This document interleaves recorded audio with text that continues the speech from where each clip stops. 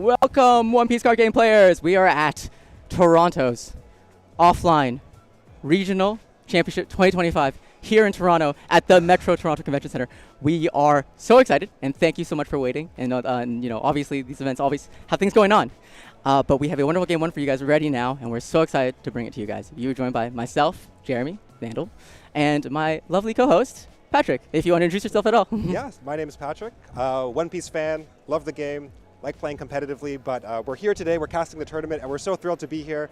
We've been setting up the stream, getting everything ready, and it's so exciting. This has been such a work in progress to get this all here, all ready to go, and we're here, the players are set up, and we're ready to start round one. Can you believe it? I cannot, but I can believe that we're going to have such a fun time today, so please stay tuned and enjoy the show. All right, let's start the game. All right, we got our first game. So they resolved their dice rolls and mulligans already, but how it happened was in the dice roll, Bonney, our player Aidan, won the dice roll and chose to go first against Buggy, which is a really good move. In this matchup, Buggy wants to have this explosive 1 Dawn turn, 3 Dawn turn, 5 Dawn turn into leader ability. You get to play Searchers, you get to play PLuffy. It's just very explosive. So Bonney winning the dice roll is already a great thing to start. And yeah, we're going into our Dawn 3 play from Bonney. Yep, so it looks like Buggy just passed. Could be the 2 Dawn turn, not a lot to say there. The Bonney Search, finding his 2 Basil Hawkins. He's new starter deck. Making sure we know what it does, but that's our new starter deck cards coming through. A lot of improvements for Bonney in those starter decks. And we see a 7th swing come down. Buggy's just going to take that, not wanting to give 2 cards early, passing it back. Let's see what Buggy does on his 4 Dawn turn. Yeah, I mean, this is a tough position if you're Buggy. I mean, you already lost the dice roll, but your 4 Dawn turn isn't really that impactful against Bonney. Like, you don't get to leader ability early, and the most you can really do here is play an Alvida, but that Alvida gets threatened by Bonney with leader ability really easily.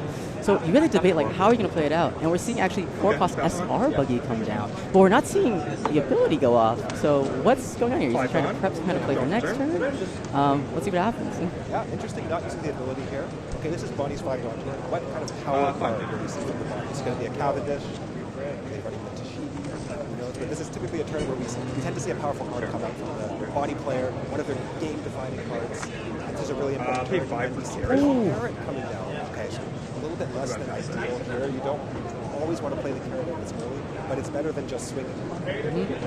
Yeah, no, honestly though, as a Buggy player myself, this carrot is can be scary sometimes. It makes your Mihawk blockers, which you normally use to play very defensive, suddenly stunned, and it's really hard to keep those defenses up. And good heads-up play from Ian to not leave that Dawn standing for leader ability, because there's no point. There's nothing that he's going to threaten. Now this is the key turn for Kayson. What is he going to use leader ability on? And we're seeing actually like enough Dawn for the search event too. Let's see what he rolls out. One Piece players at this time, if you do not have an opponent, please raise your hand, fall for a judge. Yeah, and it can search itself. A lot of people don't know that, but cross guild actually can search itself. And there are a lot of times you actually want to do that. It sounds weird, but and we're seeing that Mihawk blocker come down. Very good defensive card and offensive at the same time. Lets you filter your hand. And now we're going to see how he's going to play it out. Does he have a way to double play this turn? Cheeky's 5 swing first, just to check the life, and he takes. All right, what is coming out? I'm excited to see. Still thinking about it. Got some options here. A lot of cards in the Buggy player's hand. A lot to choose from. Yeah, I think I see a Crocahawk, but I don't think I see promo Buggy. Maybe he... You know, it's good to find that Mihawk, but if you can't find the partner 7-drop play to go with it, it can feel like a bit of a waste to just, like, basically pass it. Yeah, and we're going to see the Crocahawk come down, and we're seeing the first part of the effect resolve, which is Crocahawk lets you draw 2 and then discard 1, and then following that, you'll be able to play a 4 or less cross-guild type character from your hand. Once Crocahawk is in play, anything that's being removed from your board, you can save it by pitching a card from hand once per turn on both players' turn.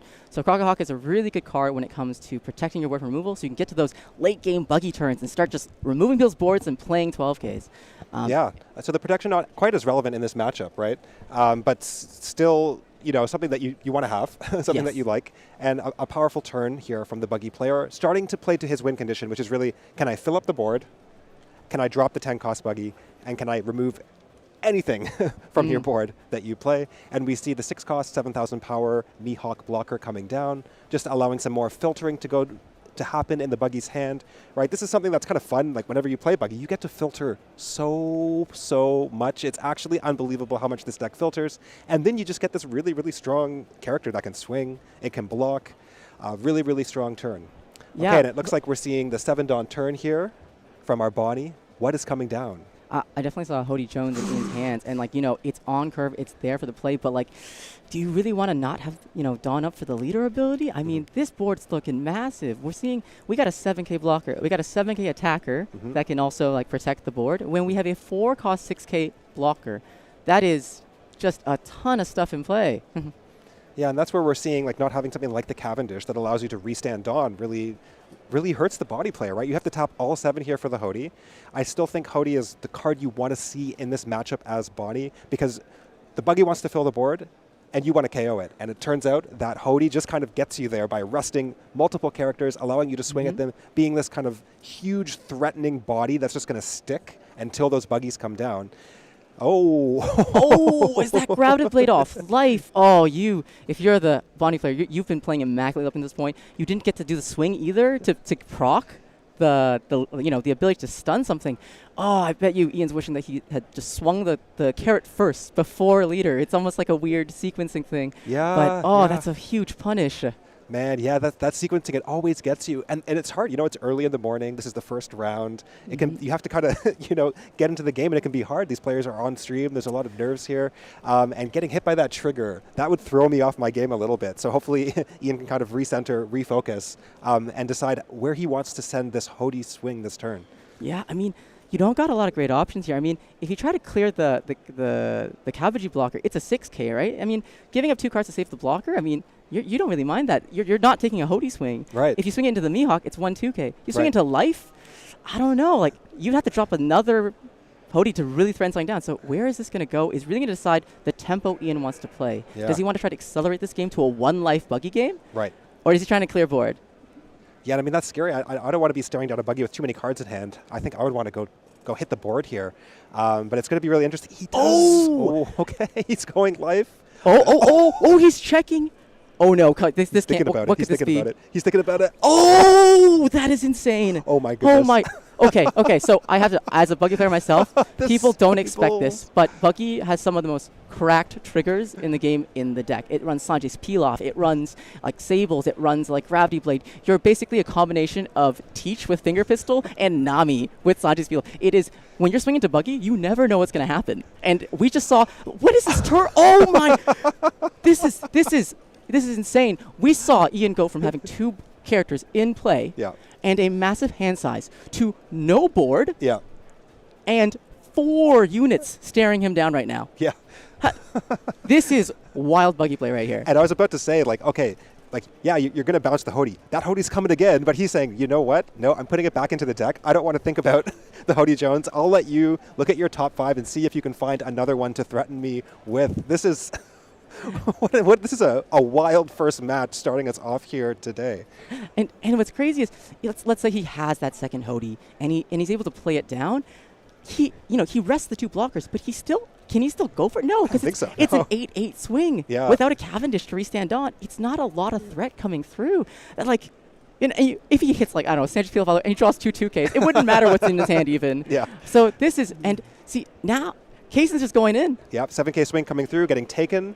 Another 7K swing coming through, demanding 2 cards, saying, I just put you down to 5.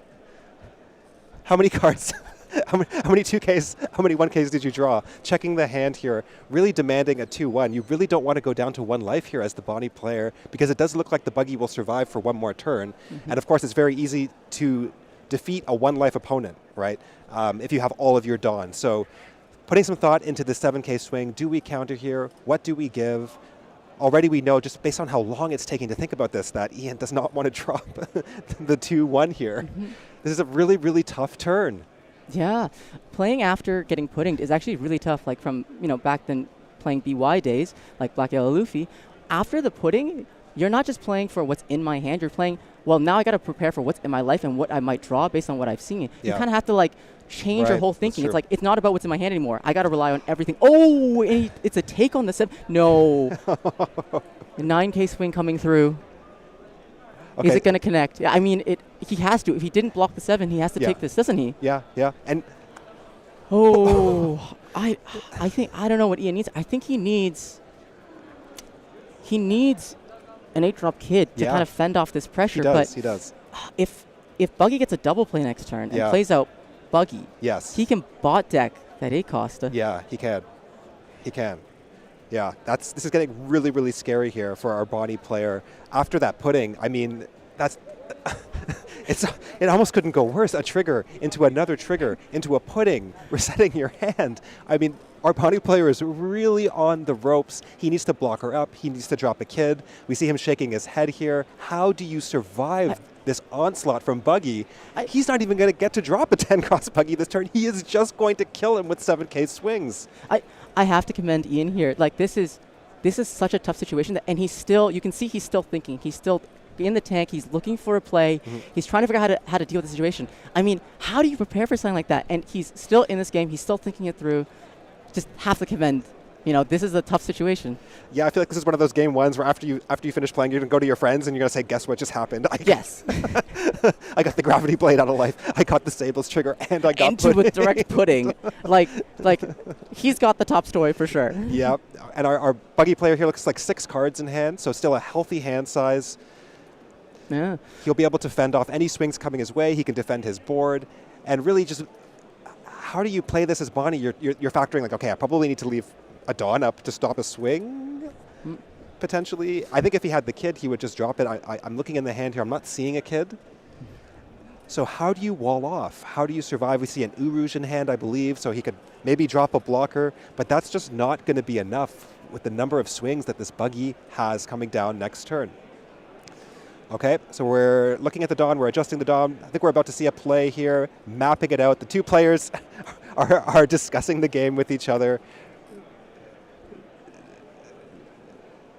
Yeah, Ian putting some thought into this turn. I think he's putting aside 4 Dawn because he knows that he needs to have that 1 Dawn open for leader ability, and the best way to both have a defensive option and that Dawn come up is to play that Uruj that's in hand. Oh, wait. Okay. Okay. He's saying, is Ian just saying, I'm just going to go for it and just see what's in your hand? Going 7 lead? Yep. The 7K swing coming through. He's taking it. That's a take. And the 8K swing coming through. Yep, and that's 2 2Ks. Oh. 2-2s. Good game. That is a tough game. Man, okay, all I can think about is how, like, yes, I mean, as Buggy player, I love to see kind of like the explosiveness of the deck and how quickly it can just turn the corner. And when it does, you're like, what is this deck? Is this like Shanks? Is it Blackbeard? No, it's a whole nother 4 Emperor that's coming out. But I just really have to commend, that is a tough situation to play into. And yeah. Yeah, I mean, it's one of those things. I mean, you've been playing Buggy, you've been cooking with Buggy, right? And one of the things that I realized when I was playing against you was the number of triggers that you have to play around. Buggy has so many triggers that can hit. We have things like Sables that can come up. We have the 7-cost event, right? And there's a lot to play around here. So we saw things just start going downhill. We had a bit of a sequencing error. The carrot didn't get to freeze something. Then the carrot got bot decked. Then the Hody came down. Then the Hody got bounced to hand, right? And I don't think you can really recover from that as a Bonney player. Yep. And also, on top of that, we're playing a carrot on 5 Dawn. We're not getting out the Cavendish to use leader effect. It just seemed like nothing really went our Bonney players' way that game. Yeah, and I think, if there's something that we can all learn from this game, I think people sometimes underestimate how much sequencing in this game actually matters. And also directionality of targets. Like, let's say that first swing to life, and instead he swung at first the carrot into the Kabaji blocker. Right? 6 into 6, and then stun the Mihawk. Yes. He's demanding a card, not threatening a trigger. He can still use his leader swing somewhere if he wants. He can put it in life if he wants. And then Hody swing into board again. Yes. See, if he had not swung the Hody into life, it wouldn't have gotten bounced. And sure, you can never predict that. Yeah. But these are the interesting sequencing things that I think are so important to think about when you play against trigger decks. But who's expecting Buggy to be a trigger deck? That's right. Yeah, it's really, really hard. You're not expecting these triggers out of life from a Buggy deck. It's just I don't have that association in my brain yet that I have to play around it. And I think, like you said, from our Bonney player, it really does show that the game plan is really, really important. Do you go for life or do you go for board? Typically as Bonney, I think you do want to go for board. And I think what we saw there was that when you've got these deadly triggers, you almost do have to prioritize the board. You have to try and play the longer game, but it does seem like our Bonney player did not want to play a longer game, which is fair. Maybe in his hand he didn't see the pieces he needs to extend the game. Yeah, I mean, I love these games already. This is so intense. I'm thinking about, like, was taking first the right call? I'm now thinking it back is like, yes, Bonney has a pretty good going first curve out. I mean, you could play out the new Kid Killer on 3, which is a really great setup for having that Dawn active even without Cavendish. Your 5 Dawn turn is great because you can play out Smokers or Cavendish or Carrots, and then 7 Dawn right into your Hody, which is so good against, like, something like UP Luffy, right? Where you want that aggression coming out. But against Buggy, I wonder if, like, are you also denying yourself the going second curve? Rosinante's on 8. The Donkey, the 10 Dawn Don Quixote that just, like, stuns 3 things. Like, you have a really powerful going second. That's true. And you always have that Dawn ready to rest things. So you're always threatening Buggy's board. I really have to, like, think in the tank about, what's the right turn order. But these are the tough decisions at a regional championship. It's like, you win dice roll, huge thing. Now, really, what is the best turn order to optimize your win chances? And it's there's so much philosophy on this, right? Like, and like, I mean, it's like, did you practice against Buggy, right? Like, were you expecting to face a Buggy today or round 1, right? Buggy is a meta deck. There's lots of people on the deck, but it's a little bit of a dark horse. It's not something that you would be putting too many games of practice into. I imagine as a body player, you're really practicing against UP Luffy, your worst matchup, but a really skill-intensive matchup, right? And so when you face the Buggy round 1, you're just starting off your day, it can be a really, really uphill battle for sure. Yeah, no.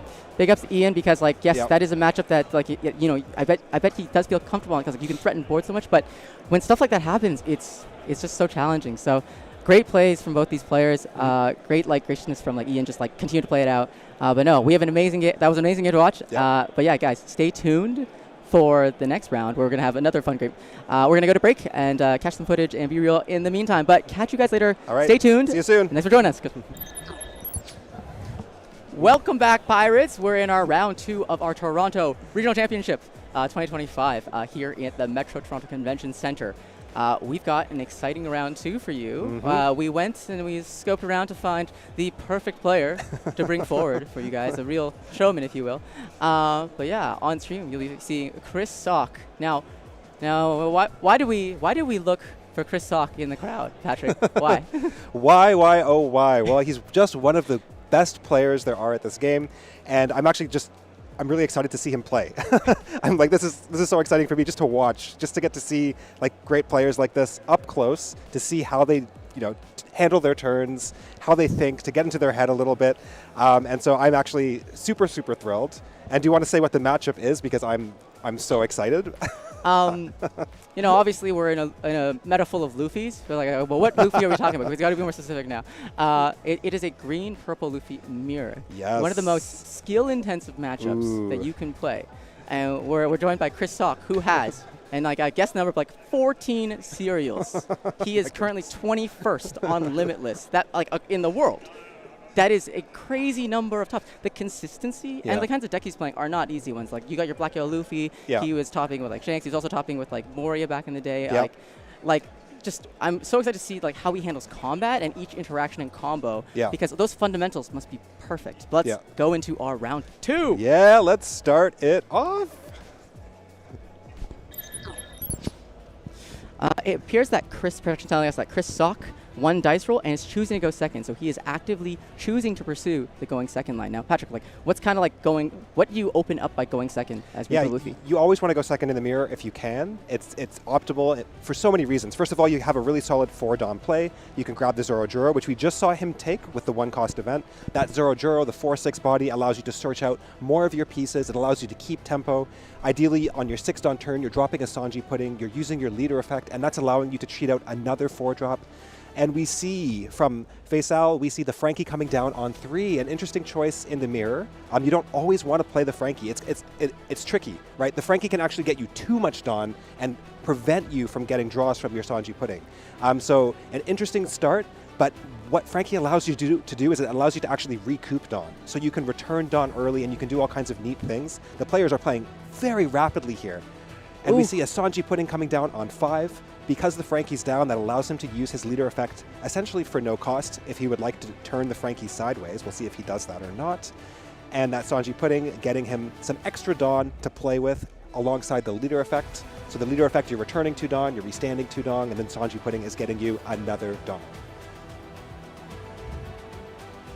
Oh, and he's looking for the counter. He was looking for our plus 1,000 counter. Yeah, so for those that don't know at home, green purple Luffy, when you activate your leader ability, you minus 2 Dawn, but you gain 2 standing, or you restand 2, and your leader go up by 1,000, making it hard to hit. So at the very least, in order to match, Chris Sock's going to have to use leader himself to be able to challenge this leader. Now, the question here now is Faysal going to swing for with the Frankie, and with how much? 6k to lead. And Chris is actually going to counter out. He's going to say, I don't want to drop down too early, but he is going to take the following swing. Now, this is a really common thing in One Piece, is like, if you know 2 swings are coming and you're not going to counter the heavy one, you definitely counter the light one, because otherwise you're dropping down to 1 life, and that's way too early to be doing that. But we'll see how Chris Sock navigates the situation. You know, this is a pretty tough board looking at it.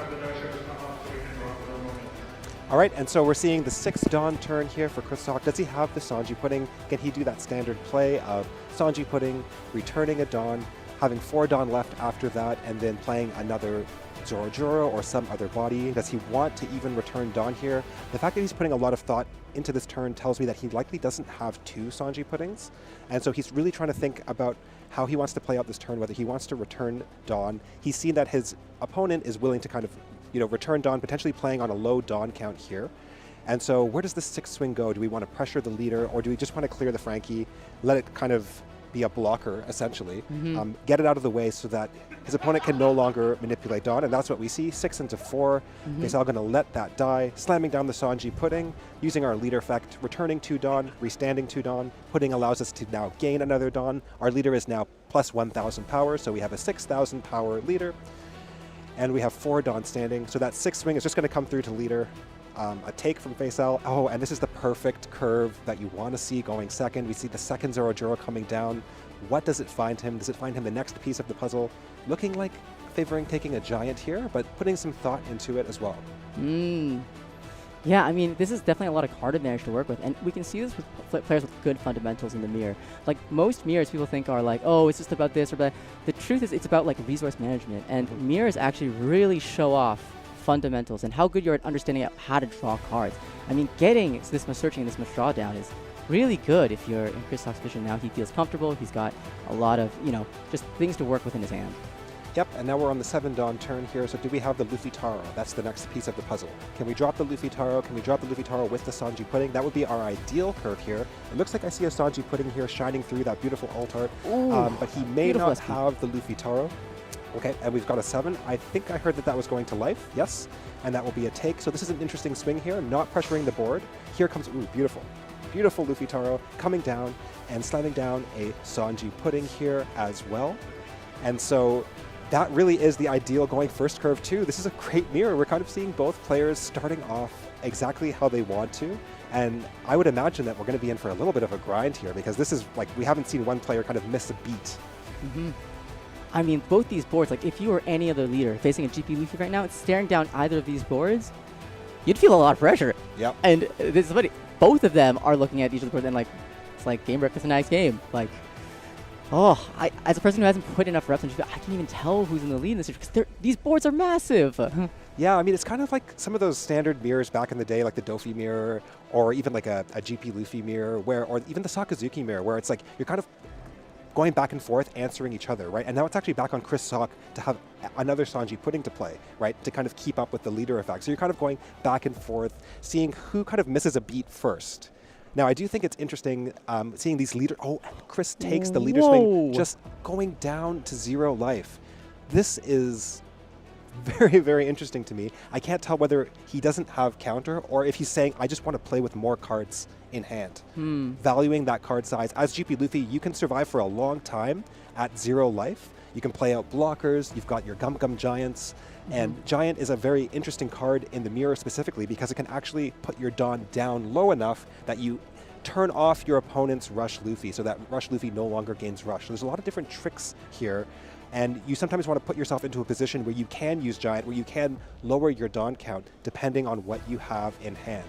I think we're going to see a lot of thought put into this turn, though. 7 Dawn here for Chris. What does he have to play? How does he both pressure and protect himself from dying? Yeah, I mean, these are such interesting situations because, like, going second, you get this huge card advantage. Like, there's something you said about, like, getting that first draw by going second because whoever goes first doesn't draw. And also the fact that you get this mulligan means that you get a lot of... we're seeing a huge match in board. Wow. Wow. But like, what does this board mean when you're at 0 life? How do you? Oh, okay. Well, seeing the 6 come across first, because obviously we want to be able to like push that down, like and get that free swing and see hey, are you gonna take? Are you gonna counter? And just like get those free swings in first before you start making the bigger decisions. Like, oh, is 4 Dawn? Is it for blockers? Is it for every giant in my deck? What's gonna happen with that? But I'm so excited to see how he plans to navigate surviving this turn. I know, and this is one of those funny situations that we've talked about this before a lot, but sometimes when you're playing the mirror match, like I remember learning this way back in Sakazuki playing OPO 5 mirrors, where sometimes when your opponent takes too many times, you don't feel that good about it. They're at 0 life, but they have so many more cards than you. They have so many more options about what they want to play. Okay, and so we see 4 Dawn remaining here. Okay, wow, so both players going down to 0 life. We have got a match on our hands. It's basically who's going to cave first. How many giants do you see? How many blockers do you see at this point? A full board here for Chris. 4 Dawn remaining. How do we want to do the Dawn here? Do we have like a chopper blocker that we could play down to wall up? Do we run the Nico Robin still, the 3-drop Nico Robin blocker to wall up? How much Dawn do we leave up for giants? How to navigate this? Okay, and so we see a 7 coming through. That's going to be, I'm guessing, at lead, a 7-6. Oh, a giant committed, no 2K in hand, or is Faysal trying to cycle for a certain card that he needs in order to win this game, or is it just he doesn't have the 2K? That's a huge. I think that's information. We don't know what it is about yet, but that's a huge tell. Yeah, and Chris cycling here, dropping the merry-go, drawing a new card, and looks like we are passing turn over, so Faysal is refreshing here. He is now at 6 Dawn, so a pretty low Dawn count, having to giant on that swing. And like you said, we never know whether you're trying to find the next piece of the puzzle or whether you really just want to play on a low Dawn count. That activates your Sanji Puddings that can draw you more cards. That means that you can giant again to turn off your opponent's Rush Luffy. And, we have those 2 Sanji Puddings, so we actually have 4 extra Dawn to play with this turn after we use leader ability. Okay, and let's see what happens here. So we've got the 7K swing coming through. This will be 7 at the 6K Luffy, so this demanding a 2K here. And so does Chris have the 2K to answer? He's thinking about it. He could be debating gianting if he doesn't have what he needs yet. Sometimes an early giant can help you say, okay, here's what I got to deal with. Here's what counter I have. Sometimes you don't want to wait too long to giant. But for a 7K swing, I imagine if he has the 2K, he would want to give it here. Yeah. I mean, you can see like Chris Hawk's composure here. I mean, like, you can see like he's, not being breaking his spike. He's like thinking, he's so thoughtful into like calculating all the different lines. What are the different ways that Faysal can swing at him? How does he like protect himself? And he's already thinking of like, what do I draw? How do I do this? And when he's thinking about I don't think he's just thinking about how to survive this turn. I think he's also thinking about how do I do it in a way that I'm also going to be able to threaten you back the turn after? Like, these players are just at such a high caliber that that's always the thought in your mind. Not just, do I live? But also, after I live, do you lose? Like, and as a, Chris Hawk hasn't played Chance before. He definitely knows the trick of how to bait someone into going for lethal and then coming right back. Yes, I know. These are the situations where I don't want to be staring down the face of a pro player like Chris Hawk from Faysal's position, because this is where the tension really ramps up. You can see Chris doing a bunch of calculations here. He's really taking his time. This is where I really appreciate the players playing really fast in those early turns, and now they've got some time on the clock. They can really think out these turns. You've got to do some math. You have to say, okay, can I survive? What if he swings this? What if he does that? And you've got to figure out how to counter here effectively. And also, how much information do I give? Okay, and so we do see the giant coming down, sacrificing a Sanji Pudding at the altar of Gum Gum Giant to draw some cards, returning to Dawn, protecting our leader. And if it was anybody but Chris Hawk, I would say he doesn't have any 2Ks in hand. But maybe he wants to cycle cards first. Maybe he wants to kind of save information. Or maybe he doesn't have any 2Ks. I don't know. You can't tell with these players. Like, there's just so much. They've just got such great poker faces. I can't tell. Even though he's the one being swung at, I feel like he's just exerting that pressure back. Oh, and it's a giant to get out of this too. Another giant coming down. This is a very, very low Dawn count now for Chris, and we've got a 7K, 7 But that's a into massive 6. hand. Look, like, I can't even. 2 1s. 2 1s. Okay. We have our answer. No 2Ks in hand. Is it a tell? Is it? Okay, here comes the Rush Luffy. This is going to. It does not have Rush, I believe. Oh, it doesn't. Oh, wait. Yeah. It can't rush this turn. I believe not. I can't tell exactly how much Dawn he is No, Chris Sock. but it looks like 2, right? I Wait can't tell a if there's a second. Dawn under there, but this Luffy does not currently have Rush. Wait, He could just be establishing it. is that why he giant? Yes. Yes, that's why. That's partially why those early giants are really, really important as well. You turn off the Rush Luffy when you giant the early swings. As a person who's like not versed in this matchup, that is insane to think about. And I'm wondering if has Faysal, kind of like tuned in and kind of like locked in that he actually can't swing. Yep, and here it is. And we're seeing actually Chris Sock. Yes. This is the mirror check. This is the moment. This is the check in every GP Luffy mirror. You have to play around this. And now that Rush Luffy cannot swing. And is it pass? Wow, I am, as a person who doesn't know how to play GP Luffy, hasn't like put a lot of time in it, I can tell I'm learning so much at this moment of like, this is such an intricate knowledge, and the mirror is all about these intricacies and about understanding resource and value, and like, can Faysal survive this turn? I mean, this is a lot coming back at you too. I mean, this is intense. Yeah, it's really going to come down to how many giants do you have in hand. How many Gum Gum Giants can you play? 8 at lead. Okay, we see 1 giant coming down. What are we going to pitch with it? We're returning 2 Dawn. And we are dropping, our search event. Okay, so that's 1 swing. We have 3 more swings coming through here with 3 Dawn to play with. It is still scary. Yeah, and Luffy hasn't even used leader ability yet, right? So like that's still a chance to I don't know how he's going to get the Dawn to restand because you need rested Dawn for that to happen. But you can overplay your board too in order to kind of get that Dawn back into a rested position. But you can see Chris Sock like that same methodic thinking. Now I can understand like what you were talking about. Like that him taking so long is really thinking about not just about I can counter out, but I can counter in a way that will punish you for playing the Rush Luffy. Yeah. Just Yes, an amazing game. So if you are going to play the Rush Luffy on a turn like that, you typically want to play it first. You want to start with it so that it cannot get turned off, right? And so playing it at the end, typically that's what you do in every other matchup but the mirror match.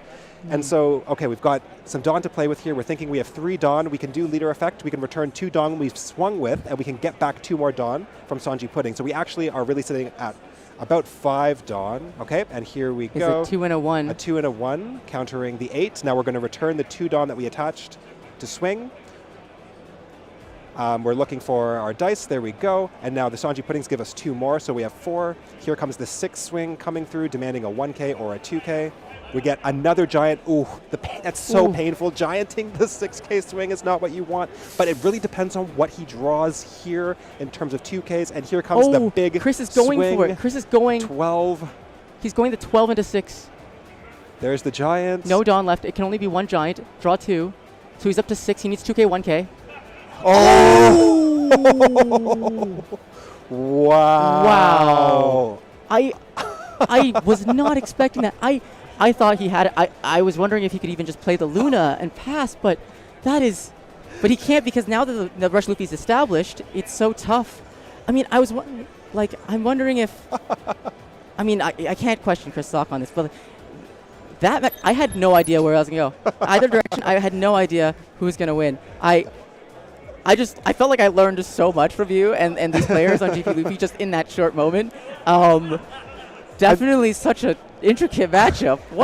I always say, I know sometimes we don't want to watch mirrors on stream. We want to see dynamic 2 decks facing off, but there's just something so beautiful about the GP Luffy mirror. That's why I was so excited to watch this game, and we actually saw it on display here, that Rush Luffy getting turned off. Even still, the giants find you more giants and finding you more counter. And these are all the things you have to think about as a GP Luffy player, right? You have to take into account, how many swings can he do? Where can he allocate the Dawn? Is there a Rush Luffy coming? And then on the crackback, can I survive? There's so much going on, and I feel like we saw all of it on display there with that was just an amazing mirror. I'm so hyped right now. Yeah, I am so excited to see now. I was like, maybe I don't want to watch. I don't know what's going on. Now I want to watch more. Like say what you will about the meta decks, but if you're gonna see high level caliber play for GP Luffy, I think compared to I'm not gonna say anything bad about UP Luffy, but compared to that, I feel like when I'm watching GP, I'm seeing someone do like, like red, purple law shenanigans and Yeah. stuff. And really, Yeah. like, such aggressive Dawn minus is just so interesting. Oh, I'm glad to yeah. convert you to the church of mirror matches. Yeah. I've been a mirror match aficionado, I would say. I've loved the Dofi mirror, now the GP Luffy mirror. I feel like these are I enjoy these with a glass of fine wine and just see these players do their intricate turns. And I mean, that was it on full display right there. Yeah. I'm like stunned. I'm gonna watch that back. Yeah, I want to study that game. Is there a green, purple, Luffy, and red wine? These things go together now. But yeah, even at the end there, I was like, could Chris Sock have played the Luna there? But like, does that even make you live? Because they're stunned, but there's still 2 attacks coming through. I mean, there were so many things to think about there. Yeah, I'm still stunned by this. I don't even know what to say anymore, other than just I'm so excited by these matches. Yeah, thank you so much for tuning in. We're so happy to have all of you. We're so happy to be here. This kind of casting setup that you're seeing here, it's Jeremy, myself, and our producer in the back, Kobe. We've set all of this up. We've been planning this for about a month now, and it's so amazing to see everything here. We've got audio, we've got video, we've got amazing players, we've got you tuning in. It's just so much has come together, and so it's really, really exciting. I'm so grateful to just to be here, to have the opportunity to cast and do the production for an event of this scale, to see these players up close, to be able to cast their games, try and get inside their minds. It's just so exciting, and we're just getting started. We still have. Yeah, oh my God, it's Christmas Day. There is 8 more rounds, and then for those of you tuning in tomorrow, there is a top 32 top cut, which are best of 3s with open deck lists. So both players will know what decks their opponent is playing and what's in it. So they'll have to plan ahead and think about, how do I think about this play? What's my philosophy around this? So you guys are in for 2 days of hopefully really, really, really great games. So I hope you enjoy, and I hope you just stay tuned. I have one last thing to say, which is, yes, I'm converted to watching GP Luffy, but I am not buying EBO2 Secret Luffy, okay? Right, I'm not doing that, okay? Yes, I'll enjoy the occasional GP Luffy mirror match game watching. Not about that EBO2 Secret Luffy life. Yeah, unless it comes out again. Right, then unless it gets reprinted. Yeah. But yeah, with that, we'll leave you to our break. But yeah, we'll catch you in round 3 with hopefully another exciting match. They've been great so far, but catch you then. I am so happy. I love that open. In general, because I am, because you guys are here with us today, watching all these amazing games. But 2, because we have a wonderful game for you guys as a treat for round 3. Now, when I talk about the GOAT of One Piece, a lot of you guys in NA know probably who I'm talking about already. Now there's a lot of them. But no one stands out more in terms of consistency, the way they think, the way they play, than Yonas. That is true. And we have him today with us on Blue Purple Luffy, facing one of the toughest matchups. Yes. For Blue Purple Luffy too, right? Yeah. Yes, it's Belo hard. Betty. It's hard. It's Belo Betty and Aidan Kwok, who's also a person who has topped many times too, and playing on this Belo Betty. And I've seen him play before. I got lucky and I was able to watch him play some of his matches, and the thoughtfulness on these swings. It really comes through it almost looks like an ex-Zoro player, just every swing, just so much pressure. But guys, we're gonna tune into this game now. And I'm so excited to watch these players go at it. All right, and here we go. This is the classic matchup, UP Luffy versus Belo Betty. Can the UP Luffy survive? Find out next, folks. So start us off. Such sportsmanship from Yonas already. Yonas won dice roll on Blue Purple Luffy and has chosen to go second. Why is that? What's the plan going second versus going first? You really you want to stop the Belo Betty from doing the Ivankov, the 4-drop that cheats out a body into a Karasu and just pressuring you before you can even stabilize. And so you kind of take that away from the Belo Betty. You take away their fast curve. You put them on a bit of a slower curve. As we're going to see, Aidan thinking about what to do. The 3-don turn for Betty is a little bit awkward. The 4-don turn just feels so much better. Okay, and this is a very standard play. We see the Karasu blocker coming out. It's not ideal. There's no searcher. We didn't see the Belo Betty's searcher coming out. And Yonas seeing the Bon Clay on 4, allowing him to ramp it on. That's exactly what you want to see here. And now let's see, do we have the 5-drop Ivankov? Can we cheat out a body? What can Betty do to start flooding the board and start pressuring the UP? Because Betty's on the clock. Okay. Okay. And we're seeing what you're talking about, the Ivankov coming down, but we have to see how this search resolves. I mean, it's still, he gets to still see that roll combo, but we're seeing, I see another Ivankov. He could use that to cheat out another body. We're seeing that explosive Belo Betty power. I mean, this leader just brings out so many units so quickly. And, you know, for those of you who don't know at home, like, Belo Betty's the leader that lets you pitch a card from hand in order to give several trigger or Revolutionary Army type cards plus 3,000 for the turn. And that makes all your swings just enormous. Even as a 6K leader, it's hard for UP Luffy to keep up with that. Yeah, I mean, UP they can handle 6K swings, they can handle a couple 7K swings, 8 to be precise, which is the number of 2Ks they run. But these 8K swings that come through, 8 and 9s, are really, really hard to deal with. And we see an ideal Belo Betty turn, so using the leader ability, swinging the Karasu, who's a 7,000 power, demanding the 2K. That's one of the 2Ks down for Yonas. If you're playing against a UP Luffy, you should be counting their 2Ks. They will run out eventually, making 7 a good number.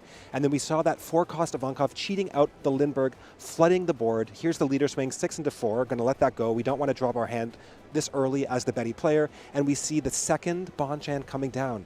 Now, this is actually pretty good, because not only does this allow Yonas to ramp, but it also allows him to actually have 2 bodies that can swing into the Betty's board. That's really, really important, because as UP Luffy, sometimes your ramp cards don't come alongside a body that can actually put pressure down. Yeah, especially because, like, you know, UP Luffy doesn't run any natural searchers, right? These little units, like, to be able to threaten back or even just put Dawn onto swing, you really need these, like, 4-drops or Zordros to help you clear this board. But we're seeing Aidan, you know, not being deterred. He's still putting that pressure down. I mean, last turn, being able to establish this Ivankov lets him now, whenever he can buff this Ivankov up to 7,000, he can just cheat out a free body. And we're seeing a Karasu off the search. Okay. Karasu lets him drop a target leader or character's power by 1,000. So he can turn Blue Purple Luffy into a 5K leader. Yeah, and now like these 8K swings are just terrifying. I mean, but Yonas not even breaking sweat. He sees that Karasu in hand. Stone cold. Okay. Wait, I haven't seen that yet. Yep.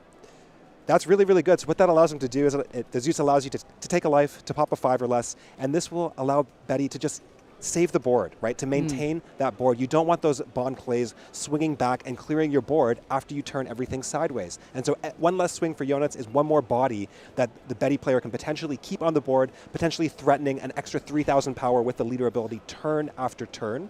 And now we're going to see the Karasu come down, cheated out by the Ivankov, making the Luffy a 5,000 power leader. Here's an 8 into 5. Lindbergh gets to pop the other Bond clay, and things are looking very, very dark here for Yonas. Oh, and it's 2 takes in a row. Yep.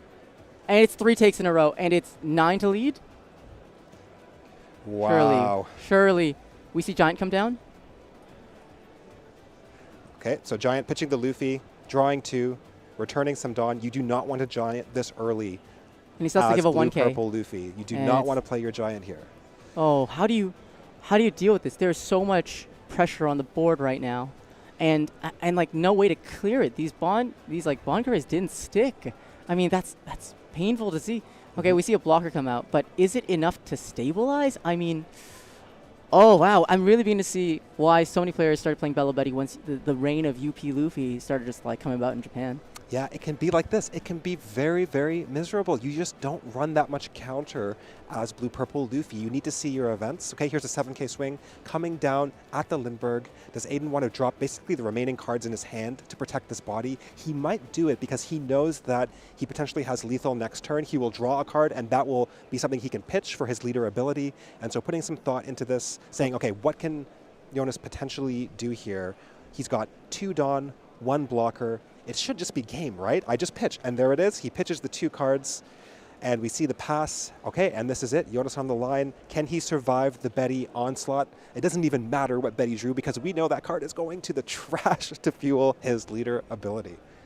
Oh man, I mean, I feel like we're converting a lot of players to Belo Betty right now. Just seeing this this amount of pressure, which is ridiculous, and like it doesn't matter who sits across you from the table. If you've got AK swings and a Karasu, it doesn't matter what leader's on the other side. It's going down. Karasu and a dream for this Belo Betty, and sometimes you want to see multiple Karasus. That actually can be really important. But actually, it looks like this 1 Karasu is enough to get it done. Oof. That 9K swing getting blocked. We see Gear 2 coming down and a Nami at 2K to survive. And there's just too much Another Dawn. 9K. I can't. Oh, that's so much Dawn. Another 8. Oh, and it's game. That.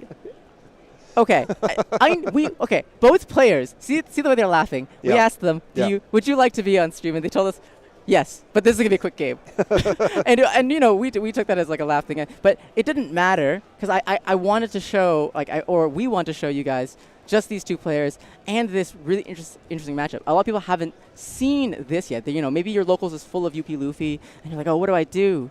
What's gonna take them down? But like you can see here, Yonas, one of the best players in the world, the GOAT. Mm-hmm. But Belo, Betty, and a Karasu in a dream? I don't know. What's stronger? I know, and I mean, we had talked about this because we said, this matchup can be really fast. Do we really want to put this matchup on stream? And the answer was yes, because this is the matchup that's going on throughout the hall today. You guys can't see it, but there's 1,000 players here all playing. We don't quite have like the deck distributions yet. We're going to get that information eventually, but I would wager that there's going to be at least 25% of the room on Belo Betty. That's my guess. We'll see if I'm right. But this is a matchup that we're going to see. We're going to see it throughout the day today. We're going to potentially see it in Top Cut in the higher rounds. It's unavoidable, and so it's really important that we kind of start to understand how Belo Betty gatekeeps this deck. Without Belo Betty, UP would be running rampant. And currently, UP Luffy players are running tons of tech to try and survive. They're running the 3-cost Doflamingo blocker. They're running Thunder Bagwas. They're saying, how do I live against Betty? How do I up my win percentage? I've got good percentages into a lot of other decks, but Belo Betty, it's like 30%, 40%. And the thing is, this is really important. You can't not tech for it. You can't just go, okay, I'm going to go full ramp. I'm going to hope, because you're probably going to see one or two, and your day really depends on that 30% chance. That can mean the difference between Top Cut. That can mean the difference between going on for the rest of the day. Yeah, I mean, like, I love thinking about this stuff where I heard so many players talking, throughout the weeks leading up to Toronto saying, I'm going to decide what I'm going to play based on Vegas. Like, I want to read the room and pick. And I think that's a sign of, like, really strong players who are like, I want to feel out what's it going to be, and then I want to make a good pick and then kind of answer that. I don't think Yonas is wrong for picking UP. It's still the best, like, what we consider the best deck in format. I mean, and like Belo Betty isn't always going to see it, right? And then he surely must have a plan too. And I know from just watching Yonas, but he's been also practicing Belo Betty himself. Like, he knows what it's like on the other side too. So I love to see him, redemption match in Top Cut. I bet you he has a plan, and like I want to see it next time. Yep, I mean, it's not ideal to lose an early round like this, but this is a Top Cut event. We've got a day 2 coming, and so the goal of day 1 really shifts on these 2-day events to just getting into Top Cut. It doesn't actually mean anything if you come in first, if you come in second, if you come in top 8. On day 1, what really matters is that day 2 performance and making it to day 2. And when you're playing UP Luffy on a day like this, you're kind of counting on, okay, I'm going to probably lose one game to a Belo Betty, right? Hopefully I don't face any more, or hopefully I'm able to kind of see a high roll or they low roll that other game that I might see on the day. If you see more than that, good luck. But that's how it goes with any big tournament. It really depends on what you see on the day and what's gatekeeping you from making it to day 2.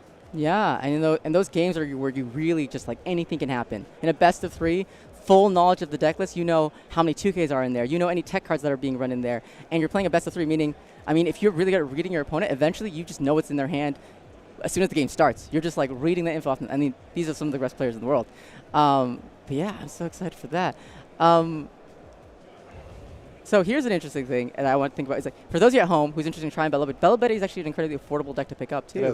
Like, I think that's also what makes it so prominent too. And sometimes we don't think about that. Is sometimes the ease of being able to just build a deck and pick it up and go makes it prominent. Like, that's why we're seeing so many Buggies popping around too, which are just like ruining the days of Lucci's and Zoros and Belo Betty's too, actually. So like, it's like it's the rock paper scissors is amazing. But yeah, any other thoughts other than like? Yeah, I still love that. I mean, I think, too, what's interesting is we've talked about this before, but we tend to see like different metas between the East and the West, and I think part of it has to actually do with the mentality of Western players versus Eastern players. It seems like Eastern players, they really prefer to just play the best deck, whereas Western players, they like to beat the best deck. They want to either counterpick the best deck, or they want to find the secret sauce that beats the best deck, that one deck list, that one tech card. And I mean, I'm definitely generalizing here, no doubt, but we certainly see in the West the rise of Belo Betty. There are a lot of players playing Belo Betty, and I can say from our locals, there's just so many folks who are like, oh yeah, I'm playing Betty. Like, it's hands down. They didn't even, they didn't go through this debate of what deck. They're like, it's Betty. Yeah. I'm countering all of those Luffy players with their fancy Bond plays, and the GP Luffys as well with their fancy secret Luffys, right? As Betty, it's an affordable deck, and you can just do exactly what we saw. That I wouldn't even say that was a Betty high roll. That was just a very standard. That's just Betty. Belo Betty game. I mean, he saw one Karasu. He saw the 5-cost Ivankov. It got him another Ivankov. That was definitely a pivotal moment that allowed him to go wide. I mean, that board is 5 units wide. Yeah. It's insane. No, all that. Like, I'm excited to see you guys in round 4, but stay tuned because we actually have an interview coming up, so you guys can watch that in between rounds 3 and 4, and we'll catch you in our round 4. But hopefully we have tons of really great games for you guys. But yeah, as an NA Coper myself, I love playing rogue decks. You saw me on my Gecko list. But yeah, you guys stay tuned and catch with this interview. Yeah, see you guys later. Recording. All right, let's do this. So we're just gonna side by side. Okay. Yeah. I don't know why I thought it would be other ones. Cool. Yeah. Alrighty, so I am here with Adam. Adam is one of our fantastic One Piece players here in Toronto. We play each other like all the time. We always have good games. We played today. Yeah. He beat me in the GP mirror. He beat my wife in the GP mirror too. If you could see her, she's not happy about it. So Adam. Yeah. What deck are you going to play for Toronto Regionals? What are you bringing? I think I'm playing GP. GP Luffy. I'm playing GP. Okay. And why? Why do you think GP is the deck to bring on the day? The alt-arts are cool. Your deck is very pretty. The alt-arts are really playing. nice. Yes, it's blingy. But in all seriousness, I think, honestly, it was really tough between GP or UP. Yeah. I just built GP because it was cheaper. Right. I wasn't going to pay the $10,000 for bond clays. So, but also, I just really like the consistency of the deck. Right. And yeah, I feel like I was able to learn it fast enough for the event, for Oviedo. So I'm just going to stick with it. Yeah. And what matchups are you kind of like looking forward to seeing? What do you want to see on the day? And what are you really afraid of? Definitely afraid of Belo Betty. Yeah. A little bit afraid of UP, especially because I'm not really playing Frankie. At least I'm still kind of deciding if I want to play that card. Right. In terms of what I want to match up against, I think Black Purple is a pretty good matchup for the deck. Yeah. Pretty favored into that. I'm trying to think what else I'd really want to play. I feel comfortable in the mirror too. Mm-hmm. I think especially playing more 2Ks, having more counter in the mirror. I remember like the Dofi mirror having more counter. Was almost considered like a tech card in the mirror, just because you're able to defend your board hard. So I feel pretty comfortable in the mirror as well. Yeah. I mean, that makes a lot of sense. Yeah. And so you just got 10th place in Florida. Congratulations. Thank you. And that was that on GP? Yeah, that was right. GP. Okay, so you've been cooking on the deck. You've been playing well. What kind of placing are you hoping to get here in Toronto? What are you aiming for? Well, I was pretty sad I didn't get a cereal, so I hope I can do it this time. Yeah. But if not, I mean, I'm just here to see friends and have fun. So I want to do well, but we'll see. Yeah. Well, and with Toronto, it is going to be a top cut, right? Yeah. So you just really have to make that cutoff on the first day. Have you done like a top cut 2-day event before? Never. Okay. I've never made day 2 before. Yeah. Well, it's kind of nerve wracking, but hopefully we can see you on that day too. Yeah. And I guess I'm just wondering, like, if you weren't playing GP, if you were just playing like a fun deck, what fun deck would you bring? What is the deck that you would cope on if you were to cope? I think Smoker was my first answer. Yeah. RG Smoker. I really love playing that deck. But if I had to give another answer, it'd be Dofi. Dofi. Oh, yeah. Okay. I think topping with that list now would be pretty cool. Yeah. Well, I mean, you have some accolades on Smoker, so you've topped a couple of times on Smoker, so that would be more of a comfort pick to bring. Yeah. And I mean, we've played many times on your Dofi, and your Dofi's pretty nasty, so I think you could pull it off. I think you could definitely do a Dofi run and kind of I think one day I'll give it a shot, actually. Yeah. I mean, Dofi, like, I guess you have a lot of bad matchups. That's the problem, right? Like, you don't have really that many good matchups. Like, GP is kind of hard, but it's playable. UP, like, what would you, if you were playing Dofi, what would you want to see? Like, what would be a good day? I don't even have a good answer because Black Purple sounds so hard being a 7K leader. Right. Blue Purple sounds hard because they're a 6K leader and they stabilize with 9 mom. Yeah. Green Purple sounds hard because you can't even Jozu their Sanji pudding if they buff it. I mean, it does not sound good. But don't even bring Buggy up. Yeah, like, that would just be a nightmare. So, but if I made a run with it, it'd be pretty cool. Yeah. And how did you do at locals today? So we're here at 401 Games. Locals, we just played. Yeah. How was it? How was your run today? I went 4-0. All right, so you won? Yeah. Oh, I missed that. Congratulations. I guess there was like multiple exos, but yeah. It was good. I've been kind of considering playing fun decks. Like, another fun deck I want to play was Yamato. Oh, yeah. Because that's actually the first deck I started this game on. Really? Yeah, that was my first ever deck. So now it got a little better. So I was considering taking that to locals. I was like, I'll just practice for Toronto regionals. Yeah. Well, that's pretty good. I mean, you won the tournament, so you've got some momentum going in. And do you have any like plans? Are you gonna like do some more intense practice? Do you have like a practice partner? How are you gonna prepare for the big day? A buddy that I'm housing coming from New Jersey, he's playing Blue Purple Luffy, so We've been playing a lot of webcam lately, but I want to practice that matchup more until I feel like 100% on it. Yeah. I think I have a pretty good idea, but it's still a tough matchup, so Yeah. we'll see. Yeah, and like, how do you prepare for like a big tournament like this? Like, you know what deck you're gonna play. You kind of have your list set. Like, do you just do reps on the sim? Like, what's your mindset going into the weekend? Luckily, my friends play a lot of different decks, so I usually try and make a list of like what I think is going to be at the event. I know last time for Oviedo it was like Buggy I was thinking of. I was thinking of Black Purple. I was thinking of the Mirror. So just trying to like find everyone I can that plays those decks. I would play on the sim, but it doesn't feel great because you're not really able to speak to your opponent so much. Whereas when you're playing with someone on through webcam, you can even play open hand games, which I've done before, which is really good practice. So yeah. So kind of sticking with playing with people, right? To kind of get like that feedback and yeah, I think that's how I like to practice too. Like we play this game because we like to be around people, and we all show up to locals to play with people. Right? Exactly. So I mean, that's what I appreciate. There's like a lot of human connection with this game. So sim like kind of sucks a bit of that aspect out of it. Not to say that it isn't a great tool, but like it's just fun to play with other people, speak to other people actively. Yeah, no, totally. Yeah. All right, and would you like to give any like shout outs? Anyone coming to town? Shout outs to my girlfriend, Arshia, as always. She got into the game. She won her actually locals yesterday. Oh, sick. On Zora, her first locals. Wow, okay. Yeah, big shout out to her. And shout outs to my friends, the Phonum 5, always supporting me. And yeah, that's basically it. All right, well, thank you, Adam. We'll see how Adam does. Maybe we'll see you on day 2, and maybe we'll even get you on stream if we can. Sir, I hope so. Be exciting. All right. Okay, thank you. Thank you. Yay! Thank you. Welcome back, everyone. Hope everyone had a good lunch. We're heading into round 4. Thank you for waiting and bearing with us if you're not from the East Coast, or even if you are. It's actually kind of late for lunch. But our TOs have been so gracious to give everyone lots of time to have lunch, so you can get back up to speed and actually eat food, drink water, and get ready for these games. Honestly, trail mix. I used to joke about this. Trail mix tech for regional tournaments is so good. If you aren't eating and drinking water throughout this tournament, it's a full day. Like 10 games is like 8-9 hours. It's like literally like running a marathon. If you don't actually gas up, you're going to faint somewhere along the way. I felt so miserable after my first one. But yeah, so luckily we're back from that lunch break now, so people are just getting settled into their round 4. But yeah, I want to take some time to say hi to you guys and bring you guys back into our stream. Yeah, I mean, so we had a little bit of a lunch break, an extended lunch break, which is great. There's no food around here, just for context, so that's why that happened. So everyone had to kind of run around, get food, but we're back now. All the players are seated, and they're getting ready for their next round, and we are just so excited for the next set of games. We're going to be going straight now, so that was our last long pause.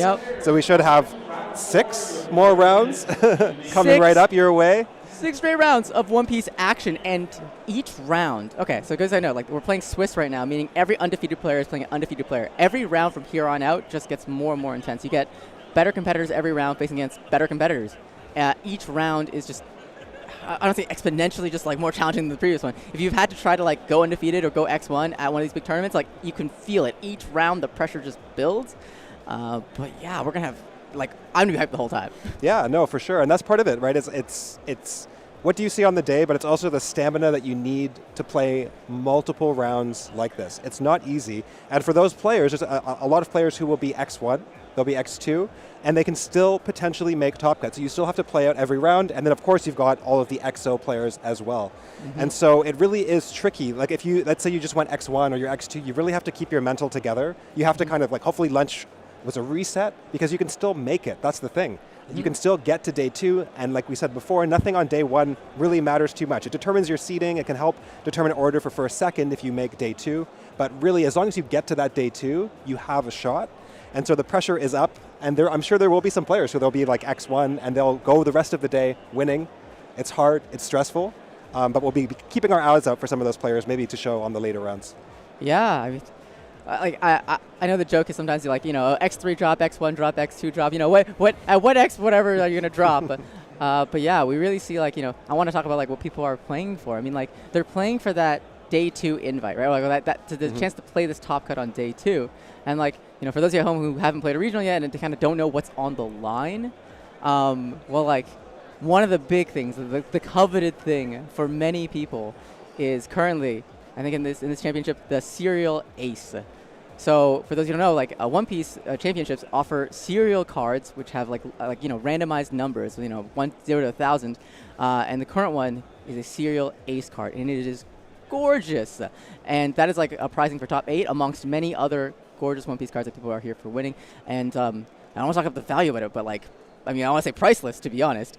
But yeah, these are some cards that are worth like upwards of like $5,000-$10,000. It's insane, and beyond the money, it is actually the reputation and I guess like the I don't want to say club, but like the street cred of that. Like being a serial holder is something that people kind of like talk about. Like you see in all these pro players, if you go follow them, you go check them out on Twitter, like they'll cite the number of serials they hold, because literally the sign of like true like a pro player who can consistently top is the number of serials. Yeah, that's true. And it's also, what excites me is we've got a bunch of pro players here, so they're going for serial number 10, 15. But what's also really exciting is for a number of players today, this will be their first time making it into a top cut. And it's really, really nerve-wracking, and it's really, really exciting that first time when you get to play a day 2, and when you have a chance at playing for a significant amount of money. Like, it's not nothing. Those prize cards, if you win a top 8, or even like a top 16, but really if you get that top 8 and you get the serial, you get the prize cards, that's a lot of money for 2 days of effort, 2 days of playing cards at the highest level. And so I'm always kind of keeping my eyes open for those players where it's kind of their first time stepping up to the plate and kind of seeing how they're doing, checking in, because it's just, it's a real experience making it to day 2. For me, it's something that I'll always remember. Making it to day 2, I'll always look back fondly, having like all my friends around me cheering for me, supporting me. That first time was just so, like, I'll never forget it. It's just it's a memory I'll always have. And so it's really exciting to see which players are going to make it today. But it's still early. We still have many rounds to go, many matches to go. A hush has fallen over the room, which means the players have started playing. So we'll be having the stream table ready shortly. Yeah.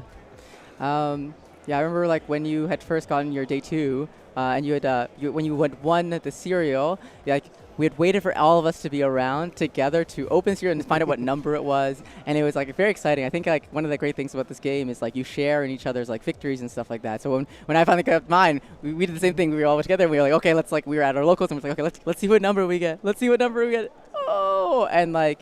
No, it's this wonderful thing about how like together I guess the community is when it comes to these things. Like, yes, it's like a prize card is like more like what it means to like all of us together. But yeah, no, I have yet to play a top cut and try to play day 2. But for these at home, the reason it's so different than just regular play is that you're playing a best of 3. And for those of you who play One Piece at home, it being a best of 1 means that games are very volatile sometimes. You're like, oh, I just didn't see it, or like they high rolled me or whatever. In a best of 3, that's going to change completely. Like, the more you play against someone, if you've played against friends, like, frequently, you know that the more you play, the more you solve different things about this person, and the more you can kind of, like, oh, they do this. This is the tell here. This is like... And, honestly, I think the more skilled player just, like, can use that. For sure. Yeah. And there's 2 things that kind of emerge, right? So you've got, on a day like today, you've got the meta on the day, right? So that's kind of what tech cards are people playing, what decks are topping, right? And so every tournament I've played, I've felt like the meta on the day is a little bit different, and you've also got your own experience of each round, right? Of how your matches have went, and because you're playing for so much, and there's so much pressure on you, every loss, every mistake, or every small detail you didn't expect is so salient, and that really shapes your mindset going into day 2, and then of course you've got that meta after day 1, and then you have the meta of the series. What's happened in the series, right? And that's something we will try and show to the best of our ability, but it's something that is happening between the 2 players as well. There's bluffs happening, sometimes players do lines that you never expected, and that can completely throw you off your game.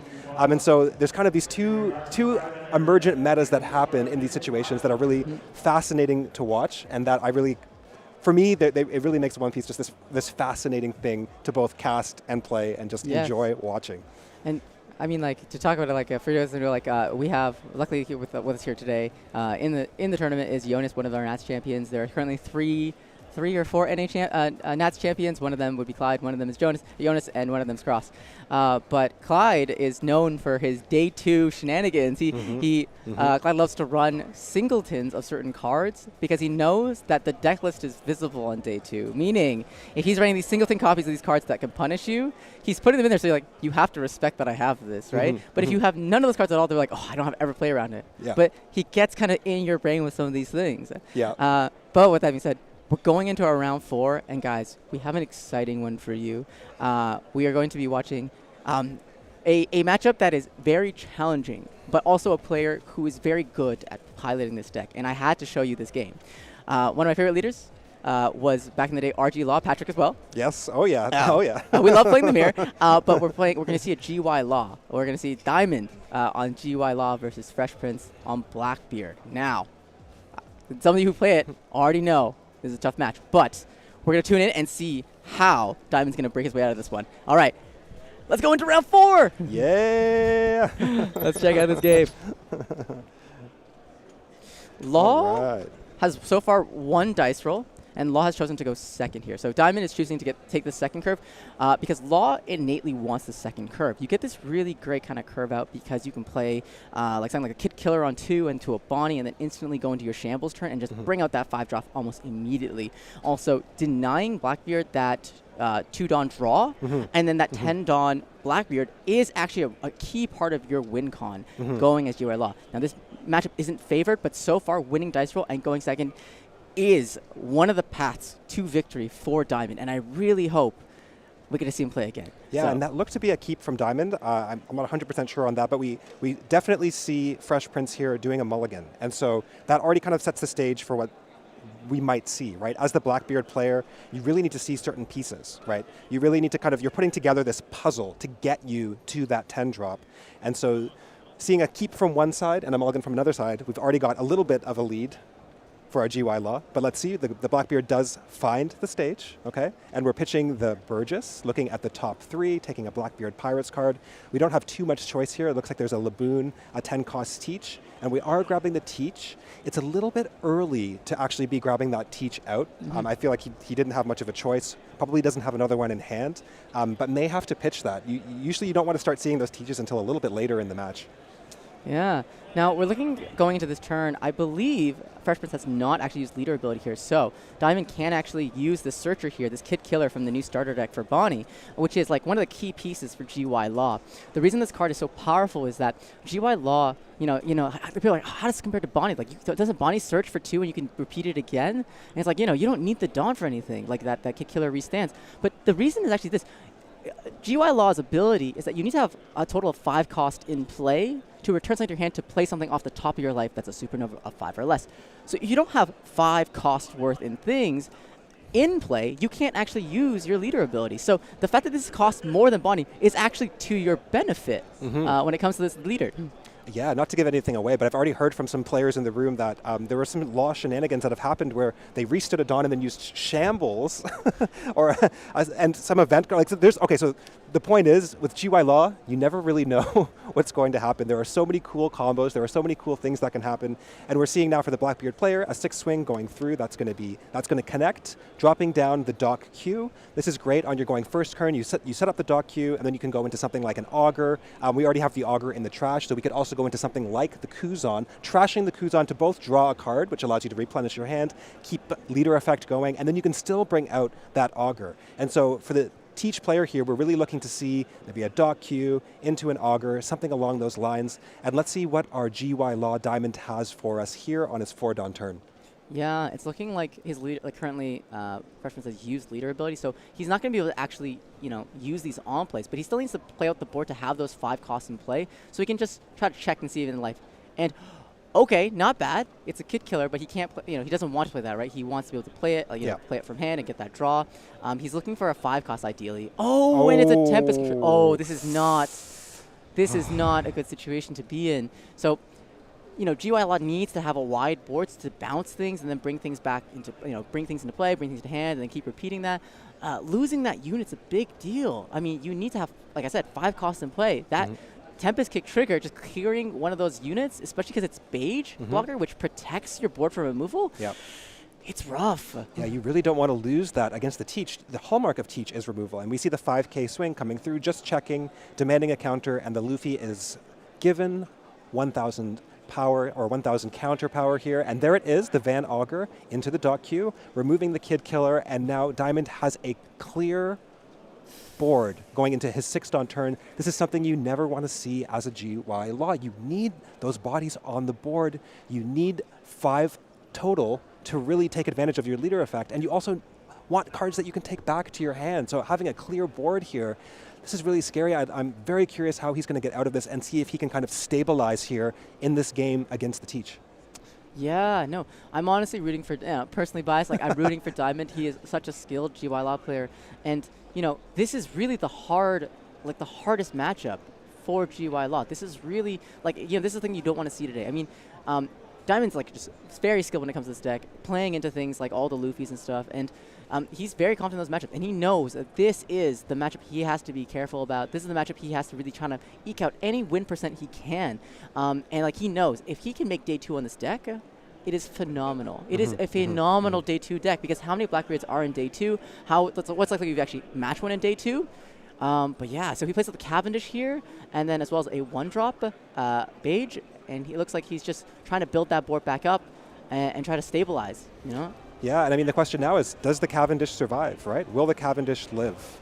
I mean, it's now onto the Blackbeard to remove it, and that's sort of what we see, right? We kind of always see this back and forth, right? Against any leader facing Blackbeard. You play something, can they remove it? Can they deal with it? And it looks like here comes the 7-cost Teach, and this is just like a perfect odd curve, right? Like this is exactly what you want to see. A dot queue into Augur, into that brand new 7-cost, 8,000 power Teach. So we're seeing those starter decks really revitalizing decks like Blackbeard, giving them some new tools. In this case, he can tap that Teach to remove a 3 or less, and Van Augur, of course, easily putting a 5-drop into that range. And then if you swing at that Teach, the Blackbeard player gets a card, so you can't even really remove it, because the one thing you don't want a Blackbeard player to have is too many cards in hand. That allows them to keep turning off on plays, to keep consistently countering for when those 10-cost Teaches come down and end the game. Yeah, we're seeing Diamond's in kind of a rough spot. I mean, it's one thing to face Teach, but it looks like Fresh Prince's Blackbeard list is really teched kind of into a new style of Blackbeard, where it's very removal centric. We're seeing things like Tempest Kick, we're seeing several Van Augurs in the list. We're seeing this new 7-cost Teach from the starter deck that lets you KO 3, has so much Jack, but kind of a in-typing or in-faction Jack. I mean, I've seen some people play with these kind of lists with Blackbeard, where it's very removal centric, kind of a new way to do it. But this is a very, very tough game for Diamond because of that, because not only are you not favoring to Blackbeard, I mean, a Blackbeard list teched for removal. It's rough. Yeah, I mean, that's sort of what we've seen in this new meta for Blackbeard. They went through their kind of liberation phase. They went through I'm just going to kill you with Burgess phase. And now with that 7-cost, I'm seeing a lot of lists running that alongside the Tempest Kick. It's very easy to fill up your trash. And of course, Tempest Kick is just the best reducer in the game right now. Here comes the Hody Jones. Again, with no on-play effects, he does not have to take a life. Swinging 8 into 8, and he just lets it go. And it's gone. Yeah, I'm realizing Fresh Prince's hand has been slowly depleting because he's been pitching almost every turn to kind of get rid of these things. And here's actually a very heads-up play I want to share from Diamond. Some people think that maybe the only reason to use GY Law ability is because I want to play the thing from the top of my life. But the truth is, realize if you have a card with an on-play, you can just bounce it back to hand and play it again. On turns where you're not playing out a 5-cost from life, you can just choose to not play anything at the top and just bounce anyway. So, I mean, even this Hody Jones can get bounced to hand for 1 Dawn and be played again. Okay, a 5 swing coming through. That's going to be taken here. And what does the Teach have in store for us? We see the Jesus Burgess coming down, tapping 4 Dawn. And we're going to see a Kuzan coming down as well. So again, this is just a very strong curve from our Teach player. On your 9-Dawn turn, that's exactly what you want. You want to play the Burgess. You want to establish the Kuzan. The Kuzan gives you the flexibility to A, bring back another Burgess, get another card. It gives you the flexibility on later turns to bring out an Augur, to bring out a blocker. That Kuzan is just such an enabler for the Blackbeard deck, allowing you to do so many things.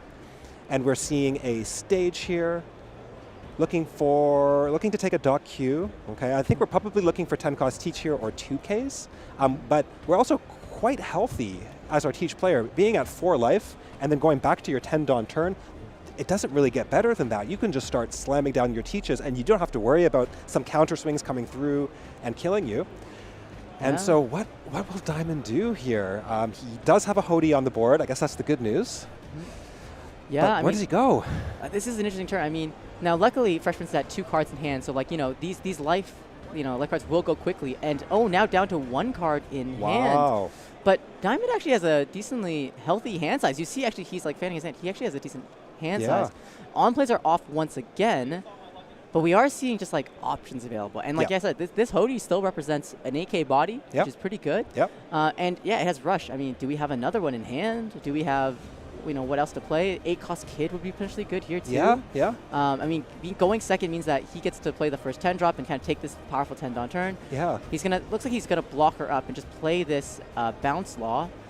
And now the question is he going to try to fire his leader ability, or is he just going to try to block her up and swing this Hody and just, there is the Beige. So Beige's ability is that should Freshman choose to remove a Supernova from the field, Diamond can choose to add it back to the top of his life, allowing him to just shambles it right back out again. Okay, and so I believe that Teach still has a Teach in hand. I don't think he pitched that for anything. So Diamond might have the read on his hand that there's a 10 drop and then some unknown card. And so I'm guessing we're going to see the 10 drop come down, but it's actually kind of awkward for the Teach player. It's funny, as Teach, you don't actually want to have that high life. 4, yes, you feel safe, but you also don't have any cards in hand to counter for anything, right? And so as a Teach player, you kind of comfortably want to take life so that you're 1 life plus another life, essentially, based on your turn. So you kind of want to be at 3 life in the mid game, and then 2 life going into your Teach turn is really ideal with a couple cards in hand, is the way that you can start to feel both comfortable that you're not going to die, but also that you have enough cards in hand to reliably cycle, to keep pitching for your on plays, and to not give your opponent a read as well as to what's in hand. Because if you drop that 10 drop, and then you do your stage, your opponent knows exactly what you have, and they can completely math you out. Now the good news is he does have that Kuzan. That Kuzan will allow him to draw another card. So he does have 1 more card than it seems, and here comes that 5 swing coming through. The 5 is going to get blocked by the Law. Another 5 swing coming through with the leader, going to leader. That's going to be countered with the Kid Killer.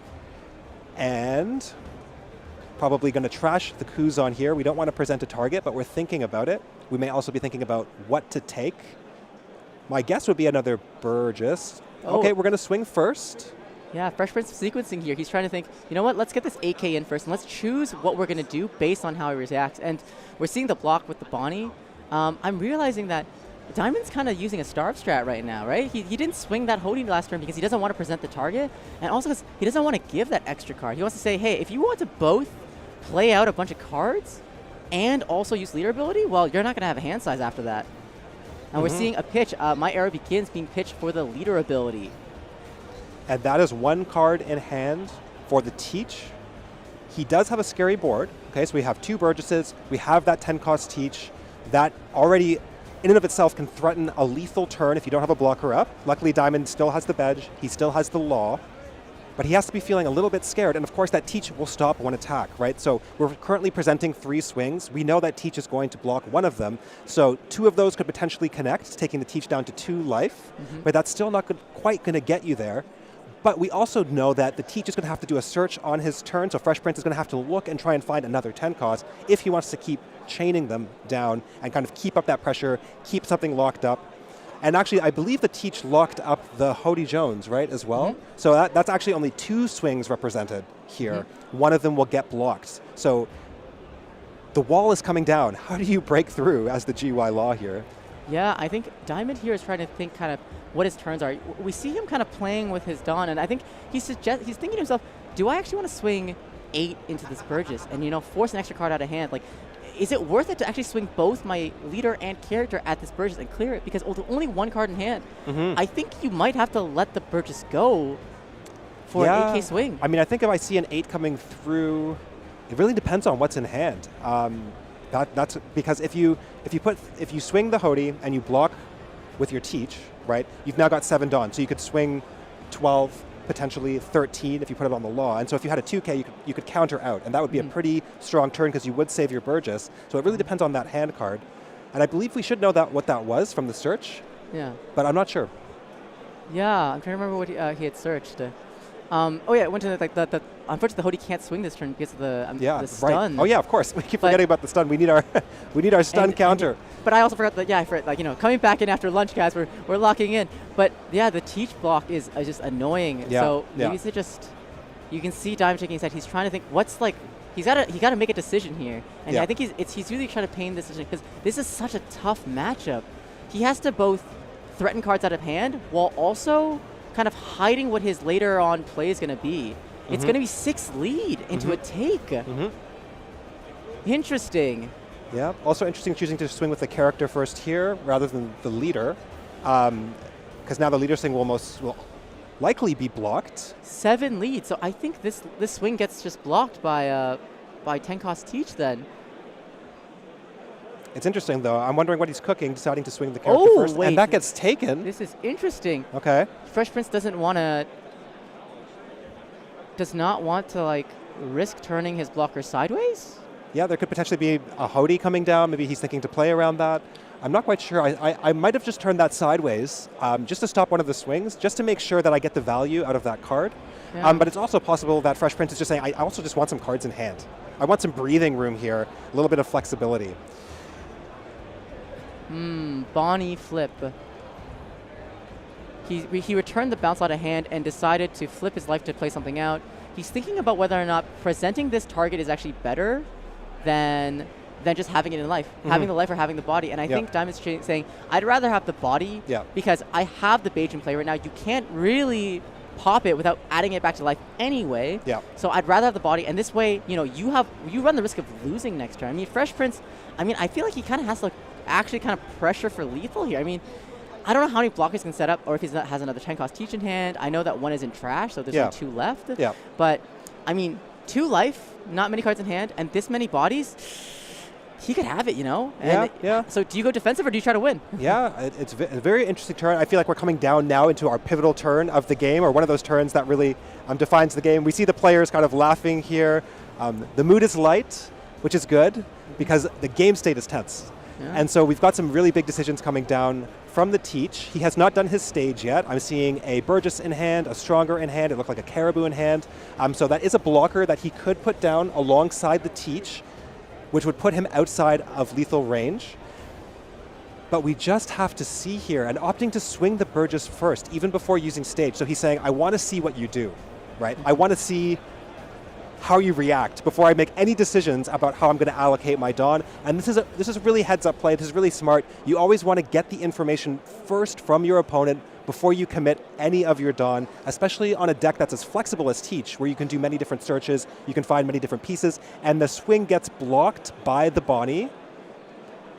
Yeah, I think this is so tough for Diamond because as these swings are coming down, not only are you trying to counter out, you're also trying to say, I need to make sure I'm presenting just enough swings next turn that you're not comfortable. Yes. And I really commend Diamond for this kind of play because this is your toughest matchup, and we're just seeing he is still just playing out of his mind. He's trying everything he can do to keep this keep himself in the game here. Just showing that his history as a competitor. For those who don't know, that Diamond being a professional player of other games as well. So I'm really rooting for him here. He's really just like keeping himself like in this game, not just giving up.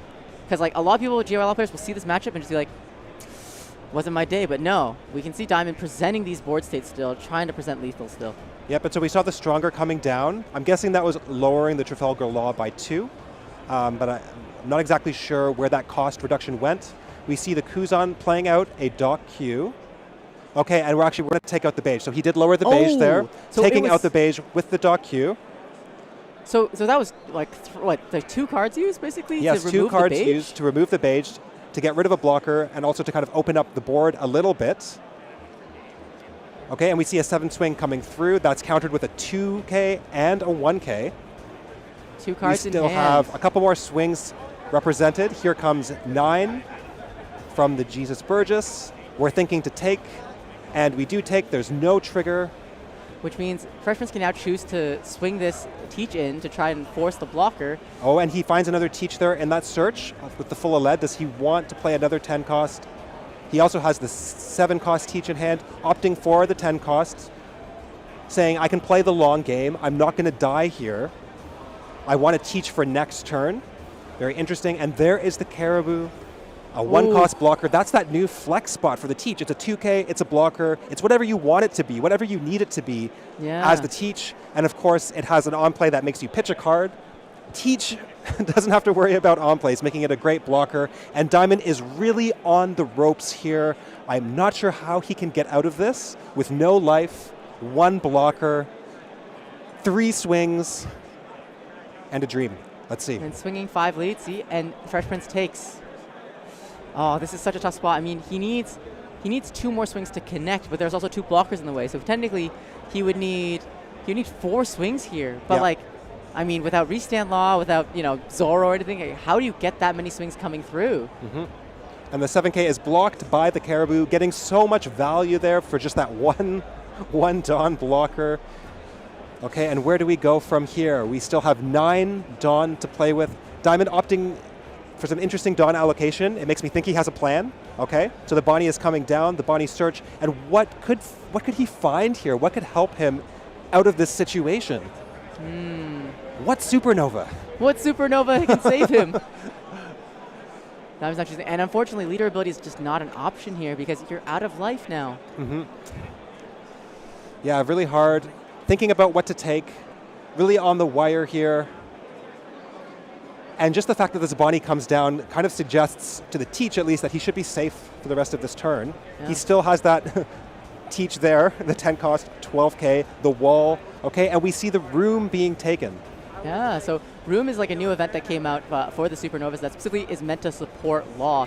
And what it basically does is it's a 1-cost counter event.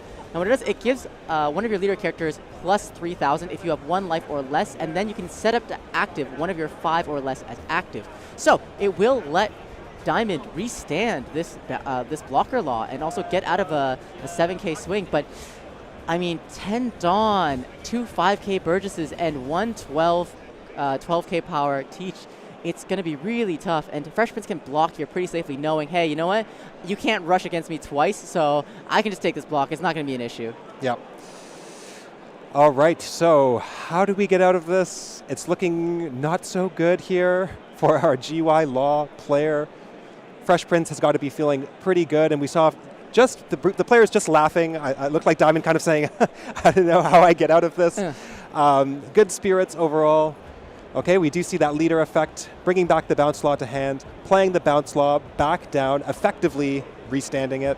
We have 1 Dawn being rested in addition to that, and he passes the turn. Okay, well, I think this might be it. Yeah, I mean, 1 blocker, no life, too many swings to count. Oh, man. I mean, like these are the tough games. When you're playing a deck like GY Law, when you're playing the things that aren't like the GP Luffys, the blue-purple Luffys, you're playing these decks that honestly are so much fun with so much skill expression, and honestly we're seeing Diamond just playing to his outs. I mean, the fact that the teach is at 1 life, I mean, had he just seen like 1 more Hody, this game state would be completely different. And you see the handshake coming from Diamond. He can see it's here. He knows it's over from that. But amazing play. You can even see Diamond still with the smiles. You can see he's still happy. I'm so excited to potentially see Diamond and hopefully see Diamond in day 2 because he is just crazy on this deck.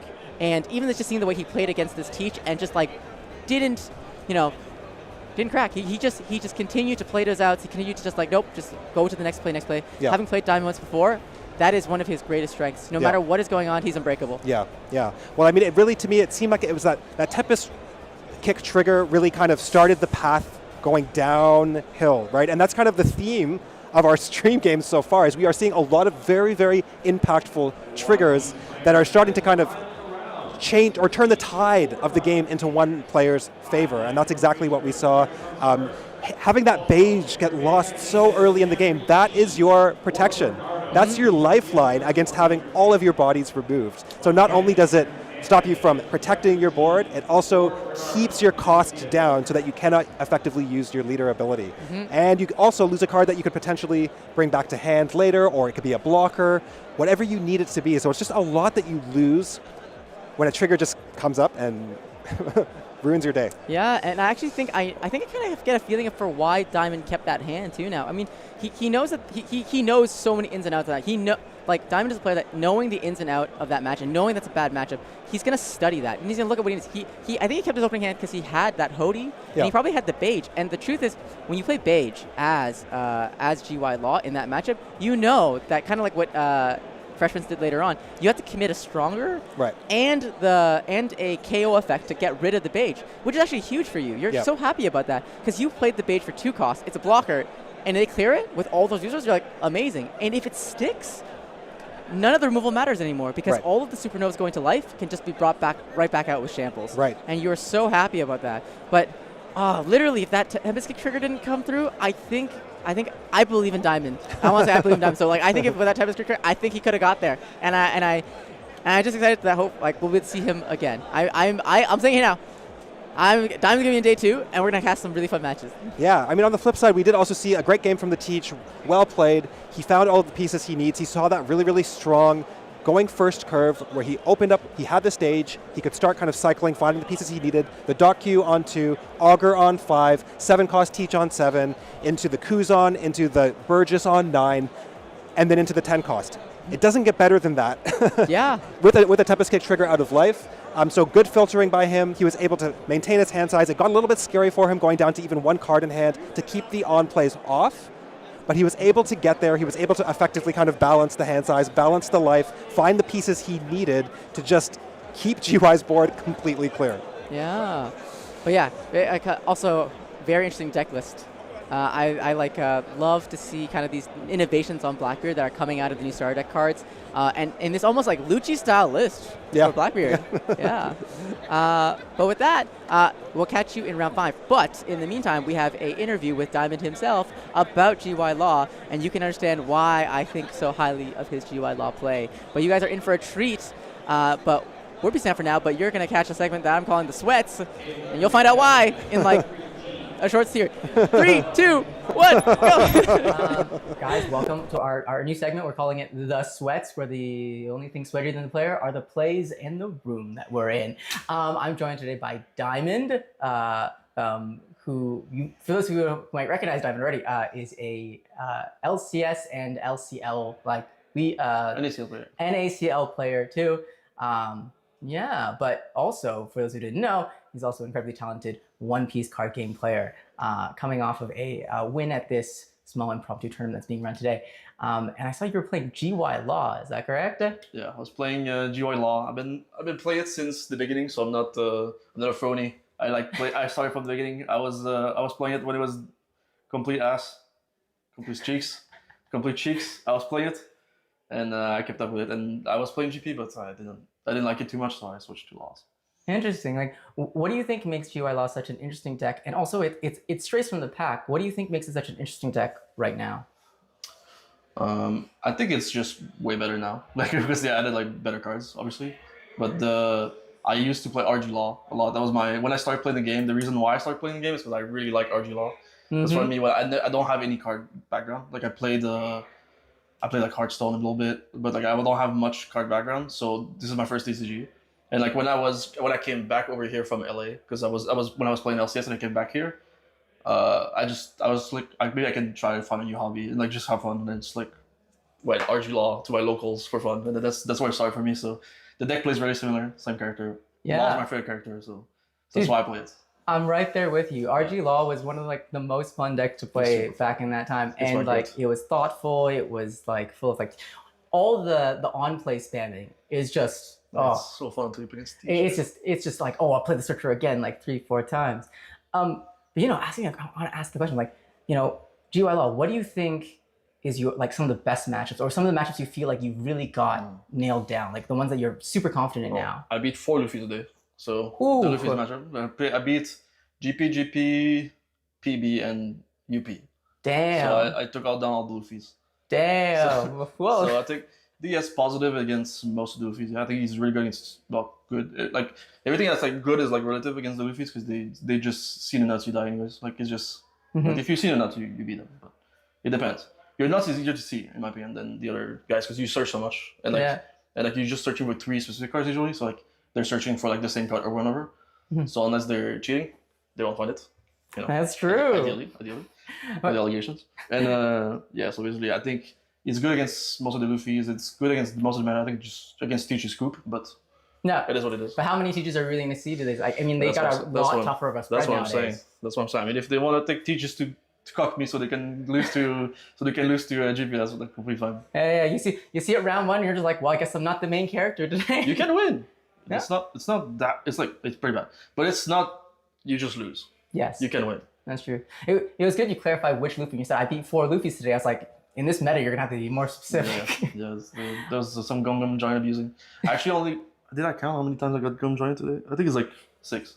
So 6 Gum Giants. 3 games, 4 games, 6. It's not bad. It's a pretty good average actually.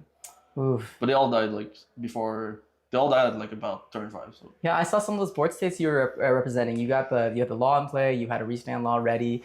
Yeah. What do you think is what is your current favorite combo to do in the GY law deck? Okay, the best combo. I'm gonna leak it right now. The best combo. Shout out to Jelly Beans. The best combo is you have a Cavendish in field. You have 10 Dawn. Yes. You do 7 law. You put a Cavendish in your life, and then it gives a Dawn to your leader. Yeah. Then you have 3. Then you swing with the Cavendish. You go 5. Then you use effect, you bounce the Cavendish, and you play the one you put in life, you go 7, then you play 7 law again, and you heal the Cavendish. Ooh. So in one turn you have a 7 leader, and you have 2 7 laws on field. And you heal. So that's the turbo combo. That is I never even thought about that. Yeah, you're establishing 2 7 laws in one turn? So in general it's really good. They're not even just to spam 7 laws, but it's good to restand Cavendish. So if you swing a Cavendish and you play against a red deck, you don't want to just reduce it and swing to it. So you play against RG Swimper, they can just reduce the Cavendish, kill your beige, so he just dies to anything. That way you can just restand him, and you can't KO it. It goes back into your life, obviously. So that's crazy. That's one of the ways to play around the red decks. Usually. Damn. Well, I am super excited to see your games tomorrow. I am excited to watch, and I hope you do really well tomorrow.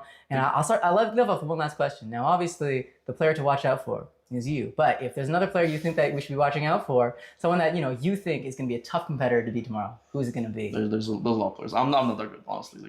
No, not even being humble, I'm not that good. But I think just the usual suspects, the people that are coming. I think I saw Yonas here, so Yonas probably going to be playing. Oh, Yonas is going to be here, yeah. Chris Pack is playing, so those guys are quite good. Yeah. And I mean, my friends that are playing too, that I played this against were really good. Shout out to Zach, shout out to Mathieu, shout out to the whole group that came over here.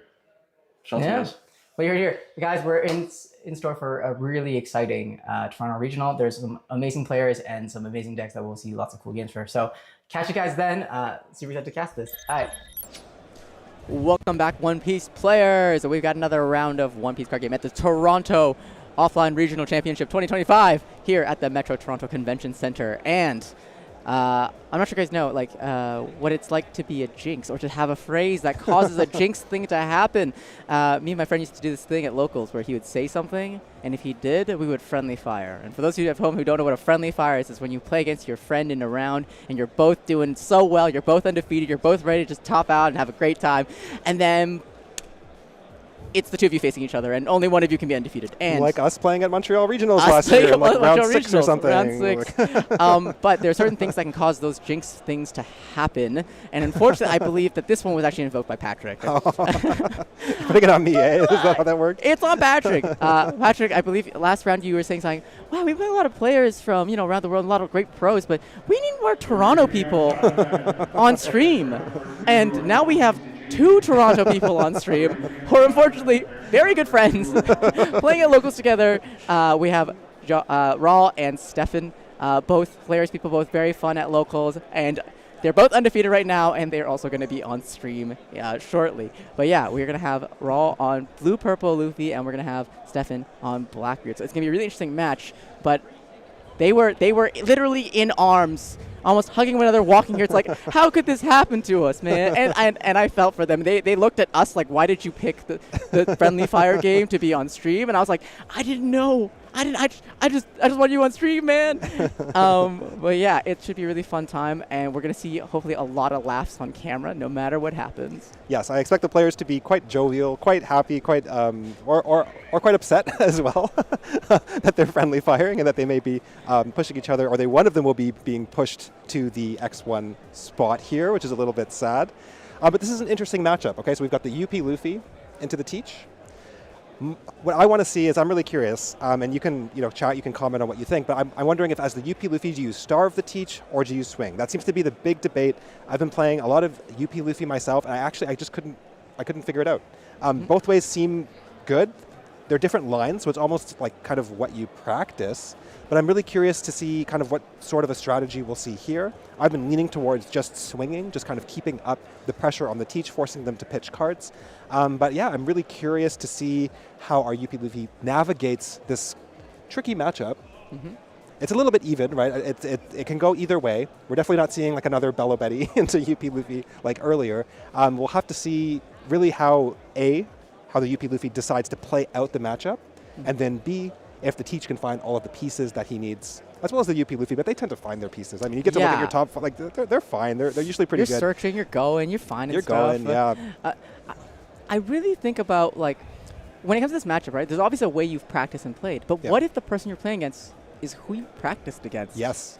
How does that, like, what if you've practiced this matchup expecting to face other people on this deck, but now you know both each other's playbooks? How is it going to change the way, maybe you're like, oh, that plays right. I'm not going to do it because he knows what happens if I go down this line. I'm going to go somewhere completely. There are games between us I've done that where I was like, you know what happens if I go here. So I'm going to just do this craziest swing and just go completely the other way. So I'm so excited to see, like, how that comes through. We're going to hopefully see some really interesting plays. You might, like, do you starve, do you not? For all we see, like, we see Stefan surprised, like, whoa, wait, we didn't practice this. What are you doing now? But yeah, it should be a really great match. And yeah, like I said, these two are great Toronto players. We love playing with them and around them. Josh is a huge prankster. He gets me every time at regional. He'll just get me with some kind of prank, and I always fall for it. This is revenge for your stream gaming. He has no control over what you say now. But we're going in, I think. We're going. Okay, here we go. Let's fire. All right, we've got Teach into UP Luffy. Seeing 2 Teach games on stream. You're welcome, Teach players. And our Luffy won the dice roll and is going second here, taking second away from the Teach, forcing him onto the odd curve. Looks like the hand is going back for the UP Luffy, saying, I don't see the ramp that I need. Looking for Bon Clay here, looking for those pieces that can accelerate you into this game so that you can establish your Sanji. Well, against Teach, it's not even about the Sanji, really. It's about getting out anything. It's about getting out the Katakuri. It's about getting out the Sanji. It's about just getting bodies down on the board. And was that a teach from was that a keep from our Teach player? Yeah, I think that was a snap keep from Teach's side. I mean, like, I think he's like, oh my, look, already seeing these two competitors talking to each other. I believe he was offering to cut the deck, and they were like, "What are you talking about? What do you mean having to cut the deck? You think I'm gonna cut your deck?" All right, and we are going. Here we go. Let's start us off. Let's see what Teach has on the 1-Don turn, playing out the Lafitte and passing the turn. A strong play. Typically, you would want to see a stage here to start that filtering. Okay, 2-Don and pass, right back to the Teach, just rapid fire. Let's see the Lafitte search. What are we looking for here? We could be looking to find a stage. We could be looking for things like our Kuzons to get some of the pieces down. Kuzon's just a card you really want to see nowadays as Teach. Augur as well, allowing you to set up future removal turns like we saw last game, where you play the Augur, you play the new 7-cost Blackbeard, and you can hit a lot of targets. And I don't know the deck list, but I'm guessing Stefan may be running Tempest Kick as well, right? So alongside the Van Augur, you can really hit a lot of targets. And there's the Dock Q. We're seeing a very similar start to our last game, where we get the Dock Q down on 3. We have the Augur ready to go for 5. We do not have the stage. Okay, and UP clearing the Lafitte, saying, I can't let you get a card for a Dawn, and let's see what ramp comes out. Yeah. Oh, and we're seeing Zoro Juro. Yeah, really good card for, being able to start, like, using the on attack to ramp as well. Now, it's not as great as, like, maybe something like the Bonk on this turn. But, I mean, like, without the Bonk I mean, like, this is definitely a good second best to that. We're also seeing, like, kind of punishing for the UP Luffy having to swing into that Lafitte in order to clear it, right? Oh, and we're seeing the Blackbeard with the clear comp with Van Augur and Dock Q on curve. Now, Blackbeard isn't going to be able to swing into life to kind of put any punish into putting that clock going, but, I mean, now you have these 2 annoying bodies that can just clear things now.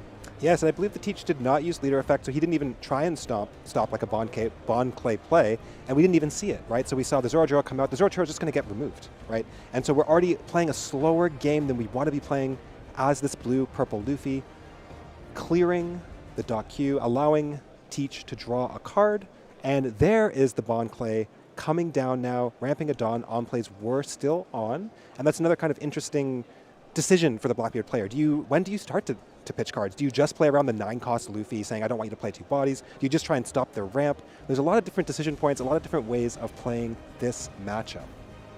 Yeah, I know. We're thinking, there's nothing really to do with that 3 Dawn left for Raul, right? So, but then again, it's all about your 8 Dawn turns and your kind of later. You have to ramp there, right? But we're passing back to Blackbeard, and this is the thoughtful turn. This is the turn where you start having enough Dawn, you can start weaving different combos together. You already have a cost reducer in play. You have this Bond Crate in play, but you're really rationalizing. Is it that much of a threat right now to me? I mean, I don't have a big body, so this Bond Crate isn't a big body either. But we're seeing that 7 cost come down, and is he gonna clear it? Yep. Oh, and it's gone. It's out of there. Yeah, but it looks like a Jesus Burgess was also pitched there for leader effects, so turning off on plays. Thank you to Stefan for putting on that black marker to help us remember. And so no on plays for our blue-purple Luffy player. And a very menacing board here. I mean, between the Augur and the Teach, you can remove a 6 cost or lower, so that's going to hit things that you might want to play like Nami if you were thinking to wall off. And it also opens up higher cost characters to be removed as well with things like Tempest Kick, with things like the second Augur. That's kind of like the real Teach special. That's how they can really lock you out of the game, is when they get Augur. With the new Teach, being able to remove a 6 cost or less, or to lower by 6 and then remove a 9 cost. So it's quite a lot of pressure already being exerted by our Teach player here. And so how does our UP Luffy respond? I think our UP's trying to figure out, he's going to that 9 Dawn turn. Unfortunately, you don't get access to the leader ability on 9 because you have to be starting the turn at 8 Dawn to get access to leader ability. But he's trying to think, what 9 drop do I play here? Without on plays, Stefan really kind of playing slow. Like, I'm not going to turn off on plays until 9 Dawn because, I care about the late game on plays. I don't care about the early ones. This is now the turns where I actually want to turn off these healing effects, these double play effects, all this stuff. And I wonder if Raul has the Katakuri. I mean, the 8-cost Katakuri has got to be maybe one of the better options here, but even then, there's a Van Augur in play, and so the 7 was to Van Augur, actually. Van Augur, yep. Just it does look like we're seeing a little bit of a starve here, just prioritizing the Teach's board over his life. And the reason you do that is because you don't want to give the Teach a lot of cards in hand to continuously turn off on plays, and you can really play a long game. If you keep establishing these Katakuri is basically stopping an attack every turn, right? For each Katakuri you play, you're stopping an attack. So you can play a game of dropping these blockers, slowing the game down, blocking, and then waiting for the Teach to run out of steam before you just go swing, swing, swing, swing, swing. Oh, we're seeing double Van Augur to clear the Katakuri. Ooh, this board is starting to become like a castle, right? You're getting these different pieces together where you're like Lucha, I have my reducers, I have this, and then I have my KO effects to clear this Katakuri. I mean, it's going to be hard to stick anything on the board now. Yes, and then the final piece of the puzzle, the stage comes down, the Full of Lead. This allows the Teach player to start finding those 10 drops, to just drop them endlessly. And so the question now for the Teach player is, hopefully all those 10 drops are still in the deck, none of them are in life, and they're easy for him to find, because ideally now he's got the board on lock, and he can start just chaining 10 drops and threatening lethal on this 6,000 power leader that is blue-purple Luffy. And we see that Kuzan off the Full of Lead search. I mean, that's a good card. It lets Teach replenish that card from hand. He can play us like from trash and then also replenish it. So even if, let's say, Raul swings into one of these Van Augurs and clears it, that Kuzan's bringing him right back and drawing a card, and the card that Van Augur draws. I mean, it's not always, it can feel bad clearing these Van Augurs because you have to draw a card when they die. Yeah. I mean, this is really, really a rough spot. Teach just finishing off his turn here. He swung the 8, and so that got taken. All right, so putting our blue-purple Luffy down to 2 life. And I think we're just debating leader effect here, what to pitch, saying what don't I need, because we have to keep those on plays off for these crucial turns for the blue-purple Luffy. So just putting a lot of thought into it, thinking ahead to the future turns. That's the hallmark of a good Teach player, is you're always thinking ahead. You're always saying, okay, not what's going to happen now, what's going to happen in 2 turns. What do I need, what don't I need? Reminiscent of Sakazuki back in the day, and he does pitch a 10-cost Teach. Wow. So very interesting. He's keeping the Kuzan in hand, which means that, Raul now knows that there's a Kuzan in hand, 1 brick and 1 other unknown card, and we're starting off with Leader Ability from Raul. We're seeing he's going to pick up the Usohachi, and now he's deciding whether he's going to top stack the 4 remaining cards from his Leader Ability, or he's going to bot stack them. I mean, this is a really key decision. And it's staying at the top, actually. So he's saying, I want these cards. Yeah, I want these cards. Just using that blue-purple leader effect, looking at your top 5, taking a Straw Hat Crew, and then deciding what to do with the rest of the cards, setting up your draw. It's really just what makes this leader so strong. Ooh. And we're seeing a 9 into 8. 10 into 8. 10 into 8, demanding 2 cards. And it's gone. And it's gone, But what yeah. is Stefan going to return? He's going to return the 7 cost right back to hand with the on KO effect. It's never really gone. I love that new teach so much for that reason. I mean, it's just, you kill it, it comes right back. It's just so menacing. It's so annoying. It's so Blackbeard. It's so exactly what I would imagine the character doing. He's just always poking back up and threatening you. Okay, and we see the Nami blocker coming down. Look at those beautiful ult arts. We saw the beautiful ult art, Usohachi, the Nami coming through a very blinged out and shiny deck, and over to the Teach player. He's at 10 Dawn. What does he have in store for us here? Do you opt to play out the 7 cost Teach again, keeping the removal going? Is there another 10 drop in hand? How to play this turn? Do you want to play out a Kuzan? It looks like we are opting for the 7 drop. Playing the long game here, really, our Teach player. This is a really long strategy that we're using, and that can go well if you can keep up the pressure, but it can also go not so well because PLuffy is drawing 2 cards per turn. They will eventually out-tempo you as the Teach player, dropping a card every turn for your leader effect. But when you get down this removal wall, you're basically playing Lucci now. Everything that comes down is just dying and dying over and over again.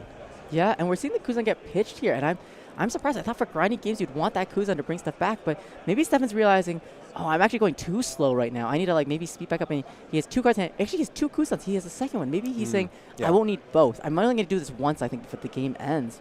Yeah. But Raul is using Gumbo Giant here because it's basically free because of, the Dawn that you're getting back every turn that's 2. So he still will have leader ability active. So he's chasing, I'm just going to pitch this category now. I'm going to draw 2 cards. I need to go through the stack, I think. I want these cards here instead.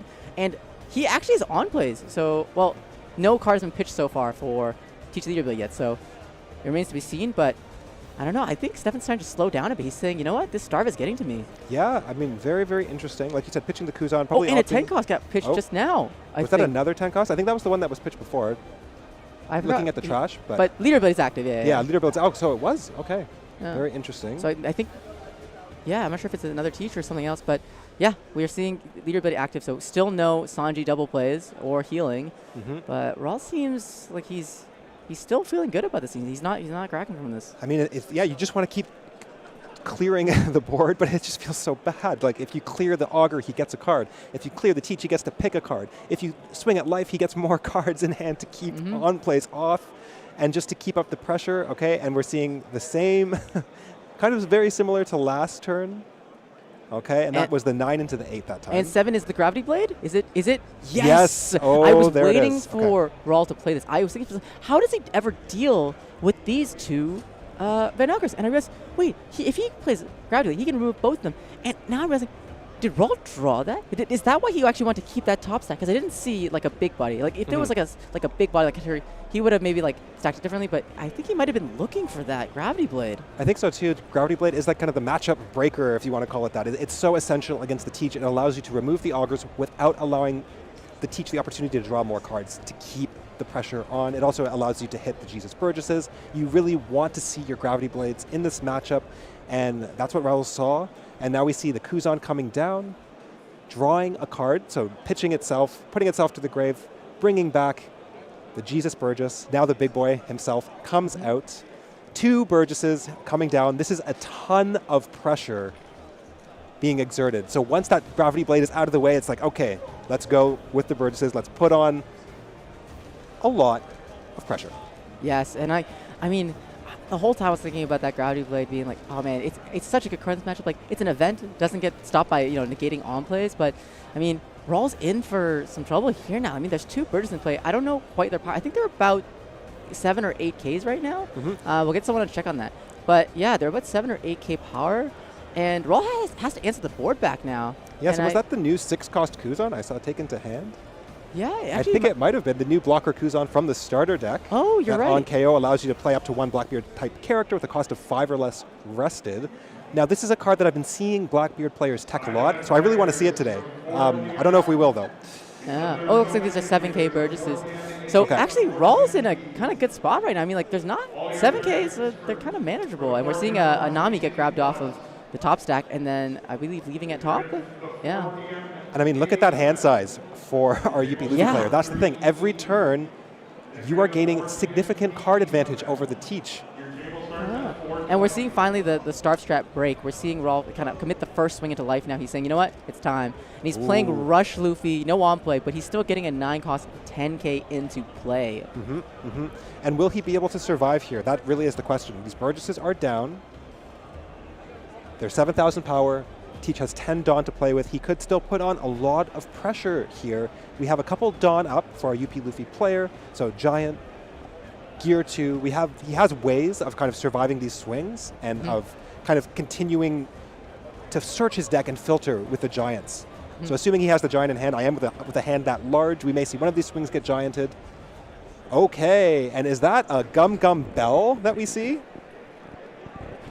Gum Gum Bell. Gum Gum Bell. I love this card. It is a 2-cost event. What it does is you pick up a life from the top of your life cards, and you'll give something -7 cost. I personally love this card. I think it's such great tech because some people, when they're in Starve matches, you can play it, reduce something, and then pop something immediately. It lets you KO sometimes like a 10 cost and pick up a life if someone's starving. I used to love playing it in BY for that reason. I think you showed me this card. I remember you playing it and me being like, what? What does this guy do? Awesome. So it's so great to see this here coming out. Unbelievable, removing that 9-drop Luffy from the board. And this is starting to look really, really scary here for our UP Luffy player. I guess Raw's kind of lucky here that these Burgesses are only currently 7k power. They might be going go up. Higher. Yep, there they go. They're going up to 8ks, but now 9ks. Yeah, he's accelerated a lot. I mean, if he had access to more, My Era Begins, he would have been able to ramp these up to about 10 or 12k by now. So thankfully, Raul has that going for him at least. Yeah. And here comes the Giant, returning 2 cards, or returning 2 Dawn, pitching a card, drawing 2 cards, continuing to filter to try and find all of those pieces that are needed. Maybe another 7-cost event would be helpful here. That still doesn't really advance your game state, but you might just need it to survive. And we are taking that 9k swing, and then here comes and another Burgess comes down. Another Burgess. Wow. And still no on-plays active for Raul. I mean, 1 card in hand for Stefan. I mean, playing close to the wire right now. The moment these on-plays are active, we're talking about double plays. We're talking about healing. We're talking about all these things that Blue-Purple Luffy can do. The moment he can kind of get that situation going. But these 4 Burgesses, or these 3 Burgesses, are just, you're staring at the barrel of a gun when it comes to this. I know, and this is why I love watching Teach so much. I mean, it's so fascinating. We're seeing the mark of a great Teach player is winning the game without 10 cost Teach, right? When you start playing Teach, you think, okay, my win con is playing the 10 costs. Here, we're seeing against UP, you don't need the 10 costs. He's saying, no, I don't need this. I'm pitching it because I can win with Burgesses, I can win with leader swings, I can keep up the pressure, playing a very tight game here, Stefan is, with just like a low hand size. Ooh, okay, and there's the Red Rock. Okay, wow. Raul is really just trying to stabilize the situation right now. I think he knows if he can just, last out a turn or 2 more. Yeah. I think he's good. I mean, his hand size is still incredibly healthy. He still has Giants. Yep. I mean, if Stefan chooses to pressure life right now on this turn, he's not developing more big bodies. I mean, if he chooses, I'm going to go for it, I'll just do 2 big swings. Yep. You're kind of passing the turn doing nothing. Yeah, this is very, very interesting. What are we going to see from the Teach? That looks like a Doc Q. Oh, and we are swinging 15. To lead. 15 to lead, wow. I mean, the thing is, Raul could potentially counter out of this. He's got so many cards in hand, but does he want to go down to 0 life? What's worth more, keeping this massive book of a hand and being able to essentially counter out of anything in the future, or having that 1 life there, that little bit of safety, okay? And we see the Giant coming down. Ooh. Remember, this does not necessarily mean he's going to try and counter out of the swing. He could just be cycling here, so we'll have to see what happens. Pitching a Sanji. I think what Raul's doing, I love this back and forth. I love this chess move right now. What Stefan's saying is, I'm going to turn off your on-plays and swing 15. That means if I drop you to 0, you can't play 9-bomb next turn. Right. You're going to have to stay at 0 life, and can you do it? Right. And he's saying, you know what? Wow. I don't think you can. And Raul counters out because he knows, you know what? I think if I stay at 1 here, I think I've stabilized. Yep, and we see the on-plays are still off. Teach down to 1 card in hand. UP Luffy with no board, taking a Nami. Nami does allow you to hold on. It is a blocker. It will allow you to kind of just last a little bit longer, right? You're only threatened with 2 swings here from the Teach. And of course, Nami can be removed, so you have to kind of be aware of that as well. There's plethora of ways for our Teach player to deal with that Nami, but it does allow you to stabilize, it allows you to leave some Dawn up. So we'll see if that's what he opts for here. A lot of thought going into this turn between these two friends, Yeah. these two practice partners, facing it off in this grindy game. Yeah, and say what you will, but I love when they were like laughing and joking and jovial. But I think this is actually also a sign of that great friendship too, because they're both so in this game right now. They don't like. The thing is, I actually feel bad when not when I lose to one of my friends. I actually feel bad when I don't give them my best possible game. And we see Raul and Stefan both literally giving it their all, saying, you know what, if we're gonna have to face each other, I'm gonna give you my very best because I want us both to feel like we played our very best, and what happened happened. Yep. Yeah, and that's really the mark of great friends, great players, great practice partners. Okay, and here we go. Raul has decided his stack. He's starting with a 6K swing to the Teach. Teach will take that swing. 8 Dawn being rested, likely a Katakuri. Oh, a Bond Clay. Double double Bond Clay, wait. leaving up 2 Dawn. Whoa, okay. That's a big threat. Okay. That I was not expecting that. That wow. is saying, okay, you have such an enormous Jesus Burge is in play right now. I'm gonna copy that. Yeah. Oh, you got that? I got that too now. And he's saying, are you gonna clear both of these? Yeah. Do you have a way? Do you I sent your augers away. Yeah. Can you still clear these? You say he sent augers away. He sent like Teaches to the grave. He's bottom deck purchases. He's dealt with so much of the threats from the Blackbeard player. But you know what? That stage, you could just keep searching him up. So what can we find here with 3 cards in hand? That doesn't leave us with a lot of options. I'm seeing the 10 cost Teach. So what Stefan has to be thinking here is if I play the Teach, if I freeze one of these, do I feel safe? I think I feel pretty good. I think this is the time for that 10 cost to finally come down. But that means you're also giving a 12K swing onto Raw's side. That's true. That's he will get swing. one 12K out of that. Okay, and you're right. It looks like he's... Oh, this is just our save search. Okay, so no Dawn committed yet. Whew. Yeah, okay. we don't know what's Taking my era. So my era gives you the ability to search the top 3 to find more pieces if you need it. I'm not sure that's ideal here. It really depends on Stefan's plan. You might typically want to have some counter in hand for these turns. We're thinking about it. We're breaking up the Dawn. What do we play? This is such an interesting line from the UP Luffy player. Yeah, Raw's basically saying, you know what? I know you're not going to go for the swing. I know you're not going to check me for this, I guess be 9, 14, 20. You're not going to do 12, 12. Right. You know I have it. You know I have 7K counter in hand. You're not going to go for it. Yeah. And he's trying to say, you're not going to go for it. In that case, I'm going to present you lethal now. Now, Stefan has to actually, he has to clear, Raul needs 3 swings to win the game right now. So, Stefan has to present a blocker or clear one of these units. Yes. Or, he could just lose. Yes, 100%. Okay, and we see the Kuzan coming down, opting to keep the hand sides healthy, putting the Kuzan in trash, drawing a card. What do we bring back here from the trash? Decisions. Do we bring a blocker? We bring another purchase, turning up the heat.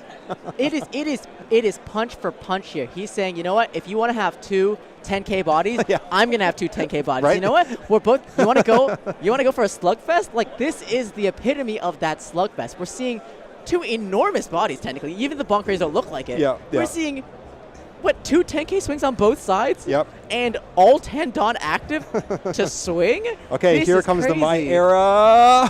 We grab another 10 barely cost hits Teach. that hit. It's a search. That's not what we want here, though. We really want some counter. Okay, and it is the Black Hole coming down, removing a 4 cost, so that does hit one of those Bond Clays, putting our Teach player outside of lethal range for now.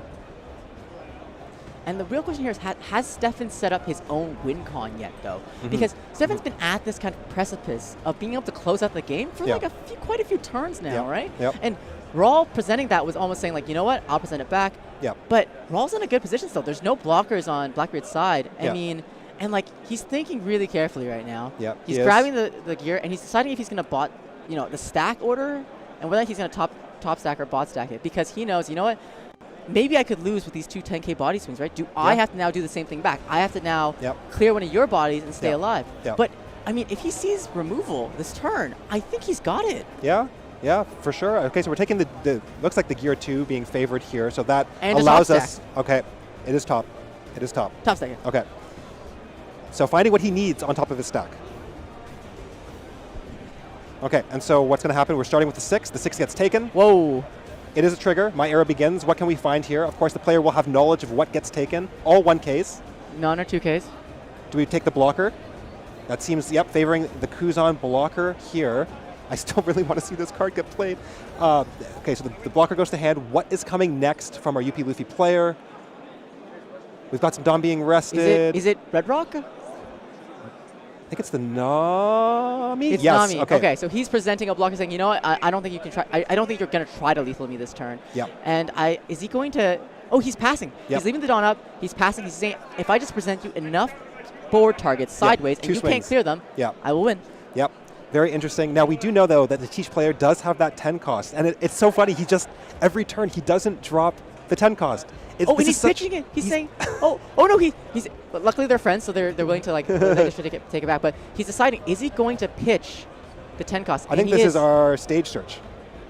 So yes, taking, taking the 10 he's cost. taking, I thought he was pitching it. So he has all the 10 costs he could need, and this is very restrained play, not playing these 10 costs out. Really just taking his time. Stefan's really planning out these turns, saying, I don't need a teach at this moment.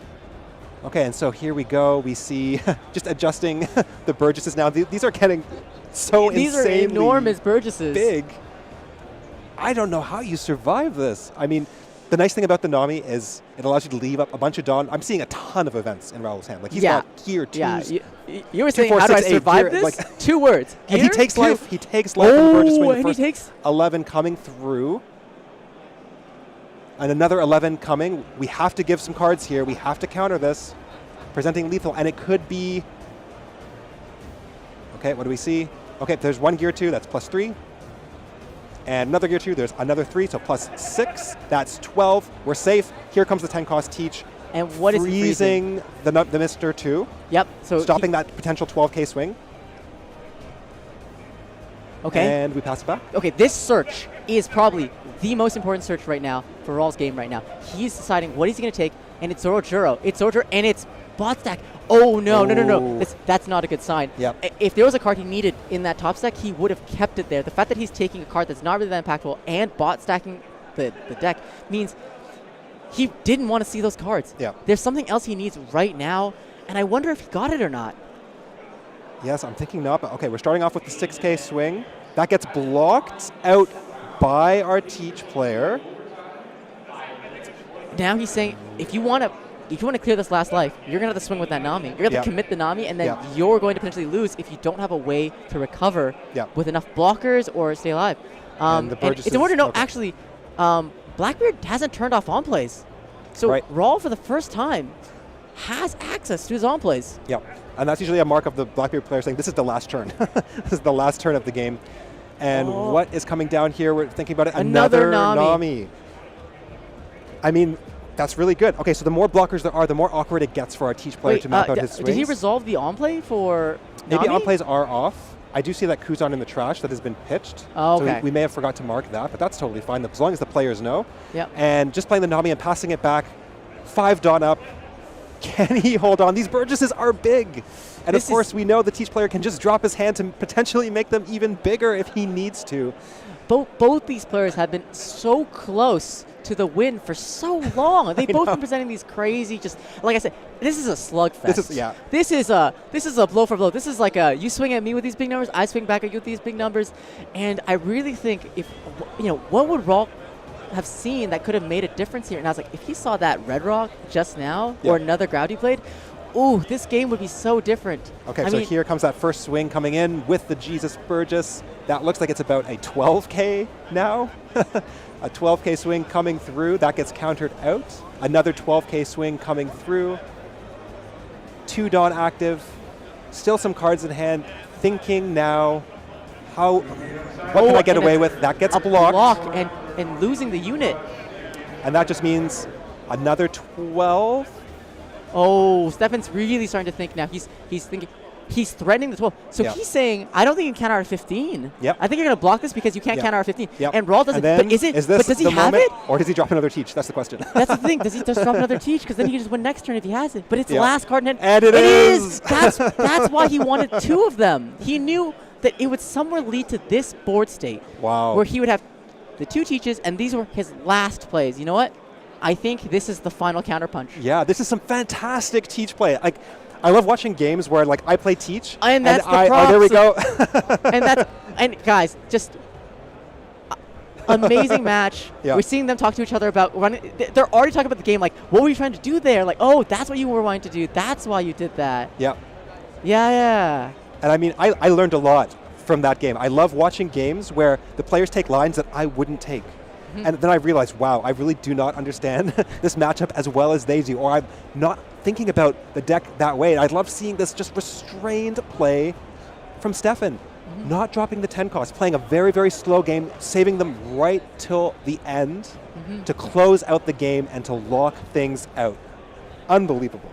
Yeah, and like, all I can think about is if Raul just saw one more Gravity Blade, one more Red Rock. I mean, he was holding out for so long. He was really keeping in that game. Yeah. Just amazing play from these two competitors, and I'm just like so proud of these two Toronto players, just representing Toronto so well in their attitude, in their play, in their alt arts. No. And I mean, it reminds me of like an anime where the two friends are fighting. It's just like punch for punch, blow for blow. That's what was happening. It's like a bird just comes down, the Mr. 2 comes down. They're matching power. Like it's just back and forth, back and forth. These are the games that I love to watch. These games make me love the One Piece card games specifically. They are so back and forth. They're so intricate. There's so many small details to keep track of as these two players kind of just express themselves on their deck. Yeah. And then say what you will about like the friendly fire curse or whatever going on, and you're like, why'd you have to put a friendly fire match on stream? That's exactly why. Because like these two competitors have so much respect for each other, and they didn't. You could tell they were like, I want to give this person my best possible game. Yep. And I can say that I saw that, and I'm just in awe. I'm having so much fun. Yeah, that's what I'm going to watch again. I'm going to learn how to play Teach a little bit better. I've said this before. I love watching Teach players. I feel like when you show up to an event like this with Blackbeard, you have to really know your stuff. You have to really practice your matchups. You have to show that kind of refined play. You're searching your deck, you're finding all these pieces, you're thinking ahead, there's all these like big brain turns. Oh, that was such a fantastic game. That was fabulous. Yeah, no, you said it. Patrick, do you want to close us off before we go into the next round? Yeah, we got another round coming right your way. Stay tuned for more action. We've got 4 more games today. Oh, 4 more. 4 more to go. And then a Top Cut tomorrow, so there's still lots more One Piece coming your way. Yeah, catch you guys later. Welcome back, One Piece players. I'm so excited for round 6 because I have a story for you guys. We went over and we're like, we gotta go find someone to go on stream. Like, who is our next victim? But our buddy Sungho, T.O. By the way, shout out to Sungho for being such a great judge for this whole event. Sungho is our favorite T.O. because he's always looking out for us. He's always taking care of us. And tonight, he's doing that for all 1,000 people here. So shout out to Sungho. But I was like, who's gonna go on stream? And he's like, okay, can we just grab table 1? Human. I recognize that name. Why do I recognize that? Whatever. Grab Human. And then someone was like, are you sure? And I was like, yeah, why wouldn't I be? And then I got back, and then I sat down, and I was like, wait, why do I recognize Human's name? And I realized, oh, it's because I played him before, and Human believes he has a stream curse. But that's why I'm rooting for him this game, because he's going to win, and he's going to overcome the stream curse. And I know that's going to happen because he's playing green-purple Luffy, and he's going to outskill out of his mind against this Belo Betty, played by Kyle. And I'm saying I'm biased already. I'm rooting for Human, okay? You're rooting for the stream curse to be broken. Yes. That is actually the real meta of this game. Can he break the stream curse? Let's go to the players and let's get this game started. Yeah, there's the props to start. Always good sportsman-like behavior from two people. We have Belo Betty going first and Green Purple going second. Green Purple had also 1 dice roll, so this is what Human chose to go. And we're seeing 2 down start. I mean, that's good for Green Purple, right? You get to play that Zoro early and address some of the Zoro to address some of these board targets. I mean, you have a lot of searches, so you can actually ping some of these little bodies. I mean, who's favored in this? I mean, it's definitely Betty favored, but we've been seeing some GP Luffys do quite well into Betty, surprisingly so. And it really comes down to whether the GP Luffy can hold on. Going second is already a really, really nice sign. We see the GP Luffy swinging 5, taking the risk. We do know Bettys are running now more Lindberghs. They're running more Morleys to try and punish that early swing. And then we see the 4-cost, 6,000 power Zoro coming down, searching for a purple straw hat. What will he take?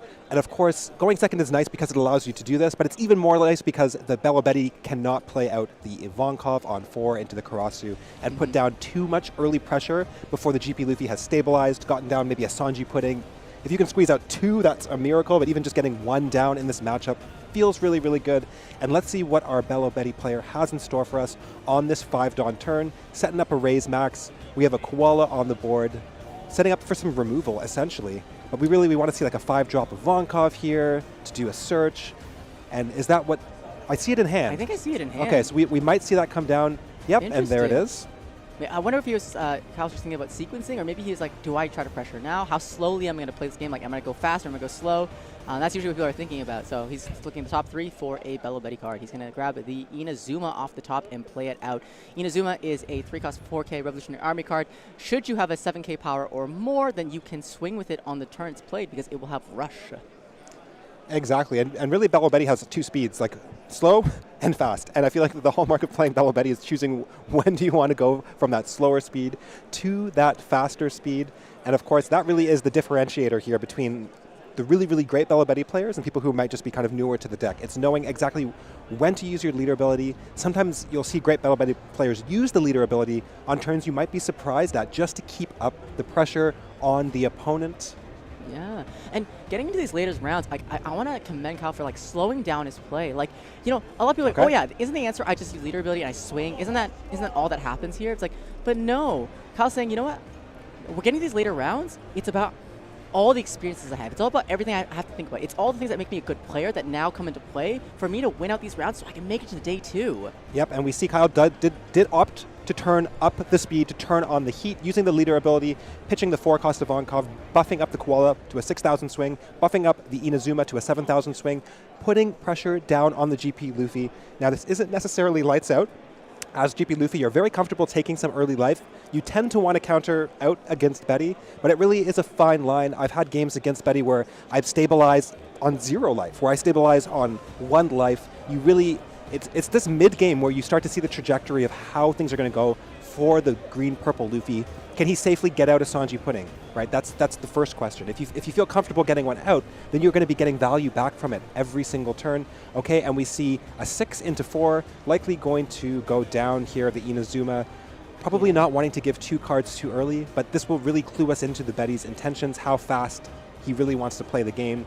Choosing to give 2 cards here would be a big risk, but it might be worth it if you really feel like you want to go right now and end the game before the GP Luffy can stabilize. Yeah, I mean, like, maybe Kyle has a... Oh, Kyle counters Yep. out. Does Kyle have a read here? Like, when you do something like this without any search information, you're saying, you know what, I think I can go fast right now because you can't handle it. But, like, you know, Human's Hand could be all Gum Gum Giants and all this, you know, ridiculous defensive plays. I mean... you know, he feels confident with this read. What does he think he sees? Yeah, I think he just really wants to keep up the pressure. We see the GP Luffy playing out the Sanji Pudding, using the leader effect, returning 2 Dawn. This allows you to restand 2 Dawn, and then Sanji Pudding mitigating the cost of that leader effect by giving you back 1 Dawn. So this is kind of the hallmark of GP Luffy, and in addition to that, you get to make your leader a 6K. Now, normally that's pretty great, but against Belo Betty, it turns out a lot of their swings are well over 6. They're often swinging 8s, they're often swinging 9s, but you do still want to make your leader a 6K because if the Karasu comes down, it becomes a 5K. Okay, and we're seeing a 7 into 4 into the Inazuma. So that Inazuma that costs 2 cards to keep alive does go down, and then we see the Chopper blocker coming down, allowing GP to both defend his board if we see a pivot and defend his life. So that's, you know, we've seen this Chopper kind of get added into GP Luffy lists, and it's exactly for situations like this, also allowing him to ramp a Dawn. So it's almost like his leader effect, well, it is like his leader effect, cost him nothing here for this turn. Yeah, no. Now we're crossing back to Kyle here. He's thinking through his turn. You know, he got his tempo slowed down a little by losing that Inazuma. You know, he couldn't obviously give up, you know, 2/2Ks to keep it alive and go to 0 cards, because then he can't use leader ability, right? So now he's trying to think, okay, I've used up a lot of cards from hand, but I need to keep the pressure going, and what's the way I do it? And I'm wondering, like, looking at his hand, I'm seeing a Karasu, not the one that, you know, the blocker Karasu, and he's pitching it to give these units plus 3K, and he's saying, okay, I got to keep the pressure going, but I guess the question is, what direction do you swing to keep the pressure going? Yeah, and opting to give the raise max as well, so we could see a 6 swing coming through on the raise max, touching 1 Dawn, and then using it to reduce is a possibility here, or just using it to pressure. I mean, a very interesting turn. The Belo Betty player not really seeing all of the pieces quite yet, right? We're down to 2 cards in hand. GP Luffy sitting with 1 Dawn up, so presenting a giant. Okay, and we see a koala swing coming through for 7. That's 7 into 6, saying, okay, how many 2Ks do you have? Do you have that? Do you have a Sanji, or do you have an Uso Hachi that you can use here?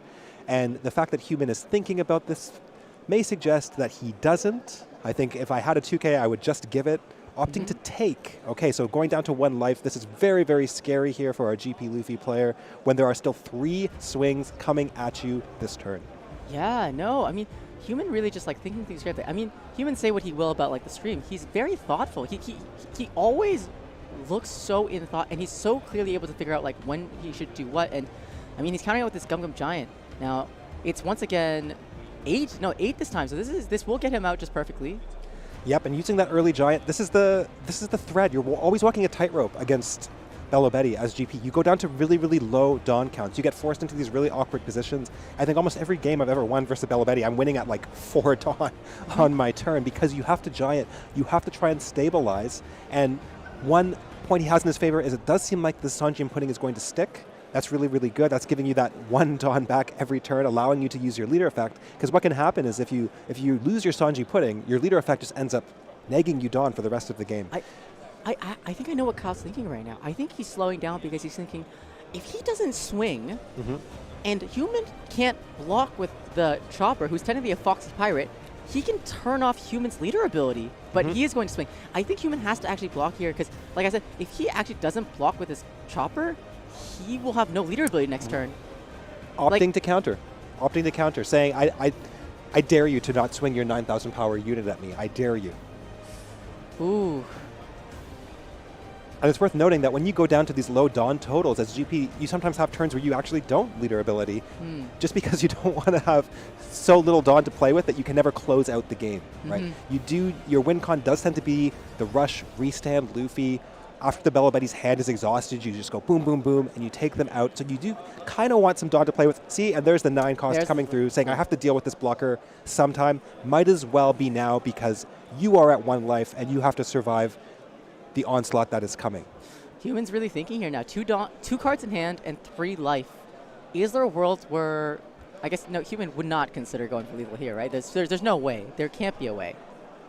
I mean, he's got a 7K swing coming through, starting 7. He is going life. Wait. No trigger. 7K swing instantly goes down at life. Take. Wait. Whoa. No trigger. The Belo Betty here at 1 life, getting no triggers, low rolling in terms of triggers and this game. Human's at exactly 6 Dawn, right? Yeah. Opting to play. Wow. Okay. The tech. This is not for this matchup. Allowing you to rest Dawn if you wanted Dawn -2. Oh, but wait, it's a blocker. So is he going to switch to board clear now? He's using his leader effect. No. He's just going to keep going life. He's just saying we you see can't. the Kuma come out, and then we see the electric Luna coming down, freezing up the board. This is the fear of every single Belo Betty player. If I turn my board sideways, does it just get frozen? I swear, I know GP Luffy's run Electric Luna, and every time they play it, I'm still surprised. I don't know how it is that I forget they have Electric Luna all the time. It's because it comes out always at the worst possible time, and you're like, wait, that couldn't have happened just now. Yeah. And I always react like that because it's a surprise every time. And you see Kyle shaking his head. He's like, oh, man, this is 1 life, a blocker, and only 2 swings. Maybe you don't swing the Ivankov. That's so fascinating. If you keep the Ivankov up, at least you have another swing for your next turn. And Human cannot use his leader ability. This is such an awkward position for our Belo Betty player. And like you said, I'm surprised every time I play GP. I'm still surprised when I get hit with the Luna because it just feels like something the deck doesn't do. The deck's always pressuring you, cheating out bodies, and then all of a sudden, wait, what? My board is frozen? Yeah. I don't get to swing? Yeah, I mean, like, man. I mean, with this many things frozen, do you just let it go? I mean, like, yeah, I don't know. So we see the Inazuma in hand, so we can't get out another swing. We also see the Karasu. So I imagine Kyle will be putting some thought into this turn. And it's something like this. Do I play the Karasu, make the leader 5K, and then go into Inazuma and just hope? Ooh, okay, and here comes the Inazuma tapping 3 Dawn, pitching a card, going to buff up both of our Revolutionary Army characters, and starting with an 8K swing at life. 8 is not a great number here. That can get gianted out of so easily. And Human just needs to get out of... Ooh, okay, so 2 swings remaining. There is a 7K body, a 5K leader, and then there is 6 Dawn remaining. So that's 7 plus 5 plus 6, that's 18. 9-9, I think, is what's left. So Kyle can chance us on a 9-9, but he's not? He's going for 8? Yep, that's another 8 swing, saying you don't have giant. Saying you Oh, do not have wait. giant. Oh. 2K? Okay. Oh, no. Wow. What an ending. No giant in hand, but gets there anyway. Yeah. 2-2-1. Okay, so Human has broken the stream curse here, right? He has. Yeah. Oh, man. I was so on the edge. I didn't even count his counter, realizing, oh, he has enough. I was like, this has been just this game. My heart's been on the line. I'm like, Human, you're gonna break that curse, and he did. He broke that curse, and I am so happy for him. I'm like, I swear, I'm like 2 seconds away from just ripping off this headset right now, running over me like, Human, you did it. And I'm not gonna do that right now because I'm here with you, the audience. So I'm going to make sure that I'm with you guys. But yeah, no. Amazing game. I mean, like, you're saying that it's an unfavored matchup, but we're really seeing, like, GP players are some of the most flexible players to get out of any bad situation. I mean, that Luna was insane. I don't think Kyle even thought about playing around that and not realizing he was playing into it. And I know, who knows, maybe stalling that Ivankov swing at the end there might have actually won him the game if he just makes it. You know, you don't get the 2 Dom back. Yep. Because you just would minus the Dom and get nothing out of it. Yeah. I mean, you could really calling his bluff on that chopper and saying, okay, you didn't want to block with it? All right, I'll pass. And what happens there is, yes, the GP doesn't get leader ability, but he will be able to go up and down. So we are kind of like extending the length of the game. And it's possible that our Belo player just didn't want that. He's like, I want the game over as soon as possible. I really want to go for game next turn. I hope you don't have Luna. And of course, the tell from the GP Luffy player, whenever you've got this juicy board and the GP Luffy player goes, I'm going to swing at life. Your heart should start panicking. That means that electrical Luna is coming down to freeze. I thought he was cooked. I thought he's swinging life. I was like, you know what? I got to go for it. But it's like, no, that Luna came down and, oh, man. Just such brilliant play. And I really commend Kyle here, too. A lot of those turns, like when you're playing Belo, those early turns, these tiny decisions, right? On these, like, you think, oh, Belo just swinging at me. No. Every swing, how tall, when I do it, how quickly, every one of those things are what make a Belo player good. And it's really about, like, when you pull the trigger, and it really just feels like the samurai way. Like, I've got one strike to do this, and I'm going to make it count. Yeah, and that was what I would consider probably a low to mid roll from our Belo player, so not really seeing all the pieces. And this is, again, where Belo is a tricky deck to play. It might seem like, oh, it's just all gas all the time, you go. But in 10 rounds, you're going to have 2 games, 3 games, where you don't see the pieces, and you have to navigate these really, really awkward games. And a good Belo player knows I have to go gas anyway. I don't have everything I want, I don't have all the pieces, but I have no choice. I have to go for it. I have to push now on this turn, or I don't think I'll be able to make it. And those are really the high-level decisions that you have to make as a Betty player in town rounds of Swiss. Yeah, no, I'm honestly excited. Like, let's hope both these players make it around day 2, and we can continue seeing them play. I mean, both of them were saying that this is gonna be a quick game. That did not feel quick. That felt like on a razor's edge the whole time. I mean, like, seconds felt like minutes. But yeah, super excited to catch you guys in the next round. We'll be going to round 7 after this, but in the meantime, we've got you a fun interview coming up next, so stay tuned for more stuff. But yeah, stay tuned. Thank you guys so much for watching the Toronto Offline Regional Championship 2025 held at the Metro Toronto Convention Center, and catch you guys in the next round.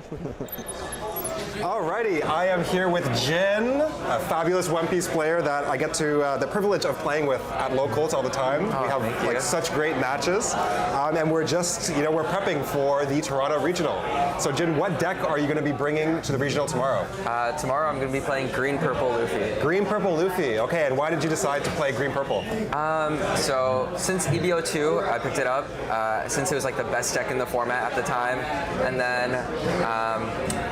to be honest, I was lazy to pick up other cards, so it's a mix of the experience on the deck that I had prior, and as well as just the availability of the cards, and hence I also think it's in a really good spot in the meta, so that's why I'm bringing Green Purple tomorrow. Yeah, okay, and what matchups are you looking forward to? Like, so what do you want to see across from you, and then what do you not want to see? Honestly, Green Purple is a pretty tricky deck. I think the spread of its matchups is mostly in like the 45% to 55% range. So there's no deck that I'm really like praying to see, but on the flip side, there isn't really a deck that I would hate to play against. Like one caveat to that would be Bonney. It's just a frustrating deck to play against. The games go really long, so it's like a grind fest for those matches. So Bonney's a little bit scary. How do you feel about like Belo Betty? I think on paper it's a bad matchup, but I'm running like slight techs in my deck to make the matchup a little more favorable. Okay, that's really cool. Yeah. And what are you aiming for today? What kind of placing do you want to get? Ideally, I want to make top cut, so that'd be 8-2, I think. Yeah. And get my Nats invite. Yeah. That'd be the main goal. Yeah. Make it to day 2. Yeah. Have you ever played like a day 2 top cut before? I haven't for One Piece. I played a 2-day event in Magic before, but for One Piece, it'll be my first time. Okay, so I hope that we can see you on stream for day 2. And last question, if you could play a fun deck, like a Cope deck or something silly, what would you be playing instead of GP Luffy? Honestly, I was considering playing Yamato for this event, but it has some matchups that are very, very tough, such as Buggy. Yeah, if I could play a deck for fun and like no pressure, I would choose Yamato. Awesome. And anybody you want to shout out? I'd like to shout out Tipo, my Blackbeard goat, my testing partner. Yeah. All right. Well, good luck tomorrow, and hopefully we'll see you on stream and for day 2 during Top Cut. Okay. Thank you, Patrick. All right. Welcome back, Pirate. It is 5:23 here in sunny / sometimes rainy Toronto at the Toronto Offline Regional Championship 2025. It's still a mouthful at the Metro Toronto Convention Center. Thank you so much for joining us. We've taken a break to look over to see how many of you guys are watching, and there's so many of you, and we're so happy you're here with us to watch all these games. In case you couldn't already tell, myself, Jamie Lau, and Patrick Ewan have been so excited to watch every one of these games. I mean, every one of them has been so thrilling to watch. I mean, oh man, I'm still thinking about Raul and Stefan's game, like the back and forth and like the battle of friendship, and like I was listening to them talk after, and they were just going through every play they were making. Yeah, and I knew you would do that. That's your signature play. And then you do this, and that's your finisher. And like, it was so much recognized game. It was heartwarming to see, and hopefully we can get the two of them on an interview later. But yeah, you're here with us today at the Toronto Regional, where we're going to have 1,000 people playing off in Swiss to play for a invite to day 2 for the top 32 that will play a best of 3 to determine the best of players in Toronto and partially the world in a way too. Yeah. But yeah, we're excited to get round 7 going. We're just waiting on some pairings and some other stuff and a table judge. But yeah, Patrick, what do you think? How's today been, man? I mean, it's been good. I mean, for those of you who don't know us, we are just Toronto local players. We play competitively. We've been getting more into doing casting, and this is our stream setup. We're here with our producer Kobe. This is our gear. We brought it. We set it up. We woke up early. We're just trying to make it happen to show what Toronto can do. And we're having so much fun. That's the main thing. We're really like a family here in Toronto. All the Toronto players are so amazing. We love everybody, our locals. Like the scene is just like, it's so supportive. It's so great. And we have so many people kind of who've helped out with just getting us set up. We were set up at local card game stores, doing testing, like plugging wires in, keeping them there late at night. And it's been a real team effort, both getting this stream together and then just having the support of Toronto players. And we're walking around, we're seeing our friends. This room is filled with friends of ours and great players. And we're so honored and privileged to kind of be here doing this. And thank you so much for tuning in, for showing us your support, for joining us for our first time doing this. Give us your feedback, put it in the comments. We hope to do this more, and we hope to just keep building upon what we have today so that we can kind of have this stream setup / caster thing ready to go. Yeah, I mean, like, Patrick and I just watch games for fun together. I mean, like, we're doing this, whether the camera's on or not, we're doing this because we love this game and we love all the stories it tells. On top of a story that's already something that we love so much. We love these characters. We love, like, all these different parts of the game that are, the game lets us retell parts of the story of One Piece that we love so much, and these characters we love, and the things that make us cry. Our friend Mel is like crying about the boat, and it's like, I love this boat so much, and One Piece fans, you know what I'm talking about. I'm not going to talk about it because that's going to make people cry, but I love that boat.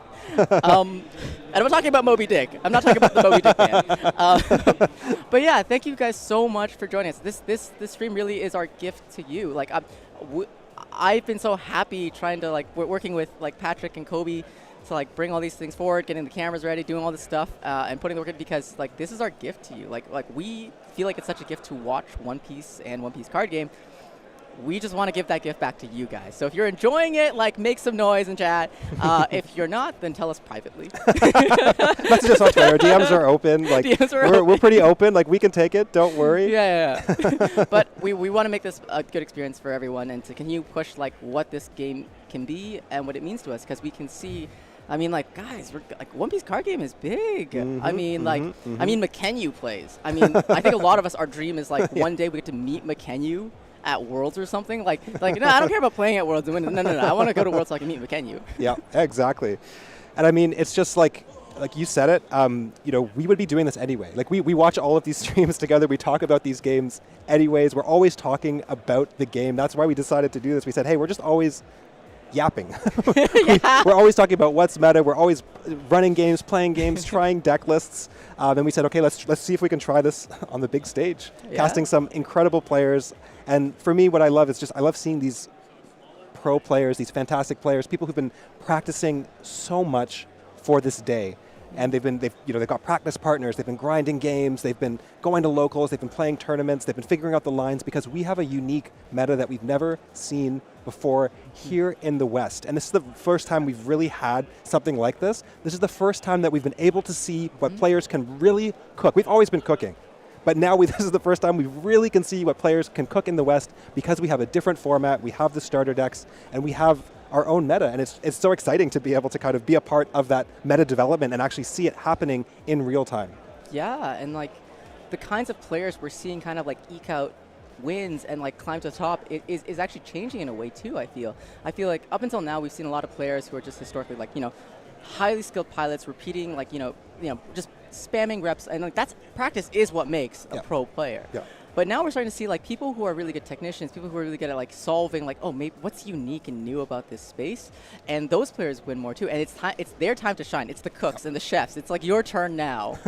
Yeah, and we've always talked about this. I mean, there's different aspects of card games, right? There's being able to build decks. There's being able to adapt to the meta on the fly, and then there's being able to really just like map out a deck perfectly, right? So I always think back to the Sakazuki meta, where everyone was just grinding Sakazuki mirrors, right? And the mirror was so mapped out. We casted a show match last year where we were doing and it's just like, here's what happens, here's what happens, here's what happens. It's very, very mapped. But when you get away from that, when you get a meta like this where there's a diverse set of decks, there's so many decks that can do well, there's so many tech options, you start to see a different type of player can emerge, someone who's able to tech for the day, to be creative, and to create all kinds of new and improved deck lists with our starter deck cards. Oh, well, you know me. I love the chefs, and I support you guys 100%. And we're about to go into our round 7. We've got a good one for you. We've got Red-Green Smoker, for those who are Red-Green Smoker players out there, against Green-Purple Luffy. But we're going to go into the match right now. All right. I believe the result are mulligans.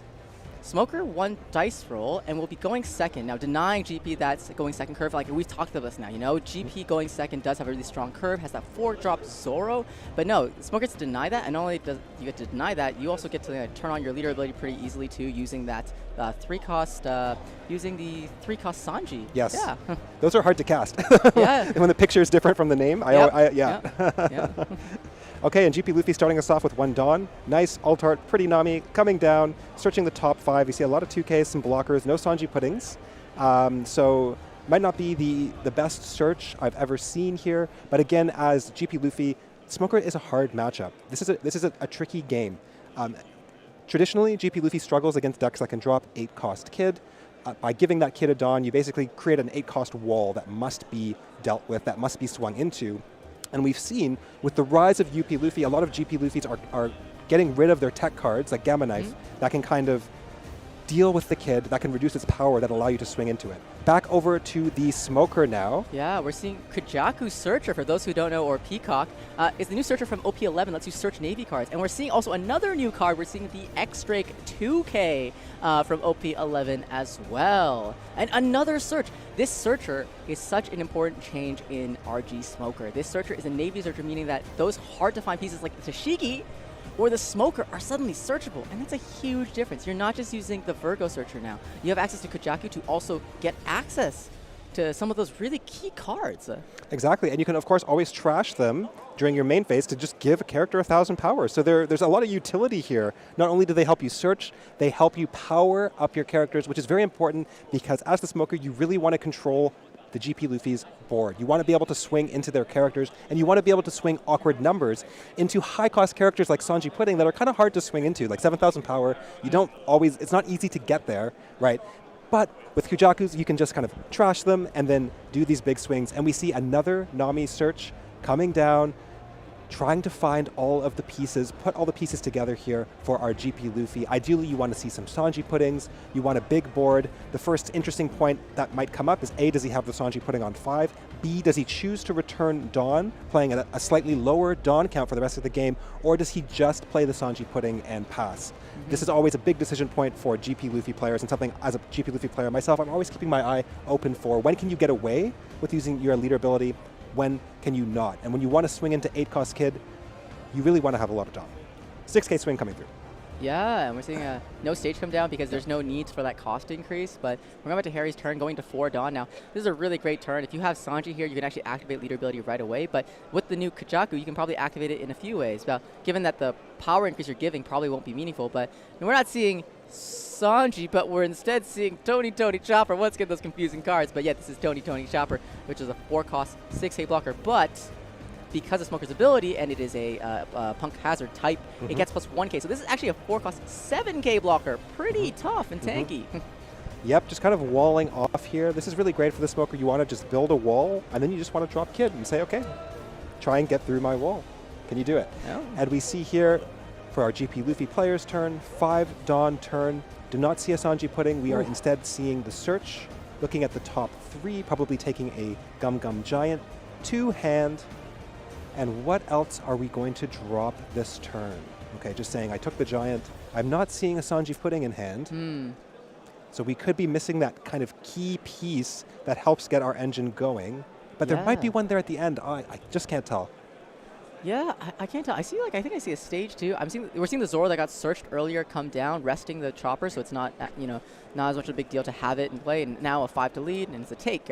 I mean, RG Smoker doesn't mind taking these hits, right? I mean, you're just loading up your hand size for the 8-cost Kid to just become the tankiest thing. Yes, and I did spot it there in his hand. So he does have the 8-cost Kid, so he is more than happy to take those swings. Keep them coming. These are cards that I can pitch later on an 8K body as opposed to a 5K body. Okay, and so now we see the Smoker's turn here. This is the 6 Dawn play. What are we looking for? One of those kind of strong 5 drops potentially. How do we allocate our Dawn here to put the most pressure on the GP Luffy while also kind of playing to our game plan, which is to wall up and to make use of our leader effect? I wonder if he's got the 5-cost Smoker yet. I mean, like 2 searches, but then not finding it. But that could mean it's in hand already, he doesn't need it. It could mean that it's just not there, right, on a low roll. Oh, Harry's deciding how he's going to swing now. I think he's deciding, what Dawn count does he have available? Or is he trying to think about, like, do I starve this matchup? Yep. It's hard to tell. Yep. Ooh, and it's X-Ray coming down. And X-Ray is going to fulfill that 7K requirement to restand 2 Dawn, and he swings 7 in. There we go. Yep. And that's a take, passing it over. Okay, and so we're kind of seeing those crucial 5 Dawn characters not coming out for either player. So we're in for a little bit of a slower game. We're in for a little bit of an interesting game where we have to see how these players adapt to not quite having all the pieces that they want. Just starting with a 5K check, seeing what the opponent does here. This is always good. You just want to poke. Yep. Poke and take a look. What are you going to give me? Are you going to give me a 1K? Are you going to give me a 2K? Are you going to give me a block? And then from there, Shilp can kind of decide, what do I want to do? How do I want to allocate my Dawn? Where do I go from here? And I do think he does have the Sanji Pudding. It's possible that he held off on playing it on that turn, but let's just see what happens here. Okay, so we've got the block coming through from the Chopper. Yes, it's the Luffy Taro, and using the Luffy Taro effect, returning a Dawn, and that is going to get us out. There it is, the Sanji Pudding. So he did the thing that, this is a good habit to get into as a GP Luffy player. If you do not have 2 Sanji Puddings. On your 5 Dawn turn, you just kind of like, you play a Searcher, you set up, and then on your 7 Dawn turn, that's when you actually play out that Sanji Pudding. The reason for that is, if you play the Sanji Pudding on 5, you will not have enough Dawn if you use your leader effect to play the Luffy Taro. So this is a patient game. This is actually an ideal going first curve. It gives you a lot of Dawn to play with, as well as representing 2 really large bodies that can threaten a potential kid. And now we're just thinking, I've got some Dawn left. What do I want to do with it? How do we allocate the Dawn here most effectively? Yeah, this is one of those really annoying decisions because that chopper blocker is 7,000 power. Like, yes, he gave you the free block, and are you going to swing into life and give him more cards? And I think the answer, and then just make that 8-cost kid just so scary. Or do you swing into the chopper and just, you know, kind of ask for just 1 2K? It's such a tough thing to do. Yep, and Shilp really opting to play a high Dawn count game here, playing down the chopper even though it does negate his leader effect, saying I want to protect my Zoro on the board, I want to have board pressure, I want to be able to swing multiple times at your life or at your kid if you cannot play the kid. And now we see the 10 Dawn turn here, or 8 Dawn turn here for Harry. He needs to put up some sort of defense here. Yeah, I mean, like, the great thing of it is like he can play that kid on curve, restand the 2 Dawn, and make it immediately a magnet. But it almost feels like, you know, can he wait one more turn? Like, you know, he's got a tough spot. He's at 1 life, but he's also got a lot of resources. He does, and I think I see actually 2 kids in hand, which may potentially trigger him to just drop one of them here, knowing that even if it gets Gamma Knifed, you've got another kid. As a backup. And it's really scary when you're staring this down as GP Luffy. There's a lot of cards in Harry's hand that you have to deal with. And you've got a couple swings, you have a board, but is it going to be enough to really get through the kid wall? And Harry really thinking about this turn, trying to decide, where do I swing? Where do I allocate my Dawn?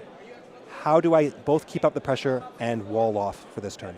Yeah, I believe Luffy has used leader ability this turn, has he, or has he not? I'm not sure. I don't think he did. I think he opted to keep his Dawn count high because he already returned for the Luffy Taro. Yeah. So I believe he's just a 5K leader. Yeah, I believe Harry's trying to decide, like, holding back the swing is interesting. I think he's deciding, like, should I go high into life now and try to just, like, create this interesting situation? You know, in Harry's hand, he has one of the key cards of this matchup. He has the Hody Jones, which makes me wonder, it's like, is he thinking about doing a different kind of attack right now to get a read to decide, is the 8-cost kid coming down? And then also, when is the Hody coming down? And how many turns will he have an assured lethal? Yeah, I mean, so in this case, I would be a little bit afraid, actually, to play the Hody. I think it has to be the kid here. I think you want to save the Hody for later, right? Once you've established a kid, okay, and we see a 7K swing. And was that at the Zoro? I believe at the Zoro. I think he's trying to trim the board down just a little bit. Yeah. You know, not because I think he's going to play the kid 1 turn later, so he's just going to trim the board down. Maybe try to get a greedy pickup from life. You know, get one more life picked up, and then play the 8-cost kid where it's like, oh, now we're playing as close to the wire as possible. I have every card. Okay, And it's Mole Gun, one of the best card additions from ST21, which allows you to give something minus 5,000, and then Chaos something that's 2,000 or less if you have a 6,000 or power greater character.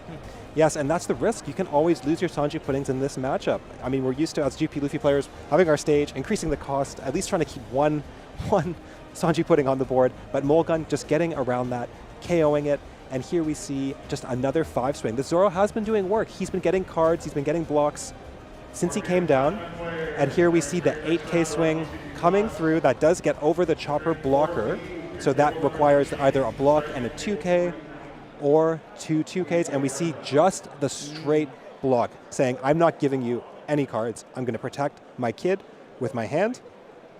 And here we see, okay, the Uso Hachi. Wow, okay. Resting the smoker. Zorojuro coming down. We see a Sanji Pudding in that stack. We see another Zorojuro. We see a 0-cost event. So now it's up to the GP Luffy player. What do I need? Should I take another Sanji Pudding to enable my leader effect? Do I have time to play another Sanji Pudding? Oh, are we looking at, you know how I said that I always get surprised by this card? Is Shilp setting up the Luna? I think he definitely is. And what that means is that he will lose Dawn, right? To use his leader ability here, he does not have any Sanji Puddings in play, so he doesn't just get to use leader ability for free. But based on how he's swinging, I don't think you would play out that Uso Hachi if you weren't planning on using the Luna this turn, slowing down the board, slowing down the game. But you know what? Harry's okay with that. He's okay to play a long game. He's going to say, okay, swing into my kid next. Yeah, I mean, this is going to be interesting. Like, even if he Luna's the board next, I mean, that 8-cost kid's still coming down. I mean, these units are still 7Ks. You're not clearing them next turn. Yep. They're going to restand eventually. I mean, what is the clock that Shilp wants to create? Yep. Does he have the Gamma Knife in hand? Is he saying, you know what? The first one I'll clear, and immediately right after, I'm going to go for lethal. Yep. Yeah, that's always a threat, right? The Gamma Knife can come down, and then you can just push through with something like the restand Rush Luffy. GP Luffy puts on a lot of pressure. Okay, and so I believe we saw the leader effect there. Restanding some Dawn, which means this would be a 6K coming through, which is going to be taken by Harry, playing right on edge, and there is the Luna freezing up the board, saying, I'm not going to let you swing with your X-Strike, I'm not going to let you swing with your Smoker, and now it's up to our Smoker player to play the 8-cost kid. I don't see another path forward. Yep. If you take that hit, you've got to be doing it next. I mean, you do not want to be at 0 life against a GP Luffy without that kid in play. Yeah. Okay, and so will we see the kid? I mean, it's got to come down here, and it's really going to be up to Shilp to get through that kid in a turn and present lethal. Yeah. Because I really don't, as a GP Luffy, it's really hard to get through 2 kids. You can get through 1, but 2, yep. it can be a little bit scary. And we see Harry, he's just taking his time. He's thinking through the turn, thinking through all of his options. We've already seen some very patient, measured play from him, not dropping the kid last turn, playing really on edge. That's what I love to see in these games, is these players, they know their limits. They don't, like, I would feel scared. I'd be like, oh, I better drop a kid here so that I have something. Harry's saying, I'm not going to die. I want to establish a threat, and then I'm going to drop the kid. I want to bleed your resources. And it looks like a 5K swing coming through that will likely be at the Zoro. Okay, and do we counter? Do we really want to keep this body? Again, Zoro, he needs 3 Dawn to be able to hit the kid. Has he done his job? He's swung so many times, or are we going to protect him just because we need a lot of swings here? Yeah, I mean, if that kid comes down, even with Gamma Knife, you still need a swing that's going to clear. Oh, and he has to give it up. With 3 cards in hand, Shilp can't afford really to counter out and protect other things on board. I mean, there we see it. We see the 8-cost kid come down. Now, the question is, what does the remaining Dawn do? I mean, Harry can restand a total of 3 Dawn here. Oh, this is crazy. Okay. 8-cost kid, and there's 4 Dawn remaining. Yep. All right, so we are hitting with another mole gun. And then restand with, restanding the Dawn. With the Smoker ability. Yep. And he's going to play out. Oh. This is a very, very strong turn. So we've got the Baccarat now. We've got the kid down. We've set up the wall that we've been spending all game establishing. Yeah, I mean, just what a powerful leader ability. I mean, Smoker lets you basically have more Dawn. Like, I always joke about, like, what would have happened if they increased the Dawn maximum count? Right. RG Smoker literally is that in a leader. What would happen if I just had more Dawn per turn than other people? Yep.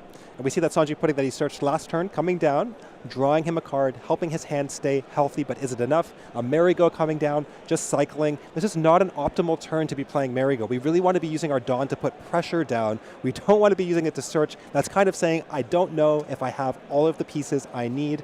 And of course, we're going to need quite a few swings to break this wall. Not only do we have to hit 8,000 power to target the kid, there is a blocker, which is the Baccarat, which also allows him to trash a card from hand and give a leader or character 2,000 power. So he's got so many options here, the Smoker player, to just keep the kid alive. And then, of course, we know it. Shilp doesn't do it, but there's another one waiting in hand.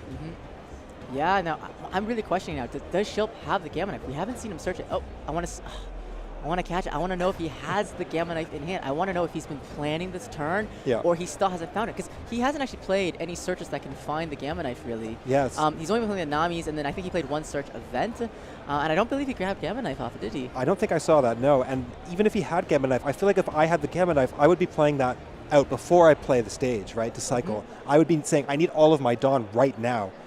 And so we see the 8,000 power swing coming through, just draining the hand, starting with, again, this just non-committal play. This is what you want to do when you're in these matches. You don't want to commit any more Dawn than you have to. So we see the Sanji pudding, we draw a card. We do the Merry-Go, we draw a card. Now we've got all of the pieces of the puzzle, and we can start to plan out our turn. We're seeing Honesty Impact get pitched? Oh, to the Baccarat ability. So Baccarat, Yep, that's yeah. Baccarat. Yep, coming through, getting then the it- honesty impact out of there. I was like, what manga is that? I know, right? And we've got another 8, right? That was an 8K from the leader that got countered out with the 2K Tashigi, I believe. Okay, so that should give you some information as the GP Luffy player, the fact that you swung 8 and you got a 2K. That actually can give you a hand read, right? You can start to think, okay, what 1Ks does this player run? And what 1Ks would he be willing to give me? Blockers, probably he doesn't want to give me those. And so you can start to try and figure out your opponent's hand. And that's going to be really important because you have to break through this wall with combat math. Yeah, I also wonder whether Harry's actually just got no 2Ks left. I mean, you got to think about it. This X-Drake is very good. It's a 6 cost 7K, but it's also a 2K. Like, Yeah. you're playing it out from hand. Yeah. The Chopper blocker, also a 2K. The Yeah. Tashigi, 2K. Yeah. Maybe Harry runs a list that has just a lighter number of 2Ks, and he relies on that Backrat to really get him that 2K value. I think so. That's definitely true because we saw him pitching the Honesty Impact saying, I don't think I need this. I would rather not give you cards. I'd rather maintain a hand size. And I think, too, I mean, this is just something we always see from strong players. They always prioritize, you know, the most efficient way to counter, the most efficient way to get out of things, the most efficient way, like saying, I can pitch a brick here rather than show you anything about how many 2Ks or 1Ks I have in my hand. And we see the GP Luffy this is a big think. We've got to do some math. You're weighing many things here. You're weighing, okay, what's the potential next turn for me to win? You're weighing, what's the potential for me to die? Just a lot of things to think about. Okay, and here we see the 8-cost kid, another one coming down. Shilp is laughing here. He's saying, oh man. He's like, I need a Gamma Knife yesterday. It's like, did I put a Gamma Knife in this deck? Is it in there? I'm sorry I put it in there. And we see the X-Strike swing at the Luffy Taro, draining the hand. Again, we don't want to swing at life. We want to drain the GP Luffy player's hand, essentially starving him of resources. Here's going to be probably another 8K swing. I didn't quite see where that's going. We're thinking about it. Okay, and it looks like it's just going to be a 7K swing, so that's probably at leader demanding a 2K. And we will take that. That gets and that's trashed. banished. Yep. That Smoker, just such a powerful banish. That banish ability means that if he hits, that life is going to trash. It's not going to hand. It is such a drain of resources when it hits. Yep. Giving a Dawn to the kid. And it looks like we see, okay. I think he was saying no effect. I'm not sure though. Yeah. And we're seeing that 7K swing come through to the GP Luffy. He takes it, just running out of cards here, passing it over. And now we are, I think, in the final turn here for the GP Luffy. He might be able to live another one if he's got some giants, but he's staring down the wall. This is exactly why this is a bad matchup for GP Luffy. If the Smoker sees something like this, if they're able to establish 2 kids behind a blocker, it's really, really hard to break through. Yeah, I wonder how you break through. I'm trying to count how many cards Harry has in it, but I think Harry's maybe around like 4, 5-ish cards. So, I mean, like, who knows how much counter he has in there. We're about to find out because this is a quick 8 check into this kid. Ooh, Dragon Pitch to the Baccarat. I mean, Baccarat ability, just letting you get these free 2K counters. It's so strong. It's actually so good. You really have to try and deal with that Baccarat if you can. But of course, it's on your opponent's attack. So there's not too many ways of dealing with it. You have to just rest it and hope to swing at it and clear it. And if that's not an option, he's going to get to just use that ability every turn to pitch a brick. Yeah, I mean, especially because like green decks generally run a lot of bricks, right? There are a lot of cards that just get stuck in your hand. They don't do anything. They feel very dead late game. But no, I mean, getting to pitch them is like one of the best parts of like black decks, and green being able to do it, super OP. Yeah, it's really, really strong. And just thinking, right? You've got some time. There's 15 minutes left on their timer. This is likely the final turn of the game for the GP Luffy player, so he has to really, really think it through. I'm sure he's measuring, can I survive? Can I live? Yeah, I mean, we know Harry's been holding onto these Hodies for a while. Yeah. We know that of the bricks in his hand, that's the one he's not pitching. He That's knows. right. Yeah, that's right. He knows. It's the last key to winning this game. And we're at these like really tight turns now. You know, Harry's down to these last 2 cards. But if you win at 0 cards and at 2 cards or 10, it's the same thing. Either way you win. And Harry knows that if he can play perfectly down to the wire, and he wins with only 1 card in hand, to him, that's perfect. Exactly. He played with all the resources perfectly to this point. Yep, and so we see the Zoro Juro coming down, 4 cost, 6K, search your top 5, take a purple Straw Hat card, probably looking for just giants. You can see the reaction there with Shilp, not seeing a giant, taking a stage, opting to cycle, and of course we know it, but the Hodie is likely he doesn't know it, but we know it, that the Hody is likely coming down, and so you really need to leave up some Dawn to play around Hody. But if you leader effect, you actually go down 1 Dawn because you can only get back 1 from Sanji Pudding. So this is a very, very awkward position from Shilp, just opting to search, saying, can I find something that will help me survive this game? Yeah, and just no big bodies, right? Like, no big bodies. And it looks like RGP is activating leader ability. Yep. Going to 5 Dawn. I mean, what's this going to? Is he going to try to block her up? Is he playing a stage? He's cycling with the stage. He's trying to look for something. Oh, the wince. What is he saying? He's saying, oh, is it that he got the Gamma Knife?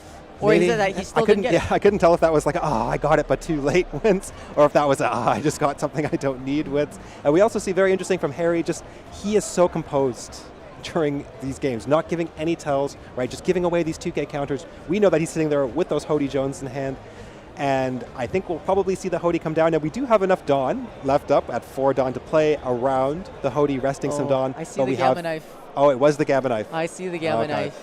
Oh. Just coming too late then. Oh, these 8 swings are going to be painful. And we know that Hody's coming down. And see, Harry doesn't have to play it now. Harry can say, well, you know what? You left up too much Dawn, and you didn't present me a blocker. Yep. Well, I could just swing now. Exactly. Yep. And this is very measured play. He's pitching the Gamma Knife just to show. I think he wants us to all to know that that's where the Gamma Knife went. So giving the Giant here, and now we can see a little bit of discussion with the players. I think the writing's on the wall, and they're just kind of talking it through, thinking about the game. Always the mark of a great player is even during the game, they're kind of talking, they're kind of discussing, they're kind of thinking about what could have happened. And here we see a 2K getting pitched from the leader swing, another 8K coming through. We pitch another Giant here, returning 2 Dawn. I mean, GP Luffy has no Dawn left essentially at this point, drawing 2, and then do we see the Hody coming down? There it is, resting the remaining 2 Dawn. So we can restand the Dawn. Shilp laughing. It's the final piece of the puzzle. An 8K swing getting countered out.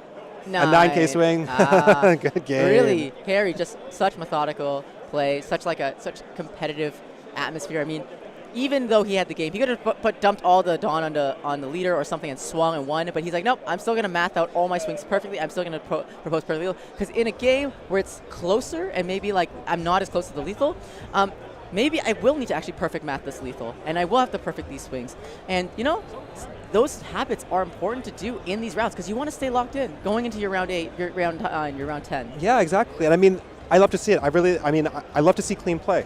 I mean, and that's what you're seeing there from both players, really, and especially from Harry at the end. He's saying, I could just swing 15. I'm going to do it right. Mm-hmm. I'm going to show you, and he's showing all of us, this is how you swing. This is how you swing properly into a GP Luffy. You tax out the Giants first, then you play the Hody. You always map out their Dawn. You map out their swings, and you just, when you have the game won like that, don't take any risks. Just play it properly, play it clean. Just a really great gameplay from both players. Both players also playing rapidly, playing quickly, taking a great amount of time on each turn to think, but also just keeping the pace of the game moving. This is what we like to see. This is competitive One Piece.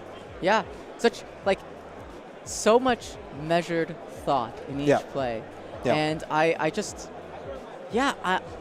can't stop speaking about how much I love today because this is Christmas for us. So it's like if you guys are having fun watching at home, we get to watch it live and you guys watch it live, but we're having a blast just watching this. I mean, just 2 great contenders. I've gotten to see Shilp play before too on Lucci, and yeah, he's just so great at being thoughtful. He was still playing to his outs, and he's always trying to play the chances. Yep. And like that's just one time he searched, he did everything he could, he dug. Came a bit too late. But you know what that does mean is we have now 1 red-green smoker that much closer to day 2. And we love to see it. Red-green smoker is a very strong deck. It has a really, really great matchup spread right now, but it's underplayed, right? A lot of people favor the Bonney. It does very similar things, a little bit slower.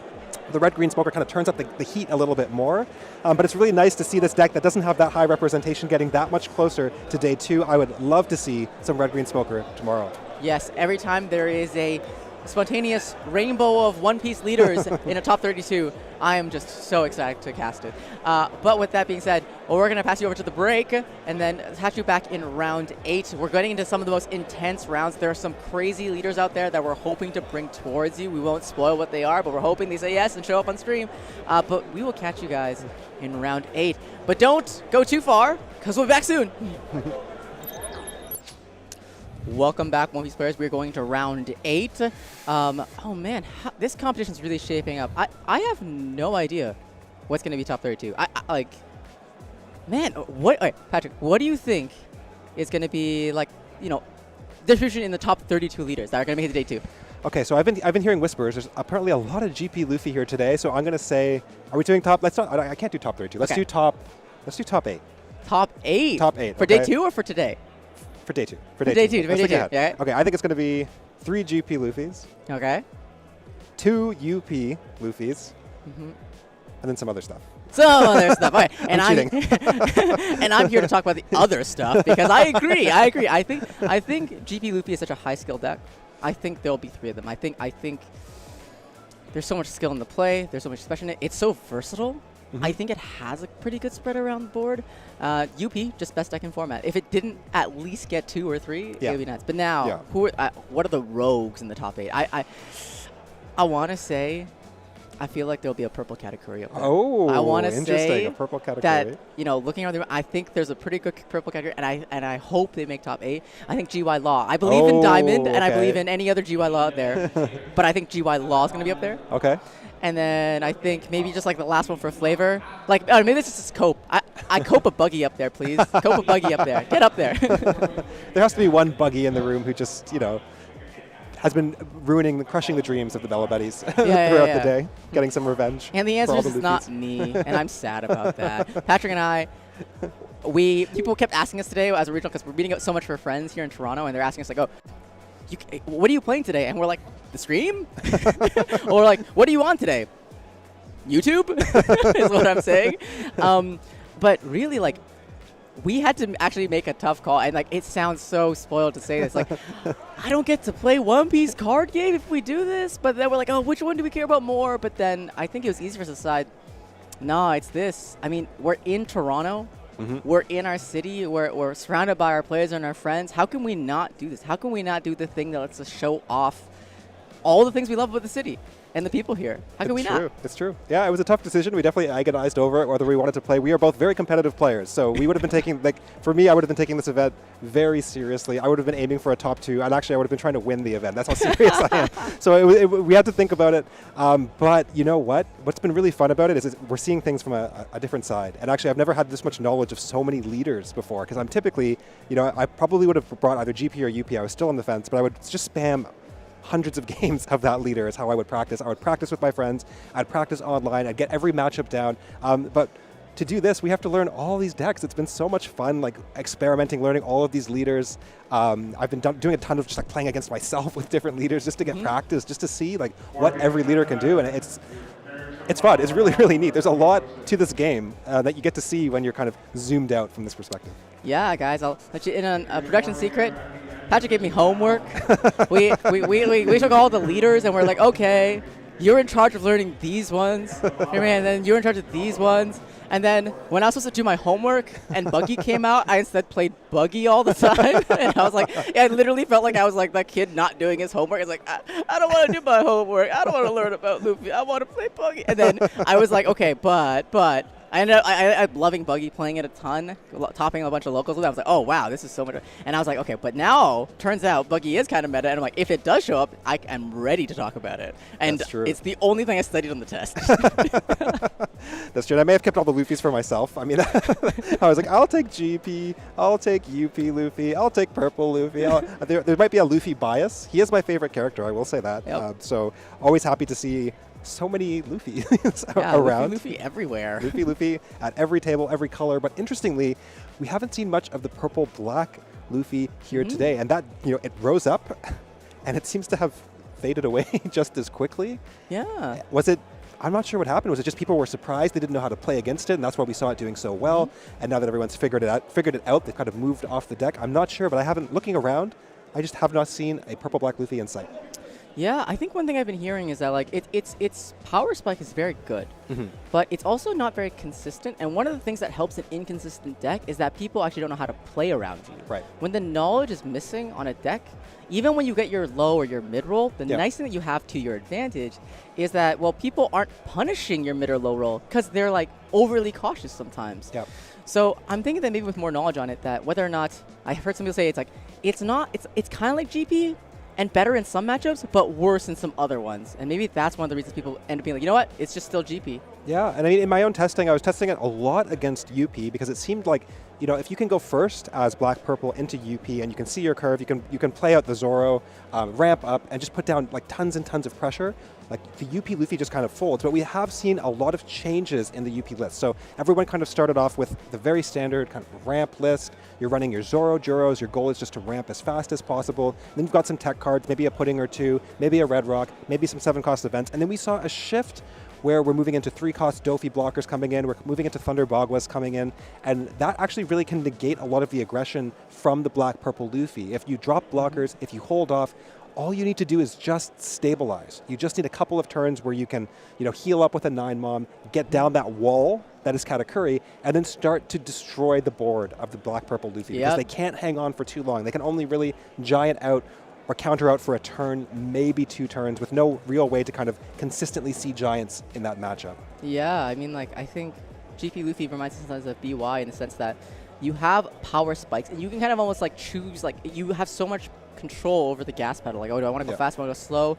When is my power spike going to happen? But once you start using your power spike, it isn't going to last forever. So your gas will run out. But BP is one of those, or UP rather, is one of those decks that just keeps getting more gas. And then once it starts like putting down these massive bodies, well, everything's just out on the board. All the power's there. Yeah, I don't think we've ever quite seen something like this leader in terms of just the late game potential. And I think what I like about it is it's a good leader because it gets at card game fundamentals, which are drawing cards and card advantage, as well as kind of stacking your deck and knowing what you can see. And actually the power of this leader is in that. And so if you've ever wondered why pro players always talk about card advantage, why it's something that we focus on so much when we're in our games, we're always asking cards in hand, we're trying to map things out. It's drawing an extra card and then knowing what you're going to draw as well coming up is just so powerful. And then of course we've got the Sanji, we can draw big bodies, we've got Giant, we've got all of these other pieces, but it really is that card advantage that when your opponent is gaining card advantage over you turn after turn, you are going to lose the game straight up. And so you have to do something to prevent that. Yeah, the miracle draw, as I would call it. The miracle draw, it's a powerful thing. But yeah, so, looking at kind of our meta right now, like what are we seeing that's like kind of at these top tables right now? I think like we're seeing like some we're seeing quite a few blue purples. We're seeing quite a few Belo Bettys actually still up there in the top tables. Like, obviously quite a few making it today too, actually. So maybe some of those blue purples are not going to be so happy when they make day 2 and they see, wow, there's more Belo Betty here than I thought there would be. We're seing GP. I think I'm still seeing a Blackbeard or 2 up there, which is great. And GY Law repping it, and I'm excited to see that too. Yeah, I mean, like, there's still 2 rounds left, and these 2 rounds are the most tense ones. And we're going to hop into our round 8 right now, and you're going to see why that's the case. All right, round 8, here we go. Let's go. And spoilers, it's Luffy. But is this what you thought it would be? And let's see, is this a battle of min rarity versus max rarity? Is this that spiritual battle? It might be. Yeah. Okay, and so Beard won the dice roll here. He took first. I mean, I'm getting flashbacks, like purple Luffy? Are we back in OPO 5? What's happening? Which purple Luffy is this? There's been so many incarnations. This is the modern purple Luffy. This is the purple Luffy that wants to play 8-drop Katakuri. This is the purple Luffy that wants to ramp up and wall off. That is the strategy now. And we actually see a meta breaker card or a mirror breaker card coming through with that 9-cost, 10,000 power rush Luffy. And all of these Luffy mirrors and all of these Luffy matchups, this card can really break the matchup open. Whoa, leader ability into swinging 9. That's not what you want to see. That's a lot of Dawn committed to taking a life rather than developing that Zoro and getting a card in hand. That's spending 4 Dawn to give them a card. I know, and I really wonder, like, how much do these guys practice the mirror? Like, I mean, do you really actually expect to see a purple Luffy? We've got a 7K swing coming through, the Bonchan coming down, ramping up, accelerating the game. Guys, this game is going fast. These are 2 purple Luffys. They're taking their life. They're getting Dawn. They're pushing forward so that they can play out their big bodies. And now we are on 6 Dawn for Beard. Yeah, we're saying, what's Beard going to play? I mean, he missed his 4 Dawn turn. Didn't hit a ramper. Didn't hit like a Zoro to draw. How do you come back on this turn? I mean, do you accelerate again and try to drop that 7-cost Luffy Taro this turn? I mean, obviously that's like one of the best plays in PLuffy, but I mean, you're also now staring down an 8K swing back from the Bond Courier if you play your 7-drop without addressing that Bond Courier somehow. Yeah, I mean, this is a card that we've even seen some purple Luffy's cut, so I'm curious if he's even running it in this matchup. He is taking the life, so he's prioritizing getting to 7 Dawn. Just doing a 5 check here. A 2K gets given. That gives you a read on the hand that you're giving a 2K counter for a 5K swing instead of a 1K. So that should be some information that Beard kind of just takes, that he processes, that he keeps in mind going forward. And then we see the Trafalgar Law Searcher coming down.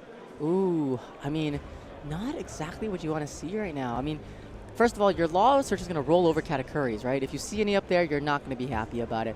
And now you got about 6 Dawn left to work with here, and you ramped to do this. You ramped to get to that 7 Dawn turn. You spent 1 down to play the Law, so it's almost like, did you really ramp?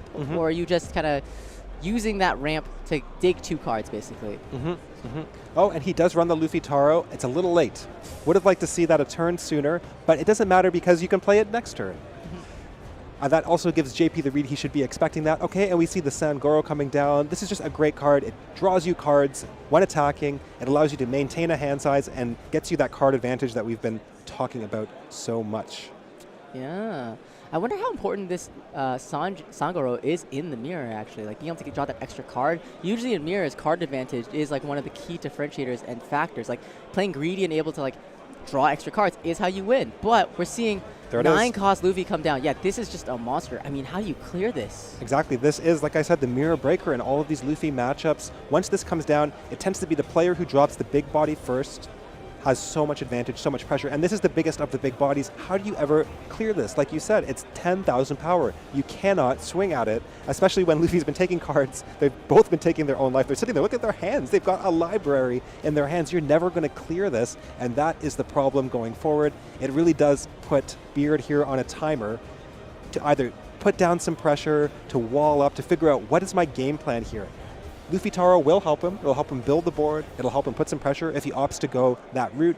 I mean, 2 bodies are kind of better than 1, but in One Piece, they're not always, 2 bodies are not always better than a 9-cost, 10,000 power character. And searching again. Another search. I think Beard needs to see Gamma Knife right now. I think if Beard doesn't clear this 10K power Luffy right now, I think he has to give up like 3-4 cards next turn to stay alive. Yeah. I mean, he can't take all the swings coming through, and that Bonney still can swing. It hasn't used that 1 swing really before, it gets counter cleared yet. Yeah, it's an interesting game plan we've seen from Beard. Like, he's swinging 5 here, getting a 1K counter in the Mr. 2. But we see him, like, he's still prioritizing the ramp. He knew that 9-cost Luffy was coming from turn 1. He saw it searched. And he's choosing to take his own life anyway because he knows that he needs to find certain pieces. He's going to draw cards. So the Sangoro doing work here, drawing him a card essentially for free, throwing 7 at leader, which will be taken.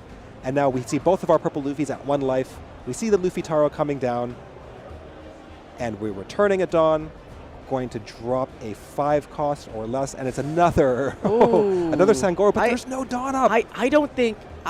This is. I don't think this is right. I mean, 10 dawn, 10K power, an 8K swing on the Bonney. I mean, you're looking about 28. You're looking at 33K in stats coming across the board with no giant and 1 life. I mean, he has a lot of cards in hand. That's the only thing they're going for them. They both do. He can basically go 16, 17. Yeah. Starting with an 8. You have to counter this, right? Surely. You have to, surely. You unless you plan to count out a 20K counter. 20K is too much. Yes. You can't take 20K, that's for sure. No way. I think he has to give the 2 2Ks right now. Yep, 2 2s. And this suggests to me that JP also has a game plan here. He's not really committing to it. He's saying, I think I can live. Interesting. But can you? I have a huge hand. I have so many options here that I can play. Gum Giant, and there's the take. Do we jam it all on the law? I don't think so. Ooh, I mean, that's 12K. It is a big swing. That is asking for 8K in counter. That's asking for 4 2Ks to get out. I mean, you don't even lose next turn, do you? I don't know. You might. I mean, yeah. I wonder if he's done the math. These are really great players. We're seeing they can do math really quickly in their heads. Another 9-cost coming down, swinging 10 and leaving up a dawn. So he thinks he can survive with just 1 giant. All of those swings coming through based on his hand. 3 2Ks have to be given up here to stay alive. Is that game? 2, 0-cost event. Oh, right. 3 2s. Okay, he makes it. And now we're back to Beard. I think he has to go for it here. But JP, I mean, if he did the math, he did it really, really quickly. I mean, he didn't. Like usually, I would take a second and really, really do it. But I think he did the math. I think he knows he can live here because he opted to play out that rush Luffy over a blocker. Just starting off with cleaning up Trafalgar Law will clear that Mr. 2. No more 8K swings for you. And now let's see how do you allocate your Dawn? What do you do here? Can you live? Yeah, it makes me wonder, like, does Beard have a 9 mom? And will it even be enough to stabilize off a 9 mom? I mean, I feel like, it's the Dawn split. It's that 3-3-4 Dawn split. You're like, when people are doing that, it's like usually they're checking for lethal. Okay, Yeah. if I split this evenly, how much am I swinging for? Am I going 9-9, whatever? So he's doing that math and think about, we're starting 7. It's got to be the lead. Yep. He's trying to get those 2 cards out of hand. Okay. 2K, 1K. Okay. Now he can do it again. But eventually, he will have to start committing to what his lethal line is going to be, right? He can do another non-committal 7, but if he does that, he's locking out 9 mom from the play. And he's making it so he can't use Giant. Yes, he still has so many cards in hand, though. Even though he had to pitch 3 2Ks last turn, I would love to know how many Giants he has in hand. Can he drop out a Sanji blocker and hope to survive with Giant? What is he thinking here, or is he just planning out his math? Always good to start with those Sangoros, though, because they give you information about what you can draw. So here's another draw coming through, right? You always want to start with these swings. You want to have all the information that you need before you decide how to go for it and basically how you're going to allocate your Dawn and stay in this game. Yeah, JP thinking this one through, thinking about how he's going to counter out, or even maybe if he's going to counter out. This is where these are such heavy hitters. We want to watch this game because we're like 2 Pluffies just swinging, big swings back and forth. You know, sometimes we need those thoughtful GP games. We need those incredibly nuanced games. Sometimes I want to see big swings going across the board. Yeah, a lot of combat math coming through here. Another 7, it's going to get Gianted. Of course, Giant not really costing you too much in this late stage of the game, allowing you to draw 2 cards, keep your hand healthy. Didn't look like I saw any counter quite coming through there in those draws, though. Yeah, I think I see some 2K, a 2K Sanji, maybe a Sangoro. No, Usohachi, a Sangoro, and another Rush Luffy. I don't know. There might only be 3K encounter in it, actually. 8-8? I actually wonder, like, should Beard have actually maybe kept that 1 law open just in case he gets a hard read? Right. Just, no, don't clear the bunker yet. Just like, you know what? Yeah, I know, that's true. Maybe I can just go for something crazy here. That is true. That's a really, really good point. Yeah, there might be a world. Okay, and here is the 9K. That's a take. That's interesting. I mean, okay. what's the Dawn for now? I mean, you're obviously not swinging 7 here. Like, if you would have swung 7 first, then the 9 you're going for lethal. You're not going for lethal, but what is Beard going to do to try to live this turn, I guess, is the question. I mean, like JP's heart must be racing, right? Like, do I just win? Or does he have the secret sauce on what's coming? It's pass? It is 5 Dawn open pass. Okay. I mean... Is it all Giants? I don't know if you can get out of a 10 and a 20. And no blockers. No blockers. 10, 20, 5, 10, 20 is that... I don't think that's possible. How many to Giants survive. have we seen used? Just one? Just one from Beard's side? Yeah. And he's put the hand on the table. Thank you so much. 1, 2, 3, 4, 5, 6, 7 cards in hand. We don't know how many Giants he has. Asking to see the trash. Very good. Just how many 2Ks? How many Giants? Just incredible poker face. Beard's like, yeah, I could just have all the... Oh, are there 0 Giants? There are, yeah. No Giants yet. There are 0 Giants engraved. So, like... How much 4 Giants gets you, like to 21 or something like I mean, that'll stop 1 swing. I mean, it's possible. Okay, it's still possible. It's still possible. It's still possible. And we've seen the impossible made possible by Luffy. Yeah, absolutely. All right, so just a lot of thought going into this turn, rightfully so. There's a lot on the line. This is round 8. If you win here, you're very likely going to make it to day 2. This is such a mad psych out. This is like Okay, 10. Okay. Now we have to see if this is a bluff or what's going on. Yeah. I need to see what happens. Okay. 1 Dawn rested. Gum Giant. Return. Gum Giant 1. 2. Counter 1. And he's going to pitch. Pitching a Luffy Taro. Drawing 2. That gets us to 9. We need a 2K more to get out of it. And Beard really taking his time here. Keeping us on edge. Missed double finger. Goes down. Now, is JP going for it? Is he do you going swing for it? 20 or is there another Dawn allocation here that might be better? Going 10 again. Oh my goodness. Oh, Very man. measured play. Not committing Dawn. That's exactly what you want to do if you can. Don't play your hand. Force your opponent to show you what they have to give you the information before you attach Dawn. Here comes the second giant. We are demanding that giant plus another 2K. Oh, man. He's got it, right? He's got the 2K. He's got the 2K. There it is. Okay. Another missed up. We're Okay, just okay. seeing repeat. We're How many- on repeat here. Wait. Is there another counter event? Maybe he has giant and like a bog or something. Maybe he has got something else.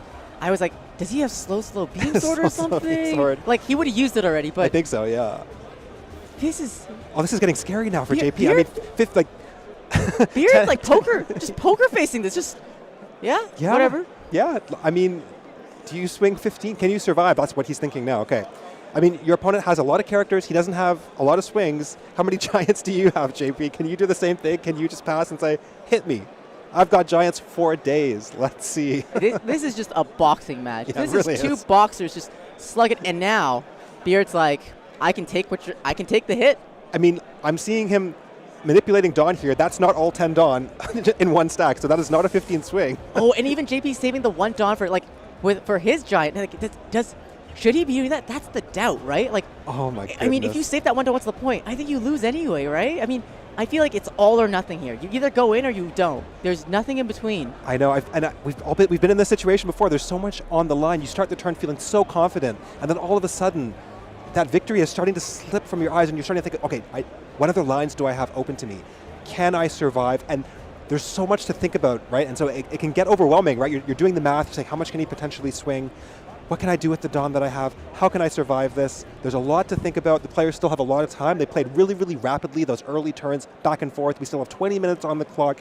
JP needs to take his time. He needs to think about how does he survive this? Can he survive this? Yeah, Beard is just exerting so much mental pressure here, right? He's not giving it away. He's saying, you know what? I'm challenging you on this. And then the more JP thinks and the more he's rationalizing how Beard could have it, the more it seems possible. Now, Beard could be bluffing. Yep. But the more JP thinks about it, the more he's like, there's a way it could happen. Yep. Is it going to? I mean, there's what, two 2Ks in the two Sanjis. He's given two Sanjis. In JP's trash, we see two Sanjis there. In Beard's trash, we know there were the two double He's fingers. used like 4 or 5 2Ks at least, and now 2 giants. There are still two giants remaining. 15K. I mean, you need 9K to get out. So that's 2 giants and a 2K. Yeah. Or a giant and 3 2Ks? Yep. Oh, this is stressful. Just going 2 to 2. Relieving some pressure. I mean, okay, I think okay. my heart's beating. This is intense. Yeah, I know. This is okay. This is the Okay. No, wait. No, but I think that's wrong too, though. I'm not sure if that's right either. I mean, a 5 swing. He's saying, I'm going to survive. I will survive. 8 cost Katakuri coming down, ramping a Dawn. 1 Dawn standing. That 8 cost Katakuri. He is a wall. He will stop one of these attacks by default, but there are still 4 swings coming through for the purple Luffy player who is on, I believe that is 8 Dawn because he returned from Giant. This is really, really intense. This is a crazy game. What does Peter do here? I mean, like, does he keep doing this game of chicken? And he's like, no, I'm going to keep going for it, and I just going to keep saying that I can't die? Yeah. Or are you going to be like, well, you know what? You gave me all this space. I'm going to just start drawing extra cards, and then you're going to even get further away from killing me. I'm going to start dropping the Onami blocker. I'm going to start blockering up. It's going to be so tough for you to actually get through this wall. Yep, here's the first swing coming through. A 7, simple 7, drawing a card. 2 and 1? Yep. 2K, 1K coming through. That's 1 more swing down. Remember that Katakuri basically negating 1 swing. We're down to 2 swings left. Can we get there? This is some really hard math. If there's a giant, that's also going to block another swing, and it's going to come down to how many 2Ks. We've only seen now 3 2Ks from JP. And we know JP's hands. We know he has a 2K and 1K in hand. Okay, there's a giant. But he's using giant. Yeah. Draw 2. And we're seeing, we see, I think, a new giant and a gamma knife. I think his hand is bricks now. I think there's maybe a Searcher Law 1K, and that's it. Wow, And I I mean, maybe the Sanji. If he dies here and he didn't go for it, I mean, that That's going to be painful. will be really painful. Now, we still have 2 swings. We've got 6 Dawn to play with. I mean, Beard has used up a lot of Dawn because he had to lose Dawn by using those giants. 9, 10? 9, 10? I mean, that's not I mean, no Dawn Up though. There's no giant threat. There's no giant threat on the way back. 9-10 actually. He just has to get out of a 9K, 2-2-1. You're basically asking for a 2-2-1. Yeah. So the bluff is back to Beard now because we're seeing the hands. We there know 9-10's going to work. Yep, there's the 9. Oh! And he's going for it. Does he swing? No, he has to know. He has to know. Yeah. Once the 9 gets blocked, you have to just go 10, right? How can you survive here? This game of chicken is ridiculous because they're both like, they're both smiling. They're both laughing. They're like, we've both been doing this. We've been slugging it out this whole round. It's been punch for punch, punch for punch, giant after giant. Oh, I love it. This is why I love One Piece. This is why I love it. Look at this back and forth. Do you have it? Do you have it? Do you have it? Do you have it? And now Beard, now the pressure's back on Beard, where he's like, you see this? They both have checked each other's trash. Yeah. Like two or three times because they're just like, they're running the numbers. But I think this isn't about numbers now. Yep. I think it's just intuition, like instinct. Do you 10. There it is. There it is. 10. And that's game. That's game. Oh my goodness. Oh wow. Wow. We went. Wow. That is insane. And let's look at the hand. 1K, 1K, 0 cost event. Did representing he have about 6,000 power. I think he was dead. I'm not. I don't think he's getting out of 15 with that. Wow. Honestly. Is that a giant? No, I think he had at least one other giant. One other giant. So 9, 10, 11, 12. I think he had maybe exactly 15. We'll have to go back and check it. Chat. Let us know if you caught that. Yeah. Wow. Go ask the man himself. But what JP and Beer were saying, like, oh, our game won't be fun to watch because, it's just going to go really fast. That did not go fast. And that's exactly the kind of game that, well, I was both expecting and not expecting in that just a slugfest. And just still such great sportsmanship from the two of them. They're talking it out. They're both Fluffy players, game recognized game. They both are like, yeah, you do that thing too. Yeah, you do that thing too. And such high-level play. And so equally matched. Yep. And it was such a battle of nerves and will. Just exactly. like, are you willing to go for it? And should you go for it? Those two parts of your brain fighting it out. Yep.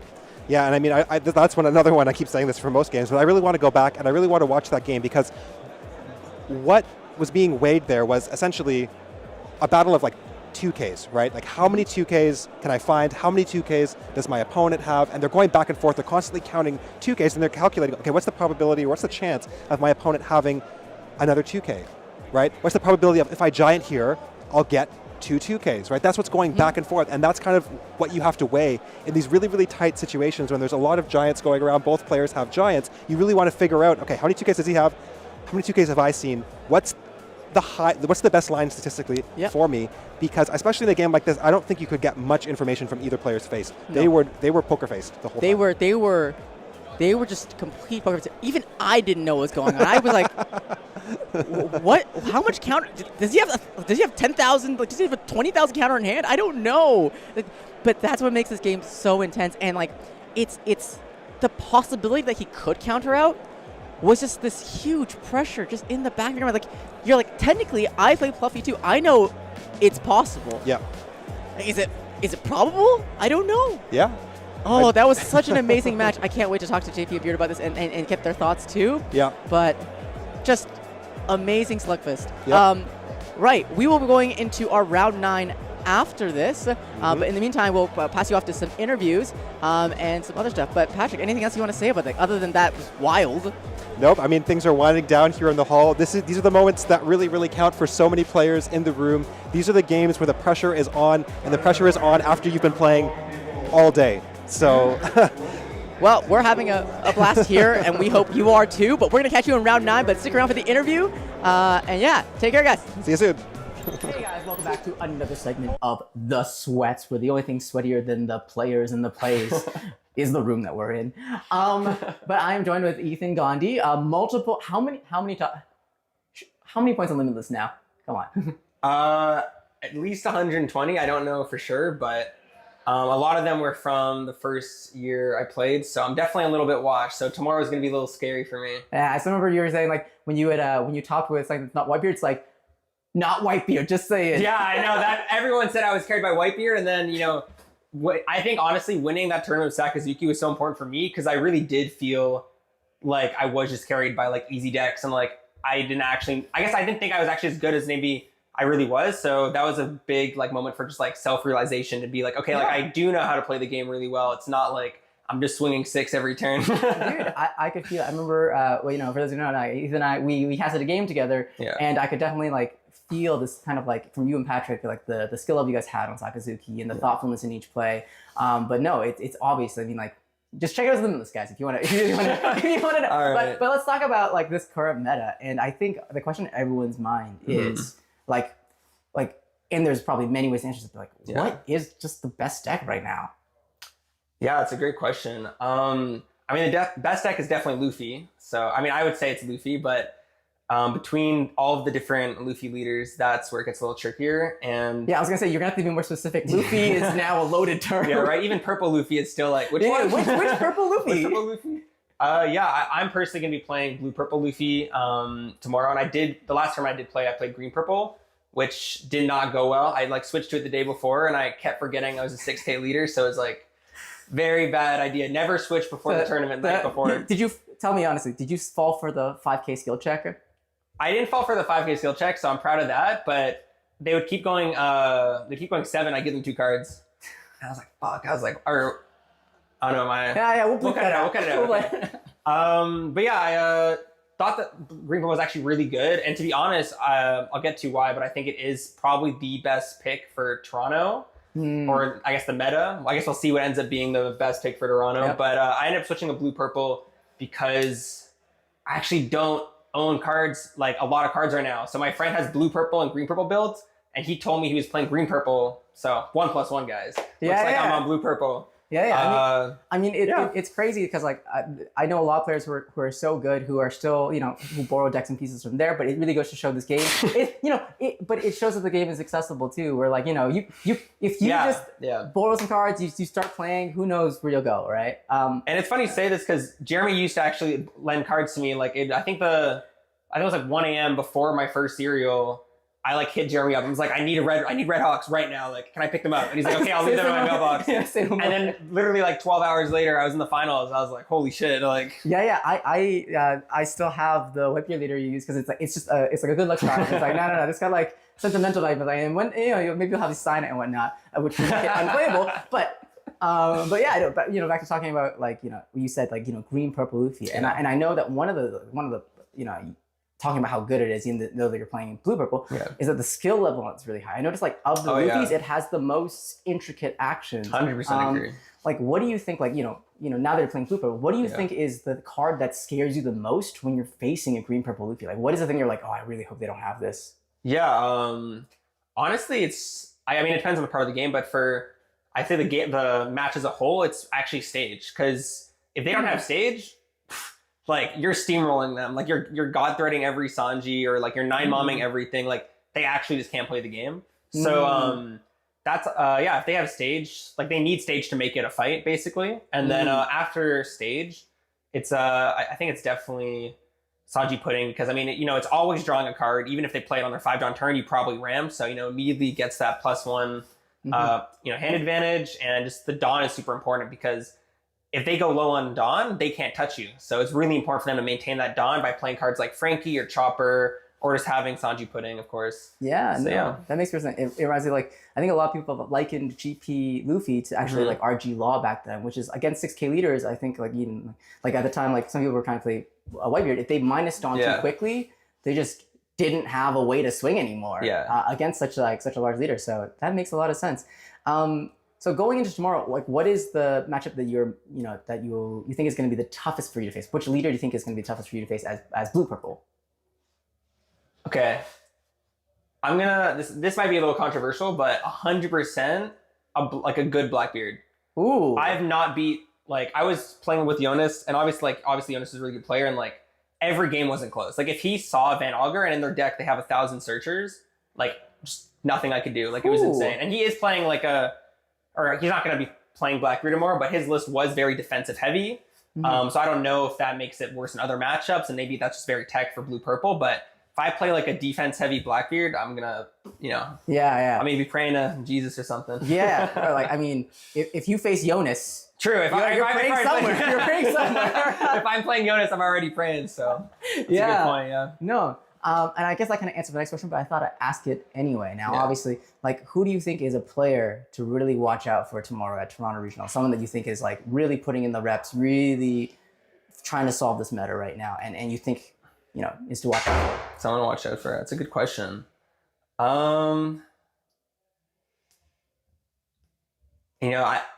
I really gotta. I think it'll be Chris Silva. Who? Chris, he won Virginia regionals. Okay, Yeah. so and he has multiple like second places. Like he has a lot of accolades, but there's just something about that man that like just like strikes fear in my heart. So if I sit across Chris Silva, like I already know he's hitting every trigger. Like he's just he's just gonna high roll the heck out of me. And Damn. I think no one else has that much aura to really just like put me in my place and just be like, all right, you're him. Damn. Well, thank you. We're definitely excited to see that. And like, man, there's a lot of. I'm feeling afraid for this game already. But any last, I'll say last words. But anything else you want to share that you think will happen at tomorrow's regional, or you think might be interesting to watch out for? No, I mean, I'm really excited actually. No Glaze. I'm really excited to see how the casting goes because,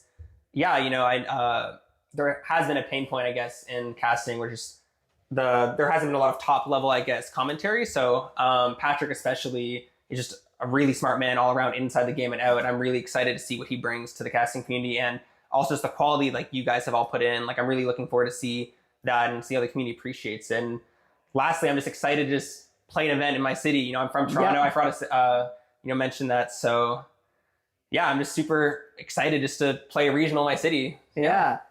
I'm right there with you. Patrick and I had felt so sad not being able to play tomorrow. We knew that we had to make a decide.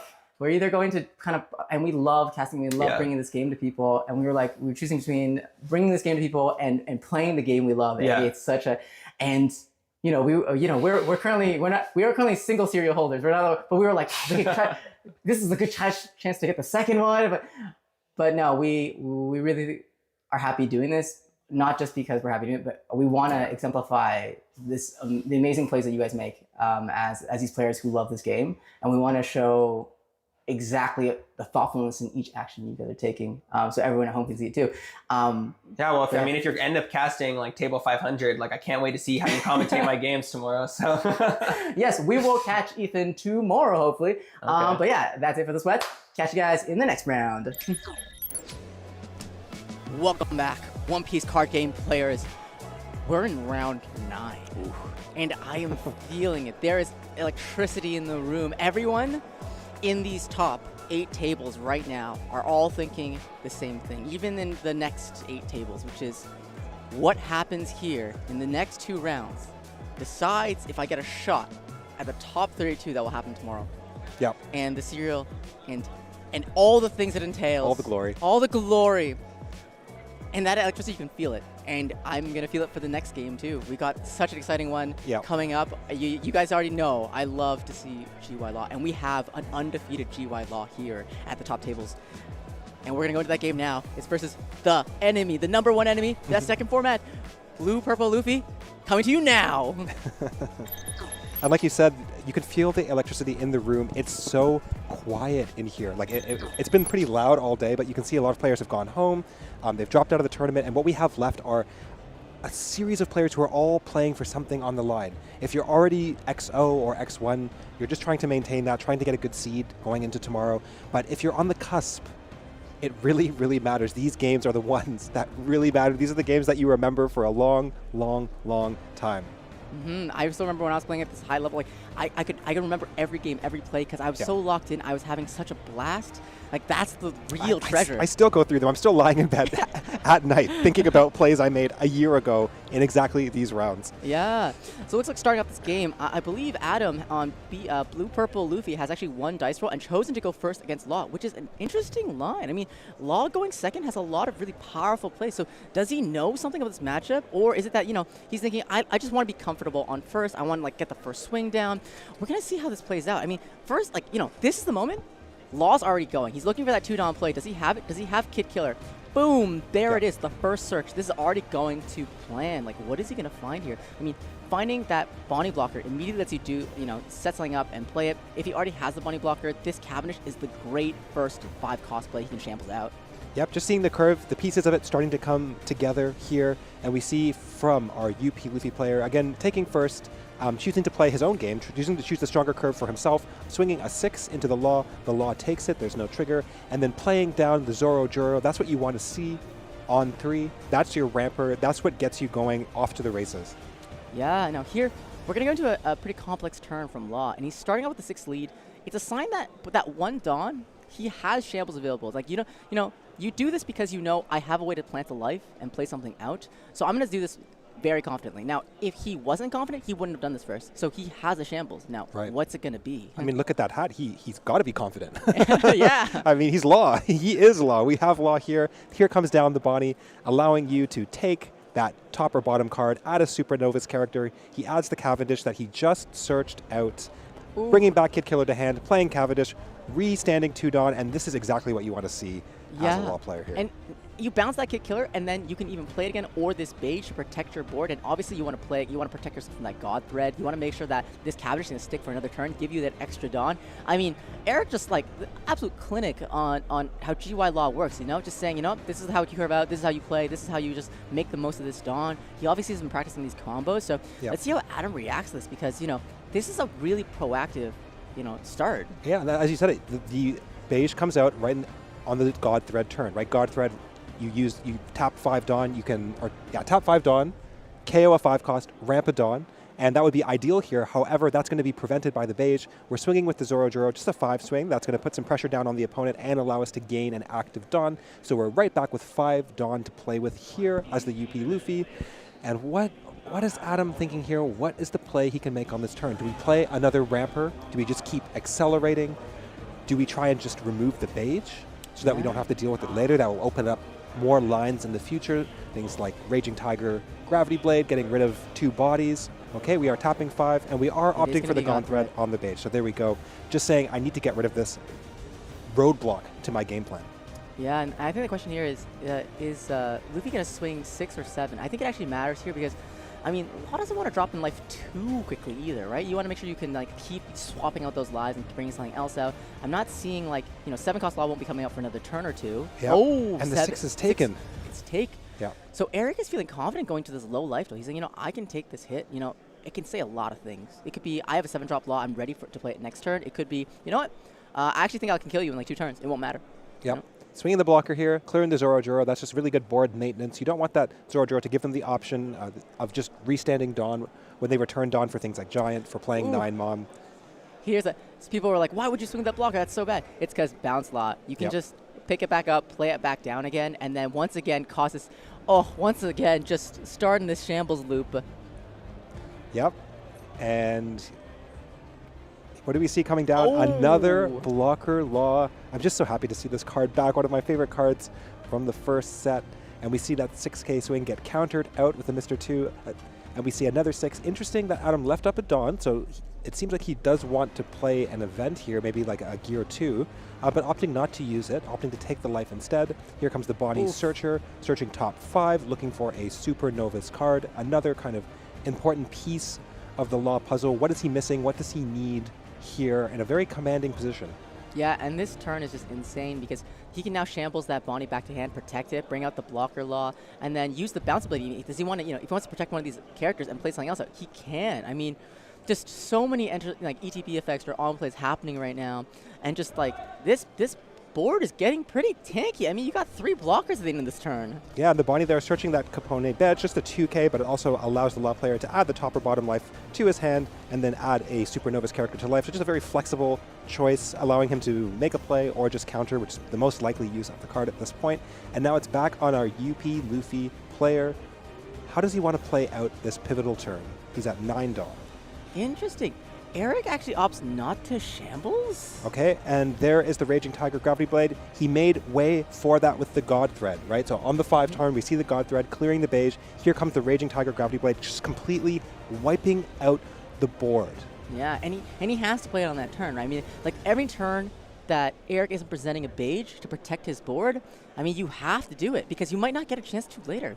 Yeah, exactly. And the 6K swing in, clearing the board again, clearing the Bonney, you have to just, that's like an obligatory swing. Bonney always acts as a blocker in those situations because you just can't let your opponent get a Dawn, search a card for one Dawn. That's just too much value. And Law has lost his board, and PLuffy is raring to go. He's in position. He'll be able to start using his leader effect, start drawing to, stacking the top of the deck, finding the cards that he needs on every turn, finding those Linlins to throw characters in life, and we see another blocker Law coming down. Eric is just really seeing those SP, really pretty SP blocker Laws. It's not quite what he needs, though. Okay, I think we're seeing 7-drop, oh no, 5-drop come down. See, what is Eric thinking? I mean, this deck has so many lines, and he's playing this incredibly kind of mid-rangey but grindy line at the same time. He's doing a lot of like search spamming. He's doing a lot of like recycling and replaying of this this blocker Law. I mean, he didn't shambles last turn, but he still has the shambles lined up. Like, what's the plan here? I mean, not playing 7-drop Law here is interesting because you don't develop it as early, but he seems to really want to just build a massive hand size. Or does he not have the Law, and is he looking for it? It's true. He could be just searching for the pieces. He does find the beige here, so that allows him to protect his board depending on what he decides to play out. Yeah, do we see the leader effect coming? Yeah, I think he might shambles after this to play out the beige by bringing the blocker Law out, bouncing something else to hand, and then bouncing the searcher hand, and then playing down the beige. Yep, and that's pretty good. That is a lot of pressure, B, a lot of protection as well.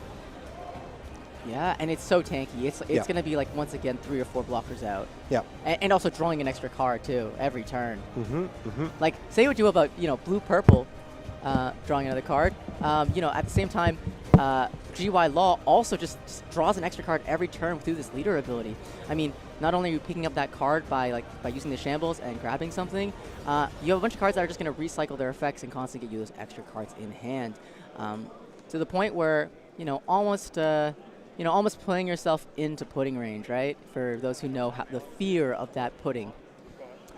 So we're seeing the turn, I think, pass back. Well, not quite yet. I believe Eric is deciding, yes, he's deciding what's going to come back down on the downplay of his Law effect. And he's choosing the beige. He's saying, that Gravity Blade didn't feel good, and I'm not going to want you to do that again. So I'm going to play this beige out. Yep, and we see the wall here being established. Now all of the Laws are protected. And of course, what was nice for Eric on that turn was he wasn't under a lot of pressure. There's no bodies on the PLuffy's turn.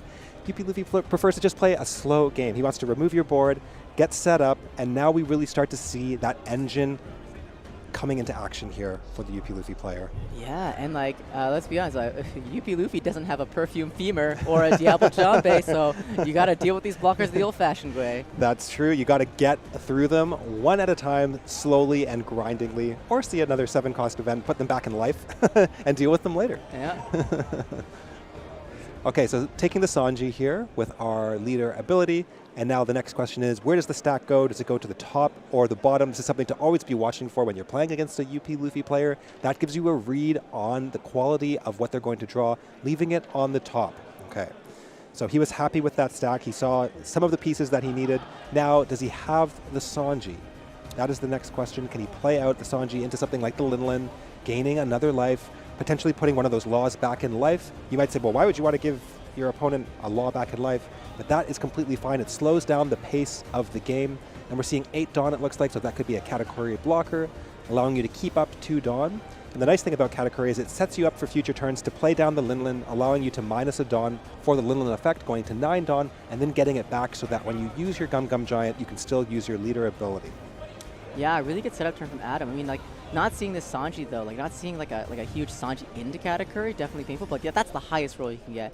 But, Eric has to start, I think, presenting his own 8 or 9K body here. I think he needs to start developing a board that's going to stick around to deal damage. I think that 7-cost Law kind of has to come down here. But, I mean, look at this, man, so many cards in hands. I mean, you have most of the deck in there. I mean, surely there's got to be a 7-cost Law somewhere in there. I mean, that's the advantage of playing these blocker Laws, right? You bounce, you bounce, you bounce, you search, you search, you search, and you gain card advantage. Here comes the Gum Gum Giant. Pitching a God Thread. Yep. Interesting. Again, he can get away with it based on his Dawn count. It's good to just keep filtering, keep cycling. That is what Giant allows you to do. It's protection, but also it's just finding more cards that you might need. Okay, and it's the 8-cost blocker kid coming down.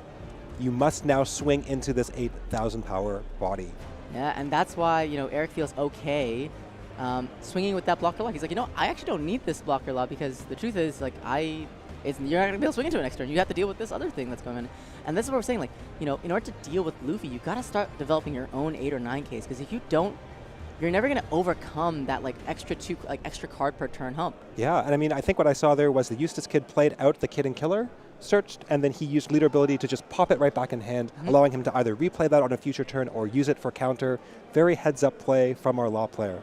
Yeah, and people tell, like, you know, for people still learning GUI law hum, people underrate that play a lot. I mean, you can bring a Hody back in hand and play it again. You could bring the Searcher back in hand and just play it again. Like, you don't always have to be shambling. Yep. You could just be bringing back a card and playing it again. I mean, it's super Dawn efficient. Yep, and that is, there's just so many options here for Eric and Adam. Yeah, it looks like we may have lost the gameplay. We are going to look into that right now. You guys just sit tight and we'll be back as soon as possible.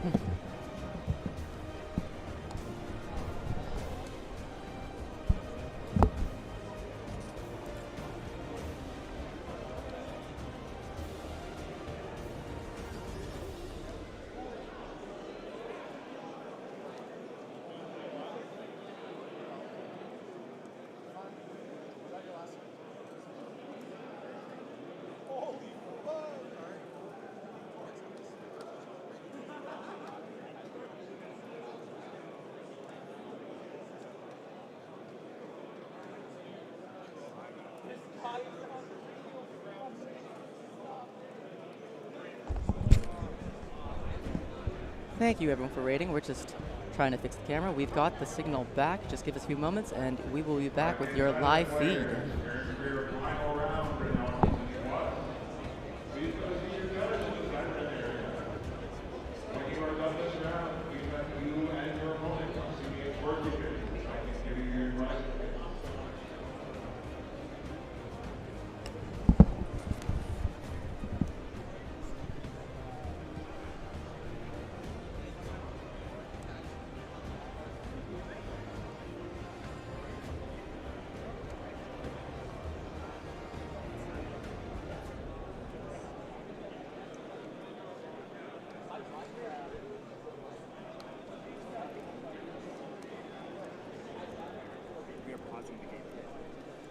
Give us one moment, please. We are pausing the game, and we're just going to just check in on some stuff so we can resume the stream and the game.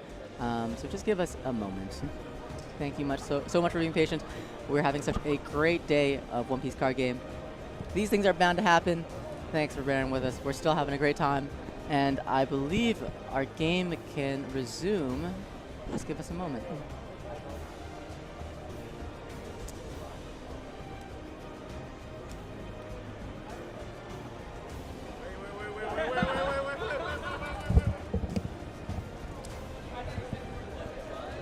Alrighty, it looks like last turn a God Thread something was played.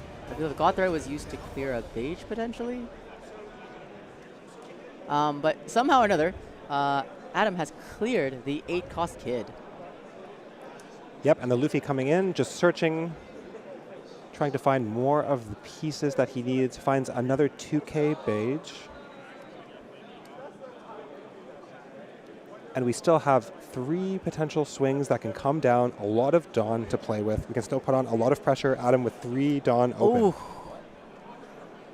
Oh, we're seeing that 7-cost law come down. We're seeing, you know, 7-cost lets you put a Supernova 5 or less into life, directly, and then attach 1 Rested Dawn to your leader. So it basically just turns on the shamble. It's 7-9 vanilla that also just turns on the shambles effect immediately. Oh, yep. Wait, it looks like the 8-cost kid was removed with Red Rock, maybe, and then put into life because of the beige. I see. And then 8 to lead. Wow, that Cavendish Dawn. Yeah. Imagine that. You're playing a 7-9 and swinging 8 this turn and have 2 Dawn left over. Just insane turns, just like RG Smoker, right? Yep. Got that Same extra thing. Dawn. Yep, and there's the Giant coming through, pitching a Mihawk. Okay, that tech card, useful in a lot of matchups like GP, not that useful here. And we're going to draw 2 cards, hoping to stabilize here. And what's coming down? Another veg is coming down. Wow, that is a lot of protection. That's the third one, right? Yeah. I mean, like, say what you like. I know it's good to cycle your hand, but when you run out of these giants, I mean, Law with Law with the restand law to do double swings can be a lot of pressure that you kind of need giants to survive, I think. That's true. Like, you're right. Adam is opting to use those giants on lesser swings, potentially because he has to, but also potentially because he wants the cycle. But the game is going to go on for a while, and like you're right, you might want those giants to get out of some of these 9K, 11K restand swings that can be very, very taxing for your hand and that really demand a giant in response. Yeah. And, you know, oh, we're seeing the 2K come down for the swing. I think that. And I think that's from the leader effect. So he's just grabbing, I think, grabbing the Sanji. And he's just thinking about, once again, whether he wants to put that stack on the top or on the bottom. This is the decision making that really comes into this deck. This is how you differentiate yourself as a PLuffy player. It's thinking ahead. It's saying, okay, here's my stack. What can I play? What do I need? If I giant, is it going to find me a 2K? If I play a 9-mom, am I going to stick something in life like a gravity blade, right? So a lot of thought goes into these stacks, setting up your future turns as well. Okay, and now the turn starts. 10 Dawn. A lot of cards in hand here. I peek a Sanji. I peek a Sanji in hand. Okay. Is it coming down, though? Can he survive if it comes down is the question. It really has to go into like a Lin or a Katakuri. So he needs more than the Sanji. He needs the Sanji plus some other key piece on the top of his deck. 6K swing coming through, non-committal. Eric snap picks it. He just says, yep, I'll take. Interesting, just taking the swing. Yep. Here, does Eric let it go? Or does he block and save it, or does he let it go? He's thinking. He's thinking. Yep, he's saying goodbye to the beach. Okay. He knows he's playing another unit next turn, and he needs the space. Right. There's no point overplaying his own board, just like an old school RG Law. Correct. You want to be efficient. Oh, Sanji is coming down. Oh, he's minusing that. That's why. Yeah. He was casting one turn. He already knew he was going to do this for 9-mom. I was thinking about that too. It's like, Sanji's not 9-mom. Yeah. But Sanji into 9-mom. Interesting. Does this punish the beige block? I mean, we're kind of seeing the same thing. The character is going in life either way. Might as well get a block before it goes into life.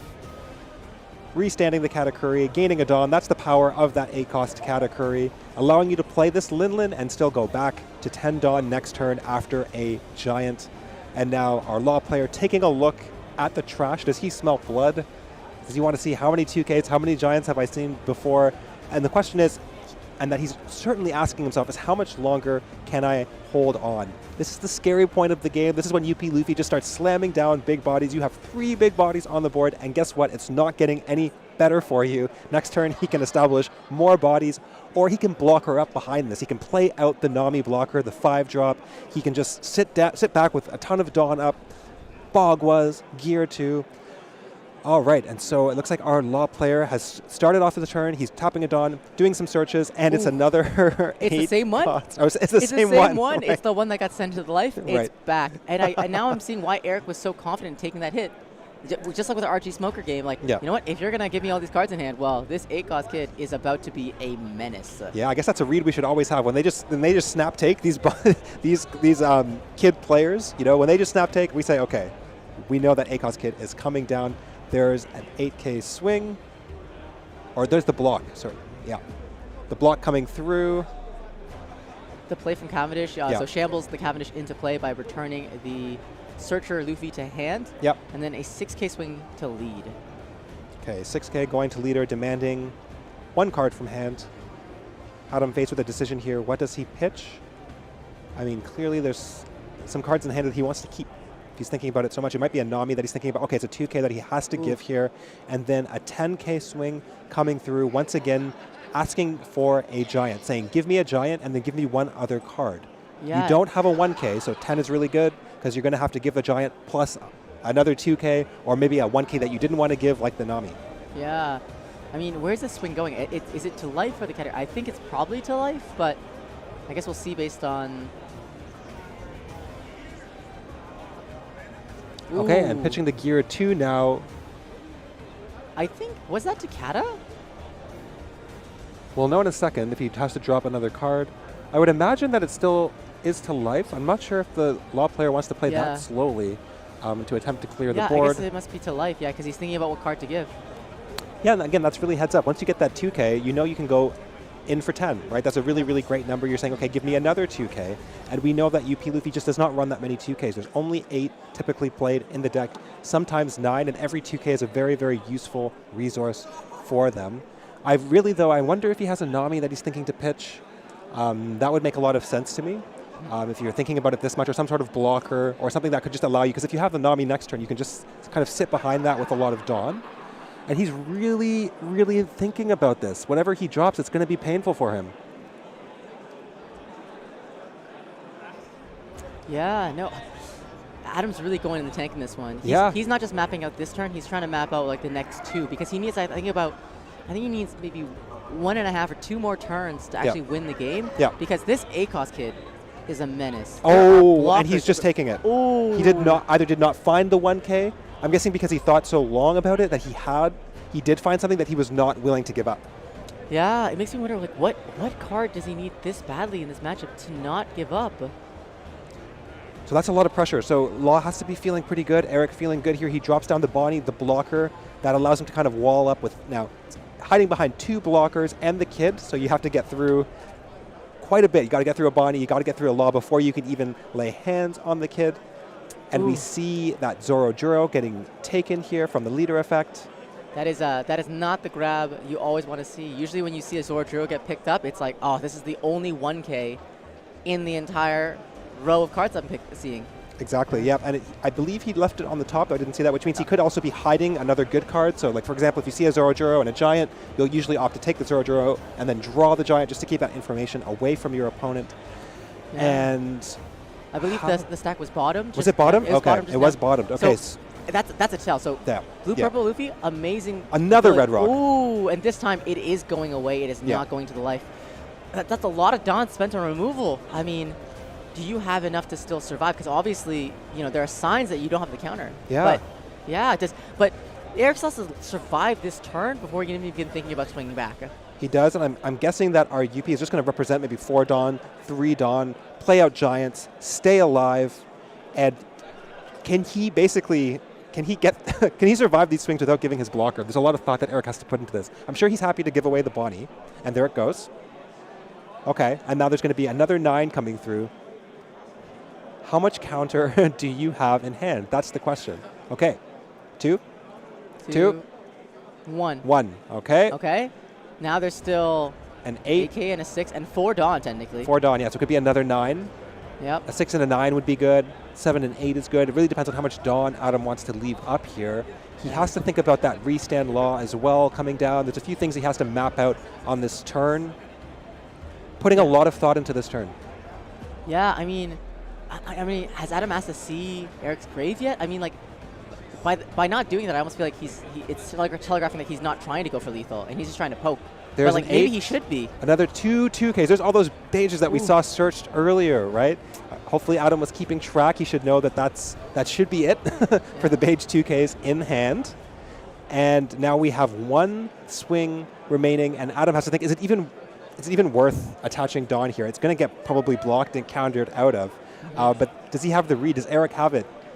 Could he just swing 7? And if Eric doesn't have it, he loses a swing. He's saying, I got to check you for a 2K. Do I check you for a 2K? Do I check you for a 2-1? Asking cards in hand. That really is the question here. Can he just spare that Dawn to put on that extra pressure to try and get that Law? Or could he even go 8? He's going to go 8. Okay. Ooh, I think he's asking. Yeah. And it's gone. And Law gets cleared here. Yeah. Ooh, and the restand on the Katakuri and the Linlin. I mean, Eric, what's his plan here? I mean, you got that 9K swing. Yeah. There may be a Giant still left. I think 2 have been used, maybe. Maybe 3, but there's still, you set the Respect Giant and Gear 2 events. Yeah. This 9K swing isn't going to do it alone. You're going to need... Hody Jones! Hody Jones! All right, that is the sound of the Hody Jones hitting the board. That means we have reached the end of this game. Let us see what Adam has. Can he get out of this? No more events for you. You have no Dawn, no Giants, no Gear 2s. 2 Bonkarets and 2 2Ks. So I think Adam might have it, but I think he's just doing the math now. And who knows, actually, I haven't done the math myself. Well, this is an 8. This is the 8 swing coming through. So demanding a 2K and a 1K, and you have to respect that here because the other swings that are coming from the Hody and the Law could be quite high. Yep, giving a 2-1 and then just throwing down another 8. 8 is the magic number here when there is no Dawn up. Yeah. 8 demands a 2 and a 1, and Adam does have it. He does have it. He's holding the 2 and the 1. I don't think this is going to get there. I think 8, the 8, 8, 9. 8, another 8 and then 9. Yeah, I don't think that's going to get there either. I'm really thinking about this. Both players have to just, take their time, math out the turn. And that's how it is with these round 9, round 10 games. Like, Adam might know he has it. He probably does. But he's thinking, okay, no, let's not misplay. Let's not pitch incorrectly. Like, maybe I forgot about something. Let's play this turn really thoughtfully. Because what separates the pros and the people who make day 2 and the people who don't are just like, these little mistakes that you can sometimes make in these situations. He's like asking. And he takes it. He feels, I think, confident that he can force the Law to go for it. Eric swings 9. I think Eric knows there's enough counter in hand to survive. He swings the 9, even though he should probably sequence swinging 8 first, but I think he has a feeling that this is not going to be great. Okay, and we see the block coming through, and 8, 2 and that's game. And that's going to be the game. Passing it back here. Wow, just barely surviving. Yeah, it makes me wonder whether or not that 8-cost kid was the right play for that turn. Mm-hmm. I think Eric was actually digging for that 7-drop Law for a long time. I'm not sure if he actually had it in the opening hand.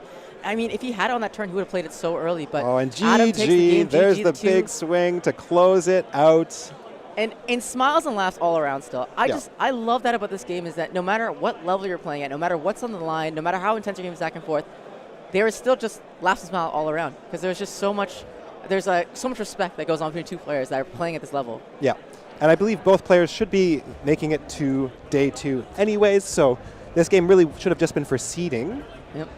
And so, man, that was well played from both players. There was a lot of back and forth. I learned a lot just watching how both players kind of navigated all of the tricky ins and outs there. I definitely thought, I want to ask Adam's thoughts later, especially if he's now he's basically assured day 2. I love to ask his thoughts, Chewwii Law, why take first? Do you not want to deny them, or do you think maybe that they're going first?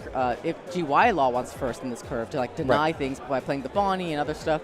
So no, really interesting plays from both people, and honestly, just great play. The amount of pressure that Eric was putting down, the board just looked so crazy. Yeah. And Adam just not breaking under pressure, just playing each turn. He's just confident. Nope, I know I'm going to get there eventually. It's going to keep going. I'm going to be able to stabilize. Such great play from these players. I know, it's exciting, and we are winding up here. That was the end of round 9. We're going into round 10. Can you believe it? It's been a full day. We've been here since very early in the morning, plugging in headsets, setting up cameras, casting games, and now we're almost there. We're almost at the final round. I'm so excited to see what happens, but I really want to know what decks are going to be played tomorrow. What I'm decks so excited. are making it to tomorrow. But with that, we will leave you to round 10, where we will hopefully pick a really great matchup for you guys to watch. So stick around. We got an interview in between so you guys can watch heading into round 10. So don't go too far away because we're heading into our final round of Swiss today that will decide who will make it to top cuts tomorrow, the top 32 player. But catch you guys later. The sweat. But the only thing sweatier than the players and the plays is the room that we're in. I'm joined by Chris Pack, who I've noticed he's playing Lucci. Definitely, I never thought I'd say it, definitely the rogue pick, I think, of the bunch. But I really want to ask you, what made you want to play, you're playing Lucci tomorrow, I'm assuming, too. What made you want to play Lucci for Toronto Regionals? Honestly, it's just a comfort pick. I've been playing it for a while, and I tried playing other decks briefly, and I just didn't feel as confident. So, I feel like, you need some comfort and some confidence to play well, so. Yeah. Leaning into your strengths is definitely a really important thing, because that comfort, you can play the best deck in the world, but if you don't feel confident in it, it's not going to get you to the later rounds. But taking Lucci into this meta, what do you think is the challenge of taking Lucci into this current meta? You have to dodge Blackbeard and Buggy. Damn. Yeah, those are definitely going to be two matchups that are very tough for Lucci, and Buggy's this new thing that even Japan didn't have compared to us. But what do you think are the matchups that you feel like very confident in, like going into as Lucci, like where you think its strength shines the most? I'd say very confident in the Belo and GP and PLuffy. And then I guess confident would be like maybe black purple. I'm not too familiar with the matchup. And then UP, people say it's favored, but I don't think it's that favored. I think it just really depends on who goes second, or if I get second, and if I see the cards I need to see. Yeah, interesting to say. I'm trying to think of kind of. So, why is going second in that matchup really important? I just want to see like an ideal curve, like play like a reducer every turn, hopefully, and then like if I can play Jack on 8 into Kuzan, like 10s on 10. I think I realized, I think UP wants to go first, right? Regardless, so I think I'm supposed to get second anyway, but, you know, my deck isn't particularly consistent, so if I don't see my cards, I just don't see them. So, yeah, like the game earlier against Quill, I saw no 10s-ons. I saw one that I got in life, but it was like too late. That does seem like it's going to be challenging. So I want to get a sense of like the meta read. Now, obviously, like, you know, I'm a person who loves playing rogue decks myself, and even though I'm not considering Lucci truly rogue yet, but it's often about picking based on what you think is going to be prominent tomorrow. What do you think is going to be the prominent deck that shows up tomorrow? I think it's going to be UP, and then I also think there's going to be a lot of GP and Belo, just like how it was in Vegas last week. Interesting, yeah, really taking the reads from the previous tournament the week before, and I know a lot of people were actually waiting to lock in a deck for this weekend based on what happened in Vegas. A lot of people were saying that. Okay, well with that, here's the last thing. What is a player or someone that you think we should watch out for tomorrow? Someone who you think is just cracked at the game and you would be a little worried sitting across from them? Just one person, probably Sammy Wang. Oh, what do you think makes them such a terrifying player? You know, he plays like so fast, and when you play that fast, I feel like that means he's already thinking like 3 steps ahead while you're like looking at the current board state, you know? Yeah, I see some people like shuffling their hand like that so fast, and I'm like, the idle animations, that's aura. I'm intimidated. Yeah, I think he's like the fastest, because I watched the webcam tourney he was playing in, and it looked like it was sped up, but you could tell it wasn't because his opponent's also doing it in real time, but his is like, Ooh, wow, it looks like this is a competition we have to settle tomorrow. We're going to find the fastest card shufflers at the Toronto Regional and find out who's the best when it comes to that. But yeah, thank you so much for joining us today and explaining a bit about Lucci. Excited to catch you guys also tomorrow too, and catch you in the next episode of The Sweats. Welcome back, One Piece card game players. I wish you could be here with us today, right now. There is so much tension in the room right now. I hear, you know, as soon as the pairings went up, silence. Everyone is focusing in and trying to, you know, get the last bit of focus into, you know, and really muster the last of strength. I mean, it's been 9 rounds. Yep. It's been a long time. And there is one thing I heard everyone talking about up until that silence and up until those pairings went up. Yep. What are my breakers? What are my chances of making top cut? I'm X2. If I win, can I make it? Everyone's thinking about only one thing in this room right now, which is, will I make top cut? And if so, what seeding will I be to determine how I play tomorrow? Yeah, and that's the thing. When you have this many rounds, if you go X2, you still have a shot. So every game matters. Your breakers matter. There is a lot on the line, even still, for all of these players. And it is quiet in here that you can just see the focus. Everyone's just staring in at their cards, trying to make it to day 2. Day 1 matters, it determines your seed, but it's really just getting to day 2. If you can cross the finish line, then you have a shot at all of that beautiful prizing. And everyone's just resolving mulligans. Everyone's thinking extra hard about going first and going second. And we're going into our final match, which would be PLuffy versus Belo Betty. You've seen Beard play before, you've seen Chewwii, but we are going to this game now, and you're going to see the best that Toronto has to offer today at the One Piece Regional. And we're going to our game. All right, and both of these players are XO. Our Betty player won the die roll and chose to go second, opting to play on the optimal curve for Betty. Not too worried about the purple Luffy first curve. Yeah, and you're saying going second because Karasu on 4, right? Yeah, I take notes, Patrick. I learned. You said it so many times. I know. It's Karasu on 4. That's the play, right? Oh, yeah. If you're going to establish that Karasu early, it's really, really good. And surprisingly, okay, so when I was first thinking through this matchup myself, I was really thinking like, okay, Belo Betty should just roll over Purple Luffy, right? Purple Luffy, like, they take their own life. You don't want to take your own life against one of the most aggressive decks in the game, right? But it actually turns out that Purple Luffy can stabilize. They can play a slower game. They don't always have to take all of their life. They can if it means ramping to a big body. That may be impactful. But they can play a slower game, and it can be really, really tight. It's not a straightforward matchup for Belo Betty, which you might think. And it looks like both players here are opting to mulligan. This always makes for a more interesting game. Yeah, I wonder what they're thinking here in these mulligans. I mean, usually, like, are you mulliganing for a piece? Are you saying no, everything on the line? You know, for to say who got actually, like, first place in the Swiss. I mean, were they looking for like the high roll? Were they saying like, no, I need this specific card in this matchup? I don't know. And the props coming through. Yep, let's go. Let's start this final match. Our two XO players. I mean, going XO across 9 rounds, it's quite the feat in and of itself. And so we see this one-drop law coming down, just starting off with the search, trying to find the cards that Beard needs. He takes a Sanji, a 2K. The ability to survive, the ability to hold on, the ability to counter out of swings is really, really good in this matchup, as well as the fact that Sanji can double as a blocker as well. Over to the Betty for the 2-Don turn. Yeah, I mean, do we see a match in the search here? Oh, we're seeing the stage come down, so that's the ability to search.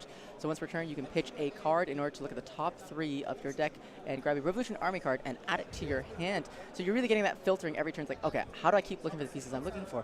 And pitching? Interesting. Ivankov? Yep. Interesting. I mean, you keep telling me how that card is so good because you can open it, play it, and then grab the Karasu like right after and play it. I mean...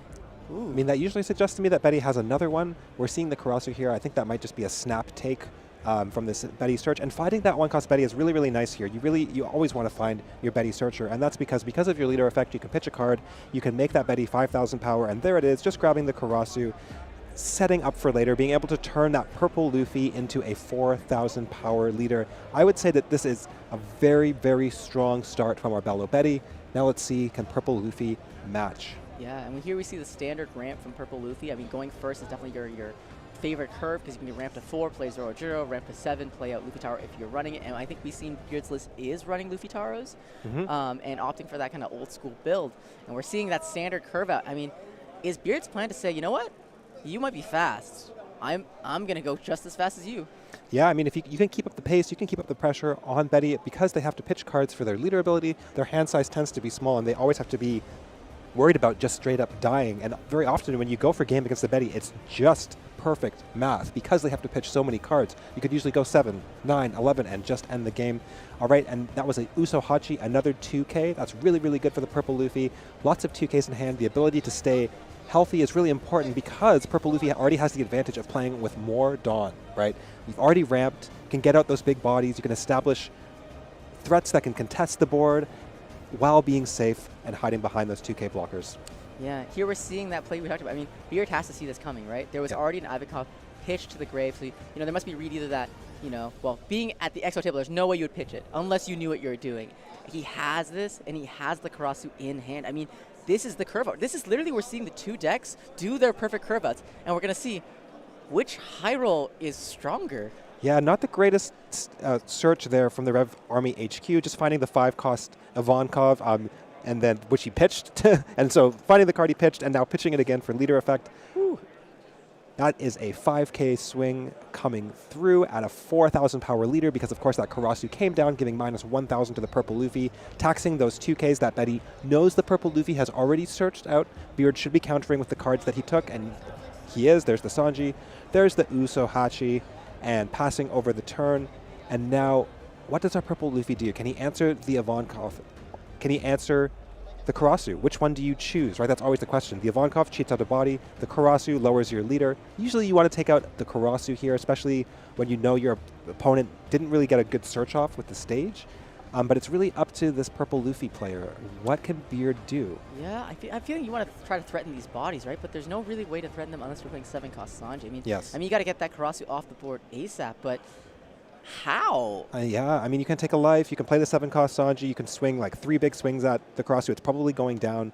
But just starting simple here, swinging 2, cleaning up the board, getting rid of that Searcher Betty that can very easily become a threat. And Chewwii is thinking about it. Yeah. Very interesting. He's thinking, okay, if I counter for this, it's basically countering for a 5k swing because you know the leader's going to go into it, but just saying, no, let's keep cards in hand. Let's see what you do next. Yeah.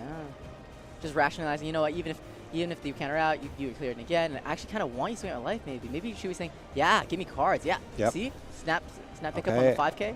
I always like my heart stops when I swing at a Belo Betty. No trigger. That's okay. And now we're going 6. This is where it starts to get scary for both players here. The Belo Betty does not want to go down too low. Beard does not want to trigger. He's thinking about it. He said, Chewwie's 1 second, please. Oh, what is this? Oh. Ooh, Oh. That I was not expecting. Yeah, that's an interesting tech.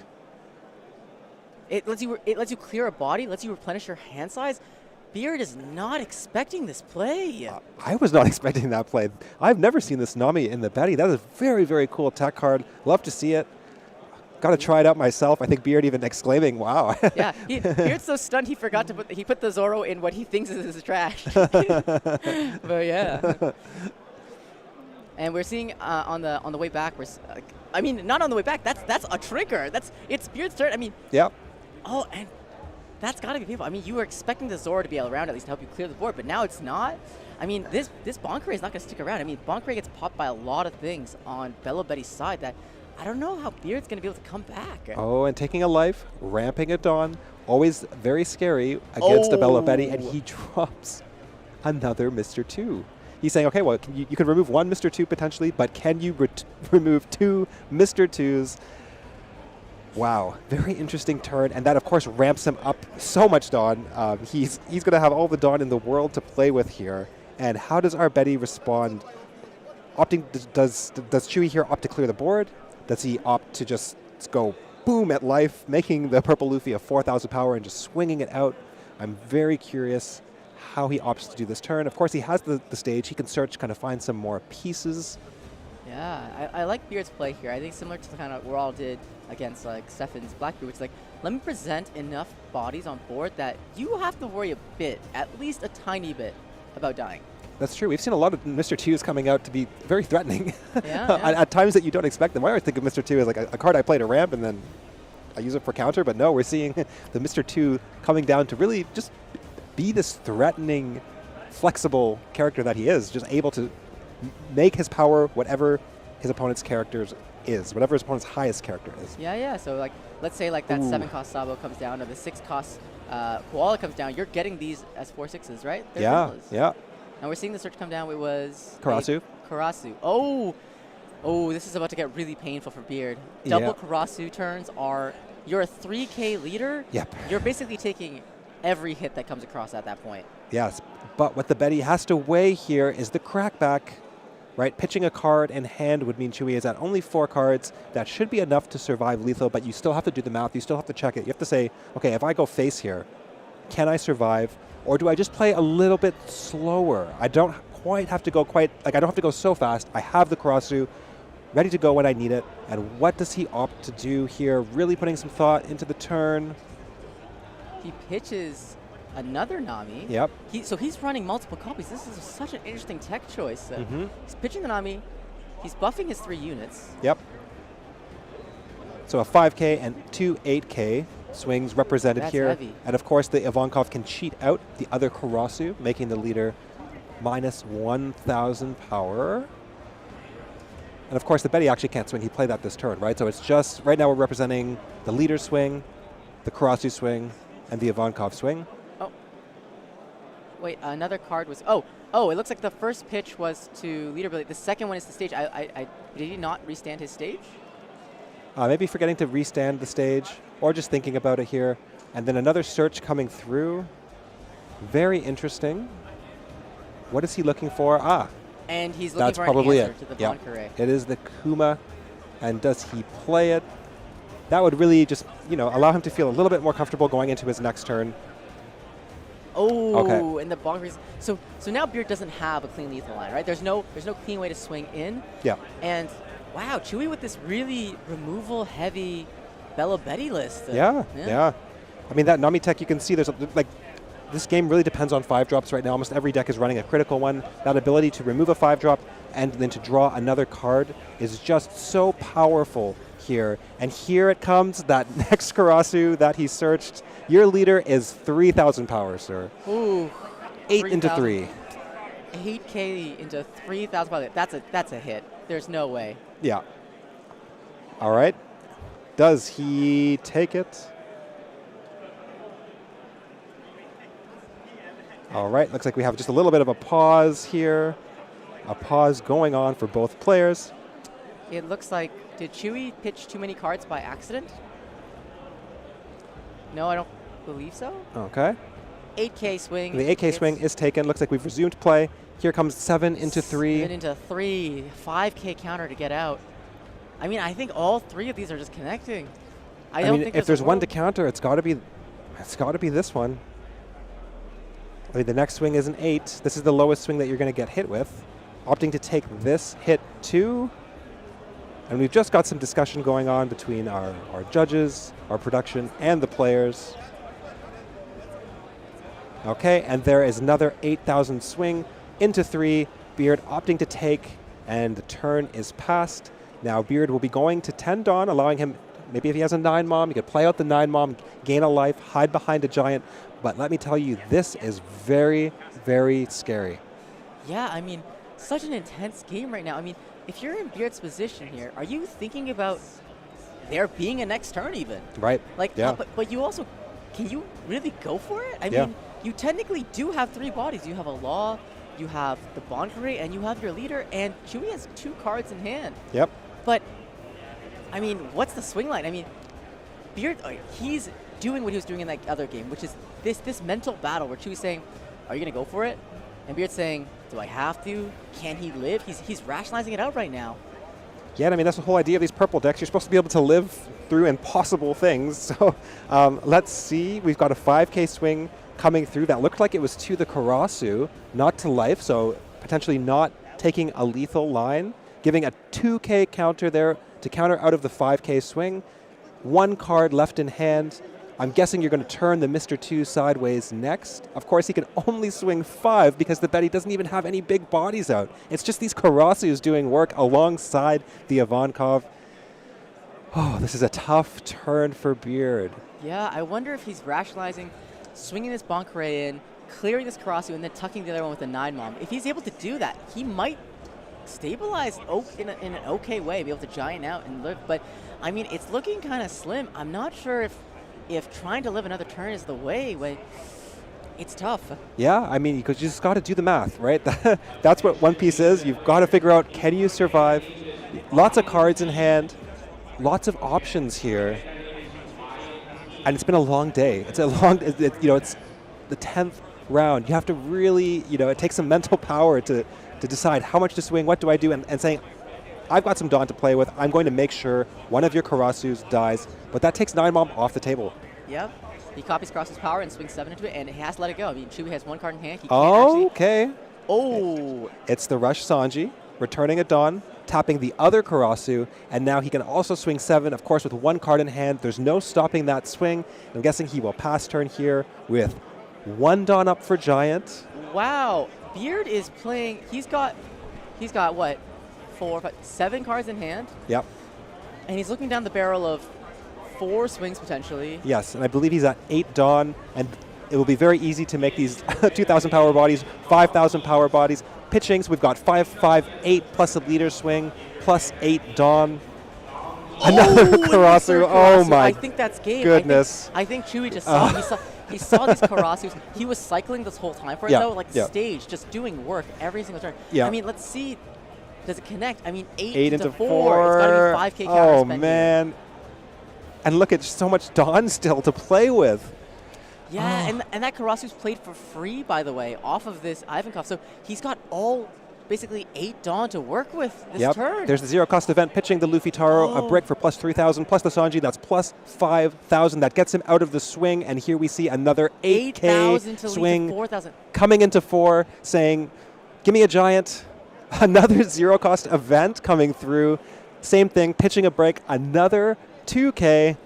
Now, if I'm Chewwii, I'm starting to sweat a little bit, just a little bit here.